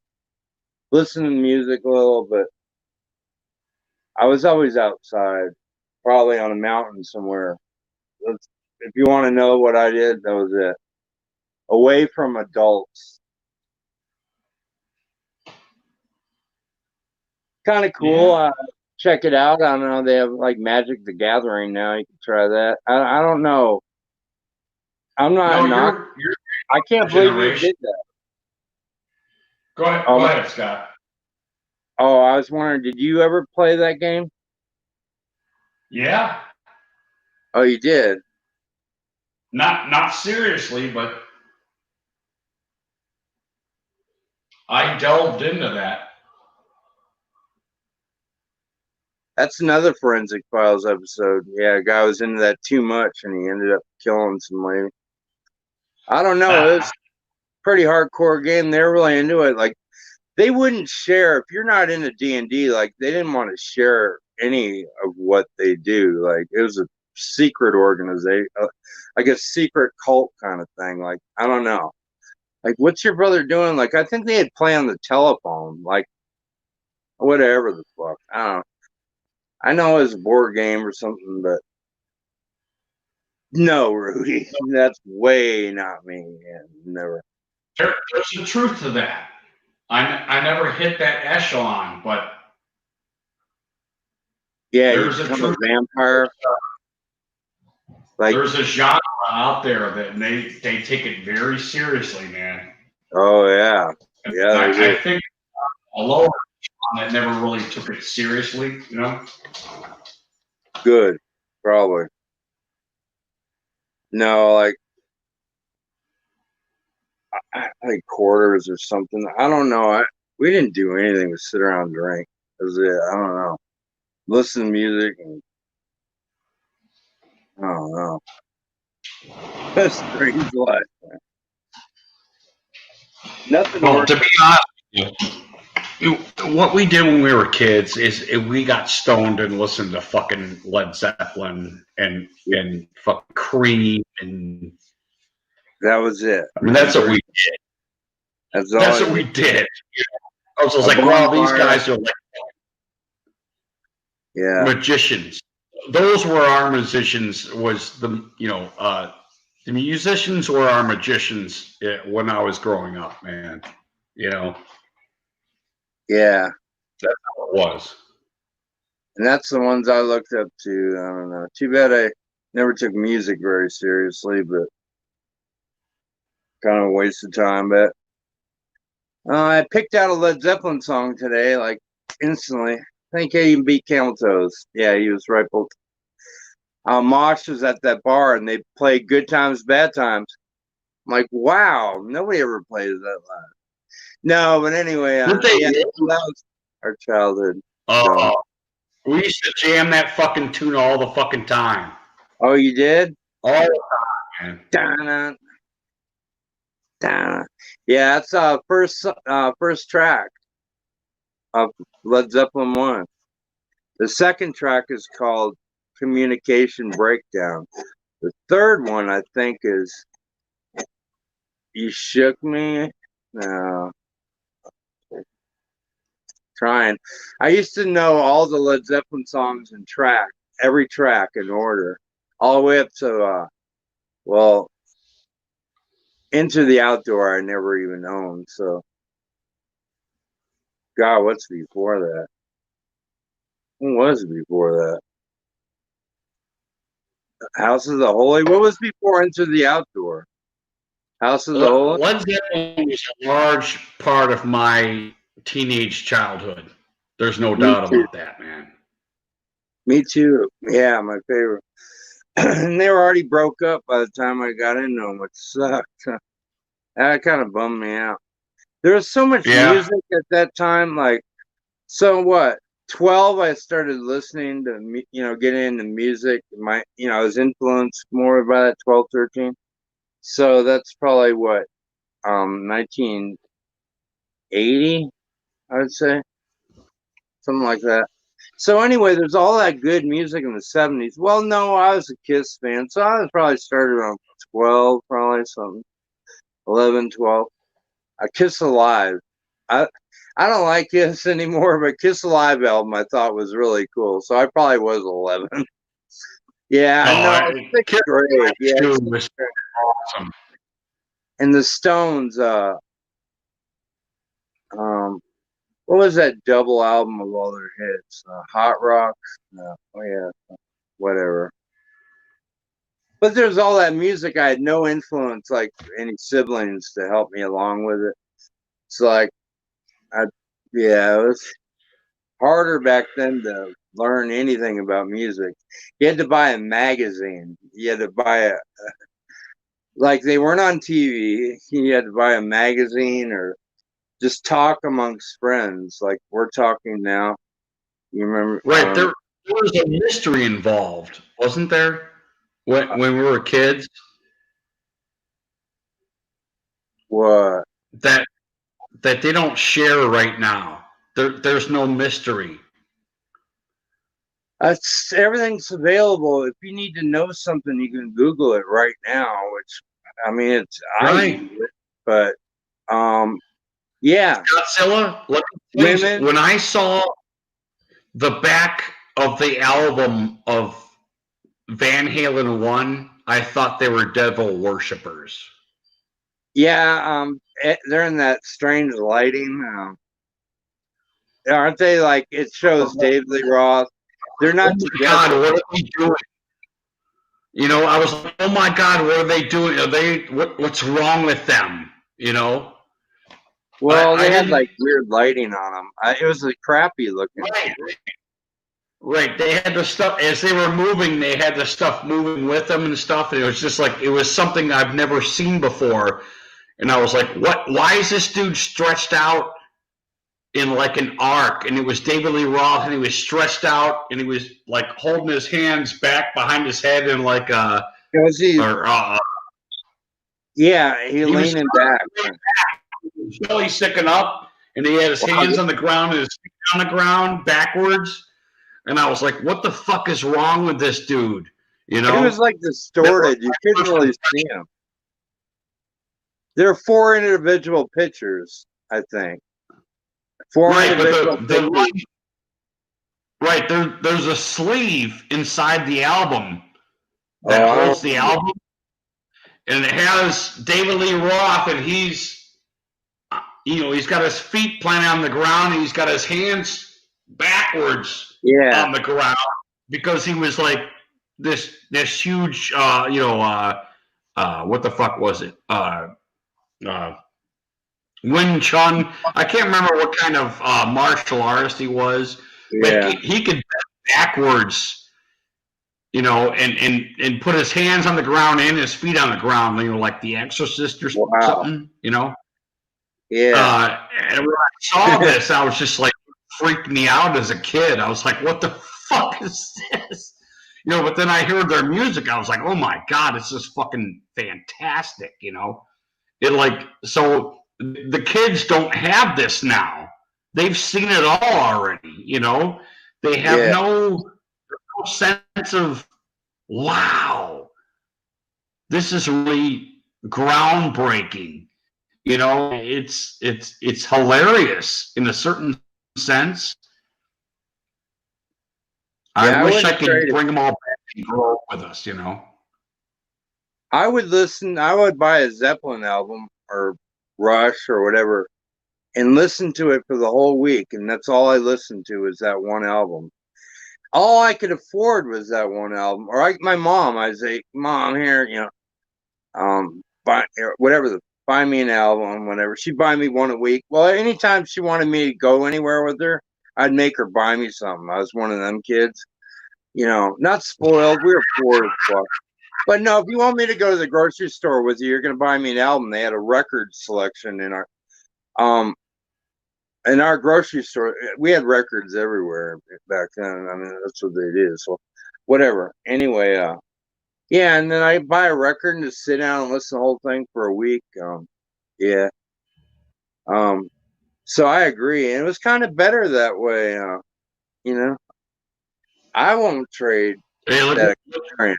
Hey Scott, Van Halen. look at Steele. Hey, Steele, how are you? I saw that. What are you doing tonight? Oh, what a rebel. He's out there burning the woods up. He's hitting Sasquatch. Oh, that's funny. Hi, brother. How are you? Thanks for coming in. Yeah, we're having old man talk. He's the only one. Well, we never get to talk to him, but he's an old man himself. So he's older than we are. No, he's not. How old do you think he is? 50.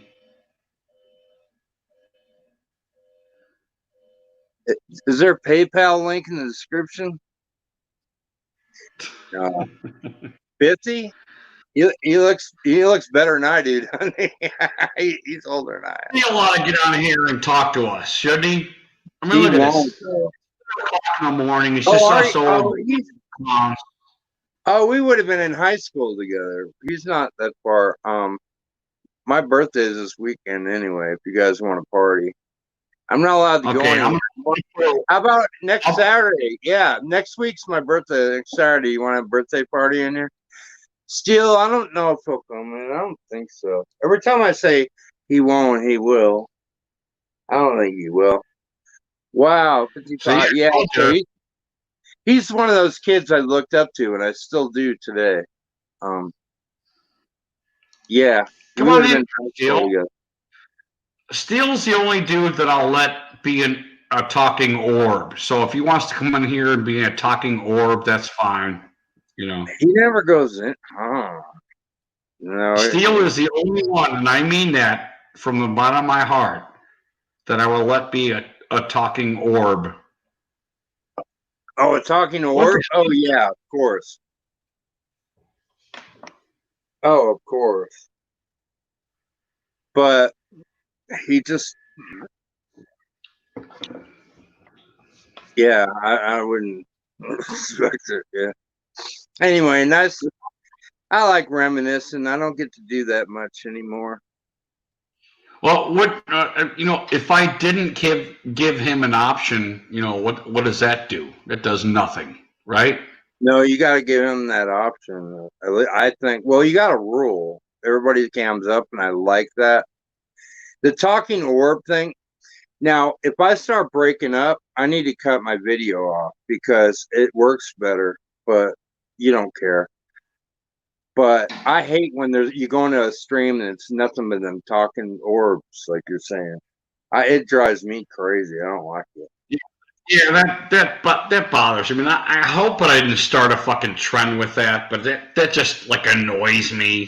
Give me a second here, fellas. Go ahead. Nobody honor what your rule is. Nobody cares on that. You're the only one that says that.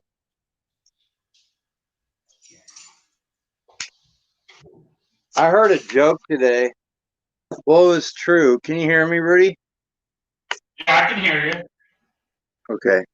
First of all, there's a couple things. There's a Target that got raided, I think, I thought it was empty. The Target that got raided in Minnesota, they left all the Kirk Cousins jerseys. They didn't touch anything else. They stole everything else. Anyway, Kirk Cousins got Today on Twitter, he goes, "Hey, what are you guys doing tonight? We're gonna hang out or something." And Dalvin Cook, you know who he is, right? Do you know who Dalvin Cook is? Yes. He goes, "Stay away from Target because you're whiter than ranch dressing." I thought that was hilarious. Have a little fun with it, right? You're white, a black guy telling a white guy that. I think it's funny. Like, I'll have a little, okay.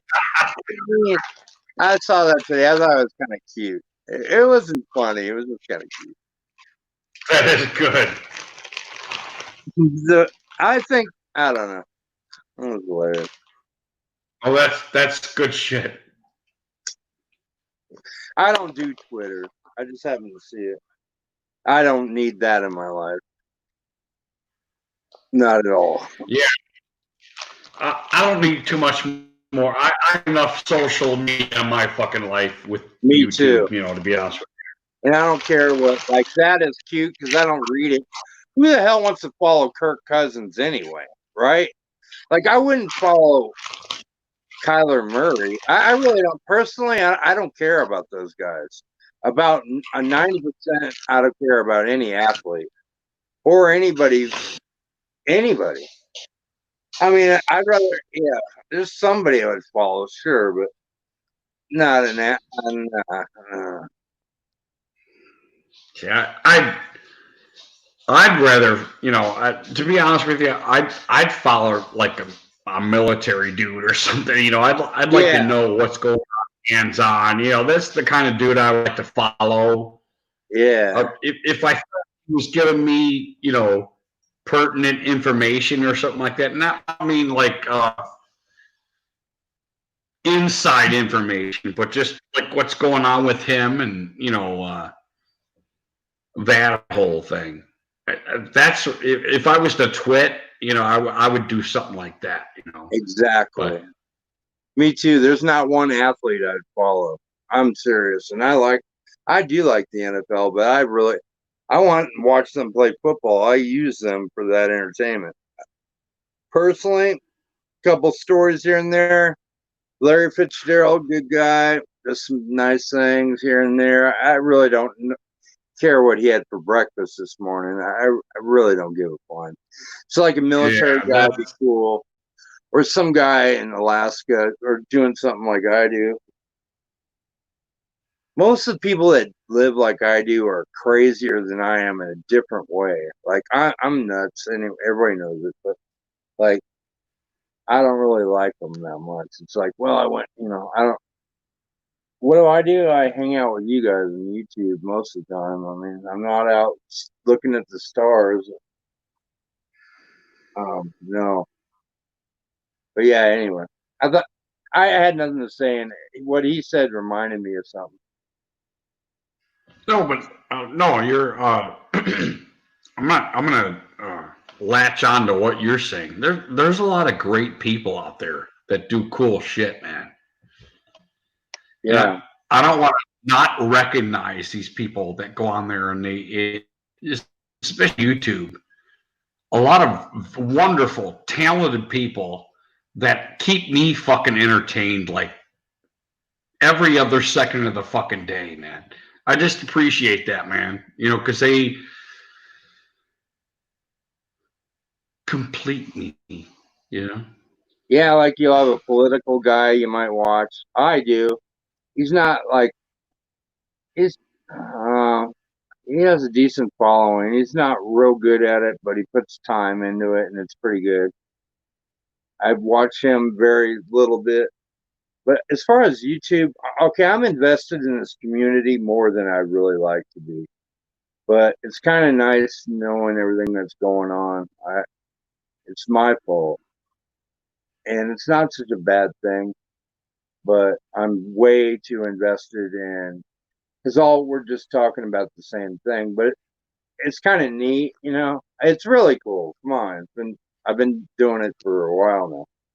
But then I'll have you have other channels. I don't know how many you're subscribed to. I have over 250 or 200, something like that. Now they don't it's all pretty do close. videos. But you got a music Yeah. guy, the Charles Bethard guy, Right. whatever the hell his name is. So I don't watch every video, but yeah, YouTube, that's pretty neat. I struggle to watch a TV or a movie. I can barely find time for that. It's better. Right. That's a valiant point right there. There is so much talent on YouTube. I really have trouble watching a movie or a documentary or anything like that anymore because there's so much. Yeah, and boom, Steel 58 has a video. You're like, oh, that's like Christmas for me. I'm not alone. Everybody, oh, great, you know. But you got that, and then this, oh yeah, it's really good. And then we do our own thing, and then look, you and I talking. I mean, look at this. I mean, I don't even. Yeah, it's just weird. It's funny. This hangout thing is It is. really pretty cool. Hmm? Mind if I smoke? Oh, go ahead. I'm just babbling. It's too hot to fucking sleep. I need a beer too. So I wish I had a beer. I'm tired of. I'm not drinking really. you got the liquor going? Took a night off. Yeah. I got a little vodka going, but like, huh? Yeah, liquor. I think that's the problem with liquor, man. It's too fast, man. It's too Fucking fast for me. Oh man, and you mix it with caffeine, so you're an awake drunk, which is the worst drunk possible. So then everybody hates you the next day. I don't know. It's nuts. Yeah. It's fast, all right. Yeah. We used to call that the Jack and Coke buzz. I like Jack and Coke buzz. Yeah. Monster Energy is a little more speeded up. Yeah, it is, but it's a dickhead buzz, though, right? Yeah, oh, You're you're a an dick. asshole. You're a total asshole. With caffeine and hard liquor, it's pretty hard not to be a dick. Yeah. Sometimes I mean, you gotta live alone, right? If you live like you guys, fuck, get over it. Tomorrow we'll be friends again. But like, you can't live with anybody and be like that. There's no way. Right. You'll As long run as and kill them. Smash them with a hammer. It's gotta be a YouTube relationship, right? Oh, totally. Like, they'll forgive me tomorrow or a week later. No, like, I get it, bro. you can't go smoke. You can't be married or anything. No, I wouldn't recommend it even once a week if you're married because it's like crazy. Oh, fuck. That's funny. What do I know? What do you think, Bernie? Want to come over and say hi? Not really. Missy? You want to say hi, Missy? Come here. Come here. Up. Come here. Come here. You're asleep. Hold the fort, brother. Oh, I will. Oh, you got another beer. This is going to be a long one. Fuck it. I got to sleep tomorrow. I can't. I got to take a nap tomorrow. Sorry. Oh, I know. It's a shitty life. It's terrible. Lay down. Sorry I woke you, honey. You're all right. Not you. You wouldn't know I have 2 dogs in my room, would you? Like, they're a couple feet away from me. You don't hear them barking. I had 8. I'm going on my 9th beer right now. Oh, yeah. I'm not a big counter guy, but I'm just looking towards my computer and I see that it's the 9th beer that I'm opening right now. You got a mountain started, a mini,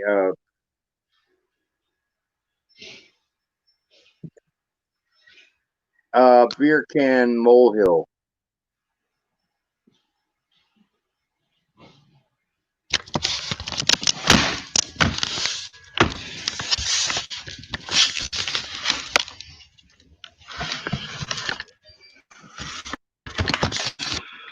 Pardon me. Hell yeah. Line them up, brother. Yeah, you're doing pretty good. You're holding it together. I don't let you talk much. That's a good thing.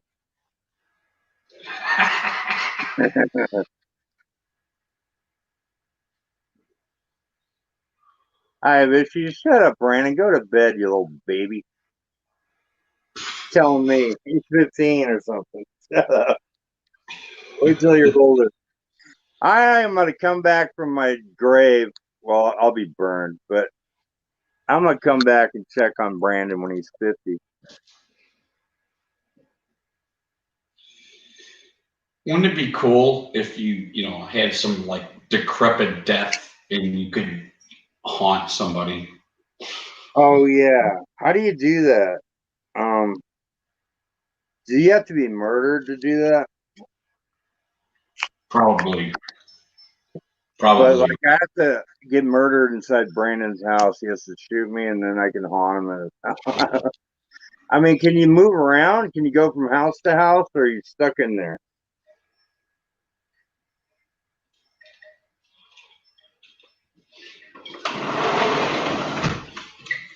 Yeah, it has to be some kind of horrible death or something, A horrible death. That's what sucks, Like Lizzie Borden. Yeah. Tortured soul, right? Tortured soul. Make me dizzy.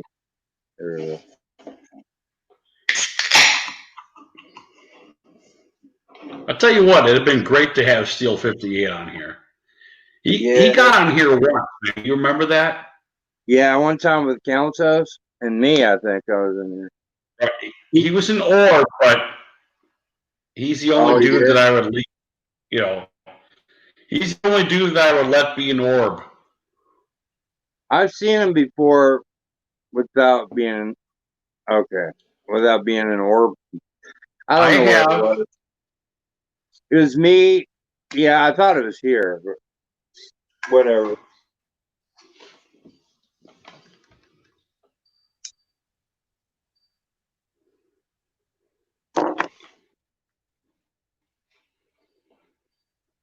He'll always pop in though late night. It's like, wow, hey, Steel. He kind of perks the conversation a little bit. Oh, wow, hey. Yes, he's fun. I've been looking at his mouth. Steel's good. Steel's good for YouTube, man. Oh yeah. So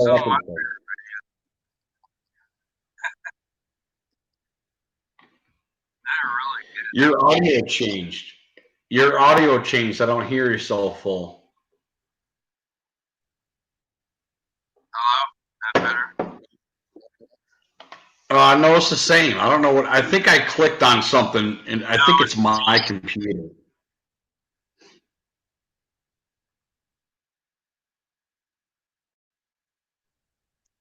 that better?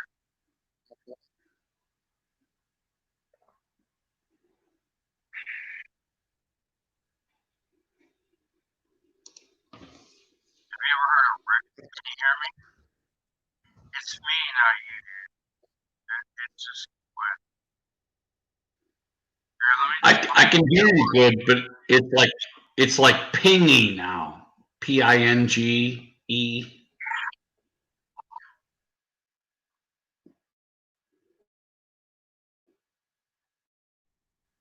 that better? No, it's me. Let me try something. No, it's me.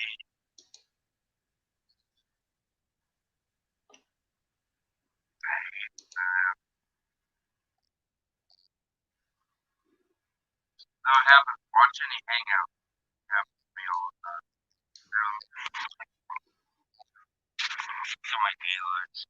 Look at my nose.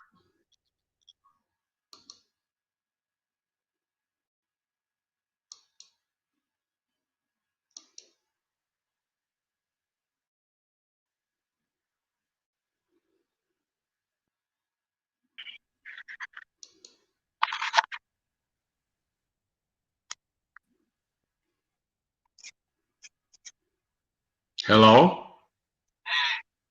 Is that better? I lost him. Is it better? I don't think so. It's just me. Not really.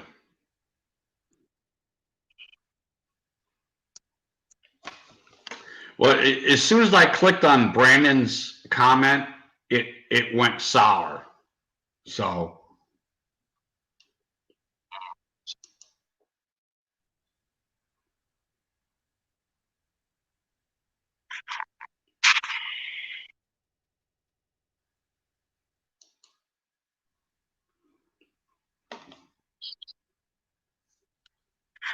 Usually it doesn't take that long. Well, all this just give it a minute. I'll tell you what, Scottzilla, I think I'm ready to get out of here. I think I'm done. Had a good time, Rudy. Yeah, and it wasn't your pingy that got rid of me. I think I was done. This is probably my last. Yeah, it is. You know, 4:30 in the morning, and I'm about I think my last beer here. So I'll go see what Mosh brought some girls home. and I would love to see that too. And I might see you there, dude. I think I want to shut the lights down. I wanted to, so I stayed longer than I thought I was gonna. I thought it would be like 10 minutes. Love you, Rudy. See you next week, bro. And hey, I appreciate it, dude. I think I just want to turn the lights out. You know, it's one of them jobs. You know. I know, me too. All right. Good night. All right. God bless you, brothers. Anybody that watches this, I really appreciate it. Scottzilla, God bless you, brother. I'll see you soon. All right, later. Yeah, we love you here, brother. Rudy G Funk is out. Later, brothers.